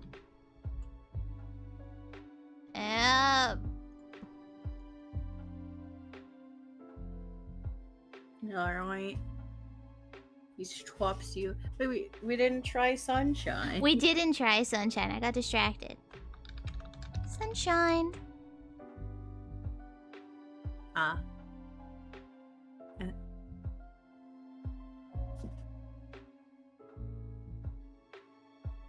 Okay, because sunshine's got such a cute ring to it. Okay. Sure, Rena. You can call me Sunshine whenever you'd like. Now that's done. With a hand over his heart, he gives you a knowing look, gaze serious, as if he's about to make a vow. Let me repay your kindness. Hey, you don't have to, Saul. It's the least I could do as your friend.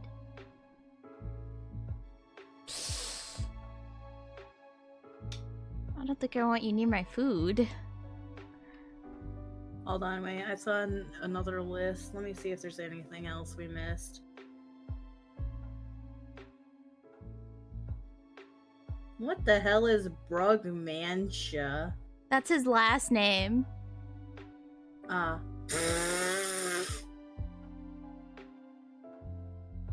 I don't even know how to spell that. Hold on. Was it with a U or an O? You.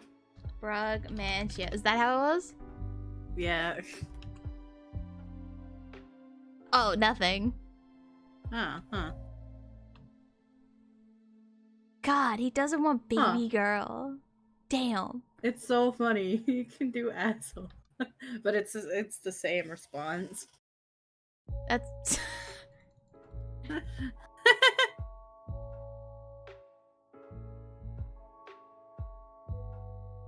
It's so funny that baby girl has a specific one. Dude, I didn't expect him to start laughing at us. I was like, damn, I feel like I just did something wrong. It's so funny, dude. That won't be necessary. Okay, before you could protest, however, you could feel your stomach rumble. The sound was loud enough to be heard, which earned a low chuckle from Saul. Oh. Not on my watch, mister. Your hands need to rest. I'll do the cooking. Before Saul could retort to insist on cooking, you pulled him up from his seat and started pushing him towards the kitchen dining room. Is there anything you like and don't like? I didn't go grocery shopping. What am I gonna make? Nothing really, unless you're a fan of drugged orange juice, as long as it's from you. But really, I'm fine. You've done enough for me already, Rita. I'm just doing this to return the favor. You shake your head no before forcing him back to his seat. Saul sighed and gave up, propping his elbows on the wooden table as he looked at your figure. Happy that he complied, you turned to stare at your kitchen sink. Ellipses. What How the fuck are you going? What the Fuck frick? Well, yeah, you started reading as I started reading, and so I just kept doing that because I was like, this isn't my line. You've never had a guest before. Heck, even Crow has never entered your apartment, and you had no other friends to even call over to hang out. Are you really this lonely? While you're in the middle of fighting your own thoughts, Soul hummed a tune. You hear him drag his chair to stand up, and you soon find his tall figure now looming behind you. He held his hands behind his back as he inspected your cupboards. Seems like your kitchen is quite empty. Well, it's not completely empty. Reaching out towards the cupboard above you, he pulled out a box of curry powder and gave it to you. Oh, this could work. I'll look forward to it. An idea then struck you. What if you help me make those cute foods? Are like the ones you made this afternoon. You mean like the bento box I made for Hugo? I just thought of another really cute nickname. What if we just called him Bento? You could try if you want to save, because it'd be a lot to go back through. Oh yeah. Ugh! Bento. Okay. Cool. Good experience. I can't. But does that mean I can work kitchen? Not a single finger. Oh. Saul merely pouted. He placed the box of curry on the counter as he crossed his arms and leaned on his back, his gaze not leaving your figure. Alright, Pumpkin. Let's see what you got. I'll lead you as you go. Using your phone, you searched up on how to make a simple curry, checking the list of ingredients that you thankfully had on hand before preparing everything on the counter. Saul checks around and lets out an approving hum. He begins by telling you to prepare the ingredients. Thankfully, you have most of it lying around. Hi, Mr. Big. Happy Wednesday. How was today? You wash the potatoes and carrots and proceed to peel the skin off one by one. Saul still remains right beside you, his arms now crossed as he observes. When you set aside the vegetables, however, he suddenly takes out a knife from your knife holder along with your chopping board, then moves to chop the vegetables. You're about to protest, but stopped yourself when he gave you a side eye, a smirk on his face as he cut them neatly in equal sizes. You're real good with knives there. He has experience, he made it clear. Good, one more school day. Are you gonna do anything for the last day? Show off. After cutting them, he sets the chopped vegetables in a bowl as he awaits the rest from you. I could have handled it on my own, you know? Yeah, you can, but what if I'm stubborn like that? Well, at least this makes the work faster. You eventually finished peeling the carrots and took the knife from Saul, shooing him away and taking his task. Already did. Gave everyone chips and drinks. Aww. Dude, Mr. Big's the best bus driver ever. Soul complied and went back to leaning on the counter. That I would have wanted this out of my bus drivers in school. He looked at the perfectly cut potatoes and carrots. Did he make flower-shaped carrots? Aw. How did you do this? Do what? This, it's so cute. Do you want me to teach you? Wait, let me do it first. I want to see how I can replicate it. Grabbing a piece of the sliced carrot, you try to replicate the flower-shaped carrot Soul did. However, every time you managed to cut one, a piece of petal would fall off. Again and again and again. You placed the knife down, lifted your sleeves up, and continued on.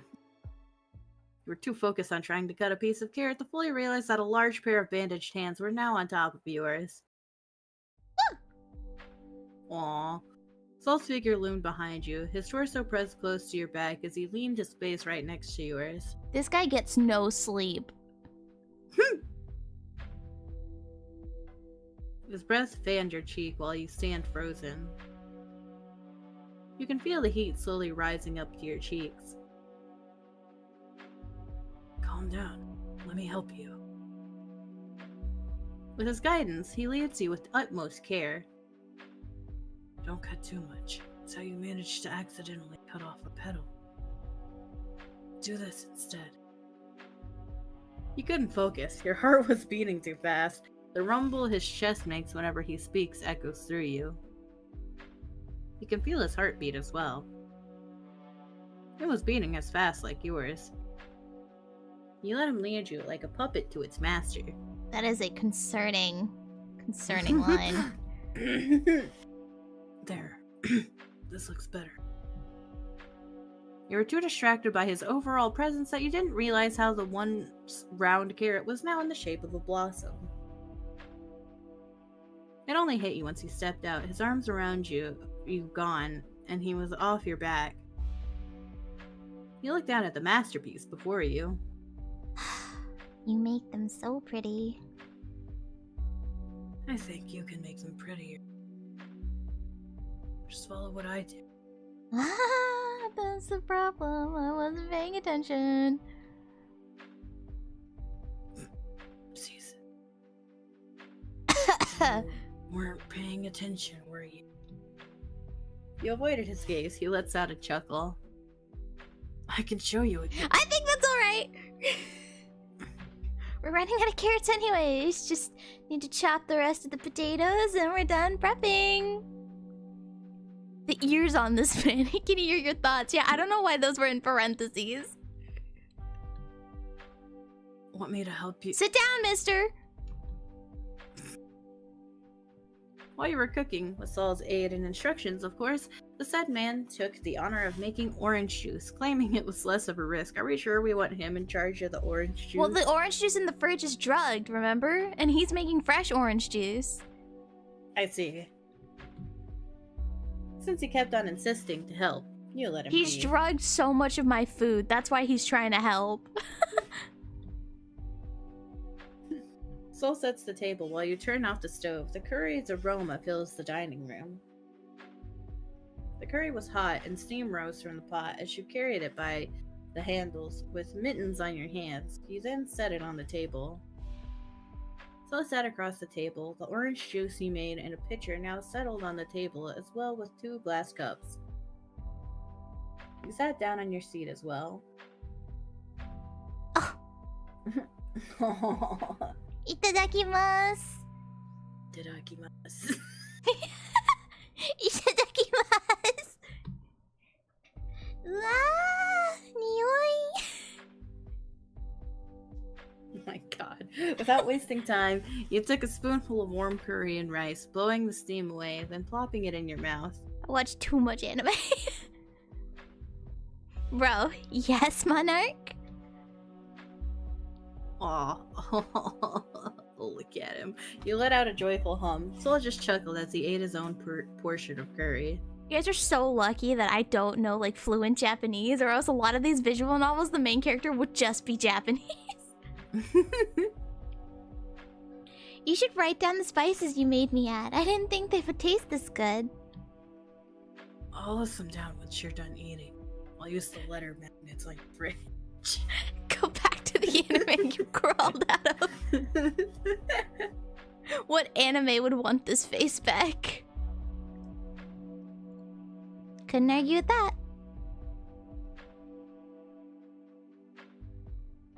You discard the dishes in the sink after dinner. You and Saul sat in the kitchen for a while, somehow finding yourselves talking about food as you drank with what was left of the orange juice. Saul still making himself comfortable on the dining table. I can send you a few of my favorite dishes if you want to try them. He's kind of got almost the same color pattern as like Kinich or whatever from Genshin. Kinich? Kinich. Kinda, yeah, basically. That'd be great. I'd like to learn more from you if given the time. Of course. Anything for you, Runa. Saul smiles at you. You look back to what happened today and how much he's been with you. From making you feel safe to making you laugh to actually protecting you. And now he just casually helped you make dinner even though you just bandaged his wounds like any other normal person would do. Cooking with him, dining with him. It all seems so domesticated. Like you and him are... He took another swig of the orange juice, chugging it down to the last drop, catching Soul by surprise. You feel your heartbeat quicken and the familiar warmth of your face heating up again. You let out a yawn. Oh, excuse me. What time is it? Only? It's 8:45. Only? That late already? I've been taking too much of your time, Saul. You still need to go home. No, He's still... I knew it! I knew it! This motherfucker's struggling your juice! It's a school day. That's why he didn't drink any of it. Oh. It's a school day tomorrow. You rub your eyes, another yawn escapes your lips. Ah. No, don't worry too much about it, Runa. I feel quite happy that you let me in and treated my wounds. Not to mention sharing dinner as well. Saul wanted to say something, but he stopped himself before he could utter the words in his mind. Instead, he leaned in closer. His eyes were half-lidded as he looked at you expectantly. Why are there three of him? Your head is getting dizzy. You seem tired, Pumpkin. No, I'm fine. Let me get you the door. Your eyelids felt heavy from the sudden creeping drowsiness that wrapped around you. You rubbed your eye, trying to shake off that heavy feeling. Well, that's Oh. not a good face. Oh no! Wait, can we go back? Let's see it again. You want to see it again? There it Oh, is. wow. Your hand lost its strength. Something slipped and glass shattered on the floor. Beyond your fading vision, you caught Soul's smile, his hand pushing away the glass of orange juice that had never been touched.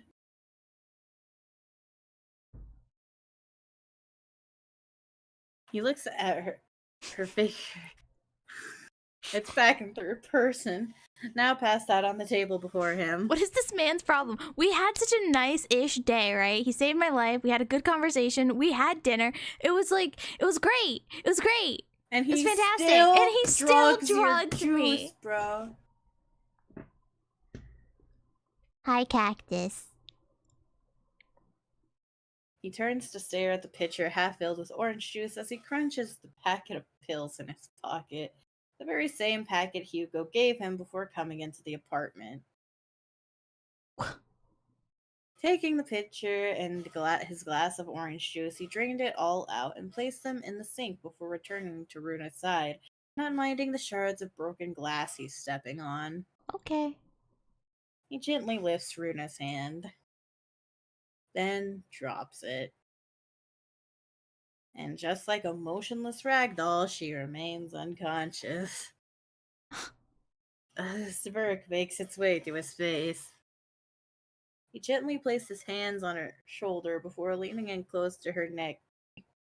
Taking a deep inhale of her sip. He's Buddy! a freak, dude. What's wrong with you, bro?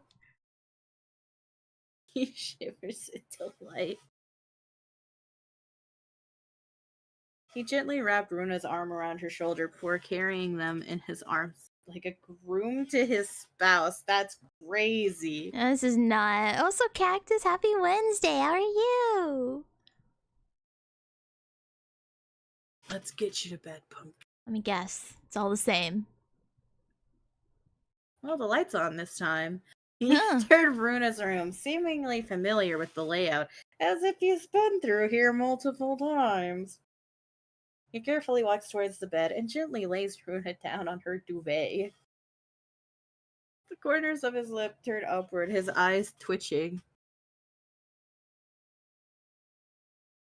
He then proceeds to lie down next to her sleeping figure, wrapping his arms around her abdomen and pulling her body closer to his, spooning her in the process. No, this is different. This guy is beyond help. Yeah.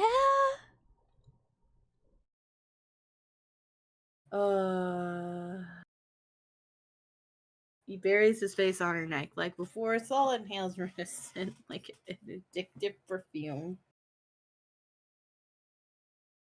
Oh! Whoa! Don't read that.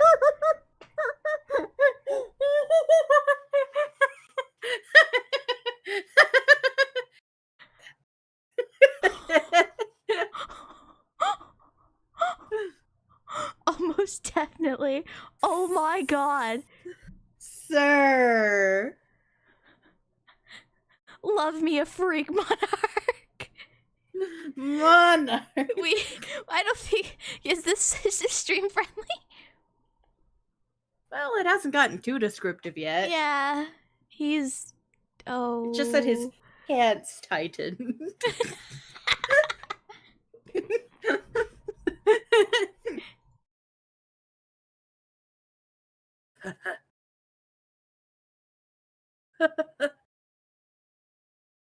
Oh, my darling Runa. I feel so flattered that you trust me so much. Despite just meeting me yesterday. dude. Oopsies.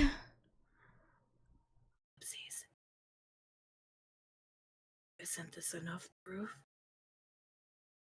This is the safe for work version though. The NSFW one gotta be wild, dude. Right?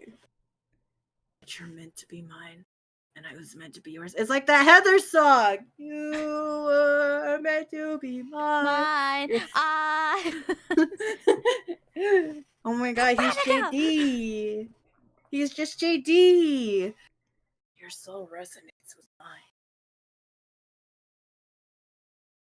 He makes himself comfortable, his arms still wrapped around, keeping his gaze on the apple of his eye. A wicked smile still settled on his face. He snuggled closer, hearing Runa's steady heartbeat through the veins of her neck. I love you so much, Runa. That's nice. I want you to realize. Yeah, realize what? I want your soul to realize. Realize what? I know that it'll take some time. Getting impatient, sweetheart. How much have I missed? Don't worry about it, host. When will you realize? He asked under his breath, as if hoping for some answer from the sleeping woman caged within his arms. Look, listen. Jericho has had 4 years and I haven't realized. Saul, I've met you yesterday and you've made it so obvious and I haven't realized. But only her soft and steady breathing filled his ears. He tightened his hold around her. His eyes didn't flutter shut, as his thoughts kept him up till midnight. Someday. One day, Runa. Yeah, host, we had like a lovely like dinner with Saul. He saved us from some bad guys. We had like we gave cute nicknames to each other, and then he still ended up drugging me. You'll learn the truth.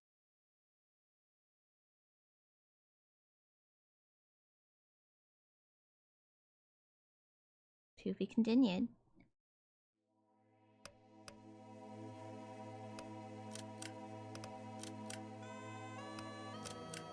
Okay, so we finished. Technically, we've gotten everything in page 2. I don't know what these 3 are. That's yeah. But we finished all of Crow.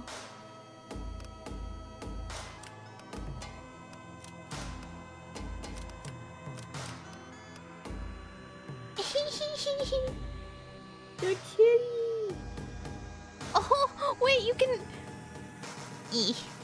Change the background. Get your kitty.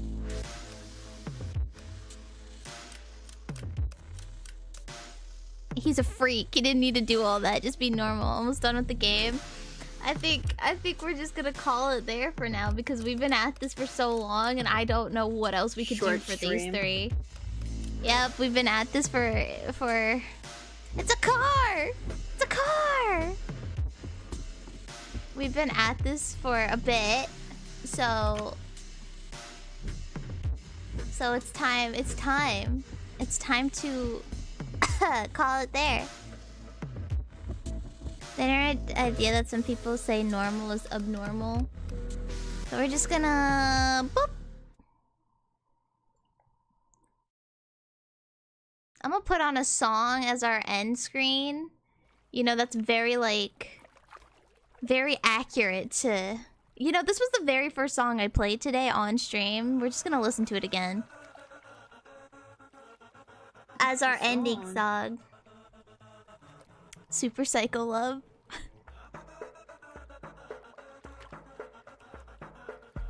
Have you ever heard this song before?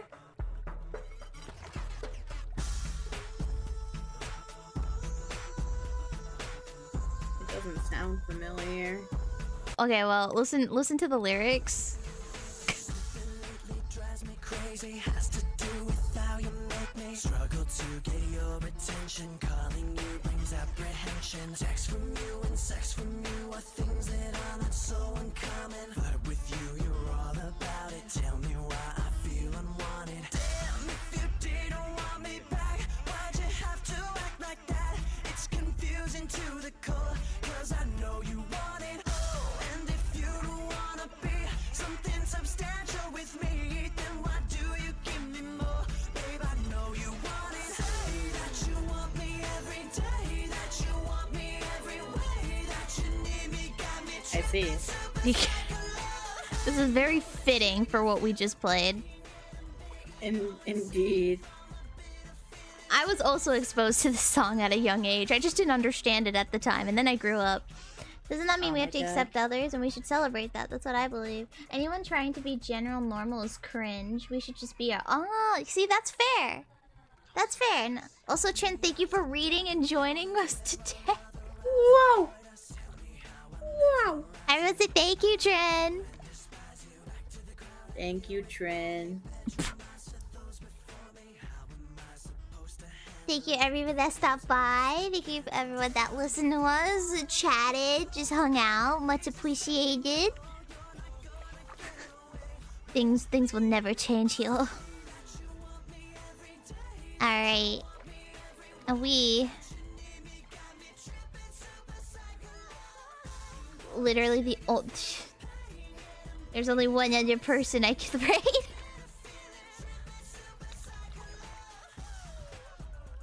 Bye, host. We are obviously gonna go see Aggie because that's the only other person live right now. I don't have many options, but we love Aggie. Nice treasure chest, host. Congratulations. Bye, Cactus. Thanks for dropping in. Congratulations on the treasure, host. Copy paste your message, copy paste the raid message, and we'll see you guys later. However, host, here is your applause for catching treasure at the end of Strim.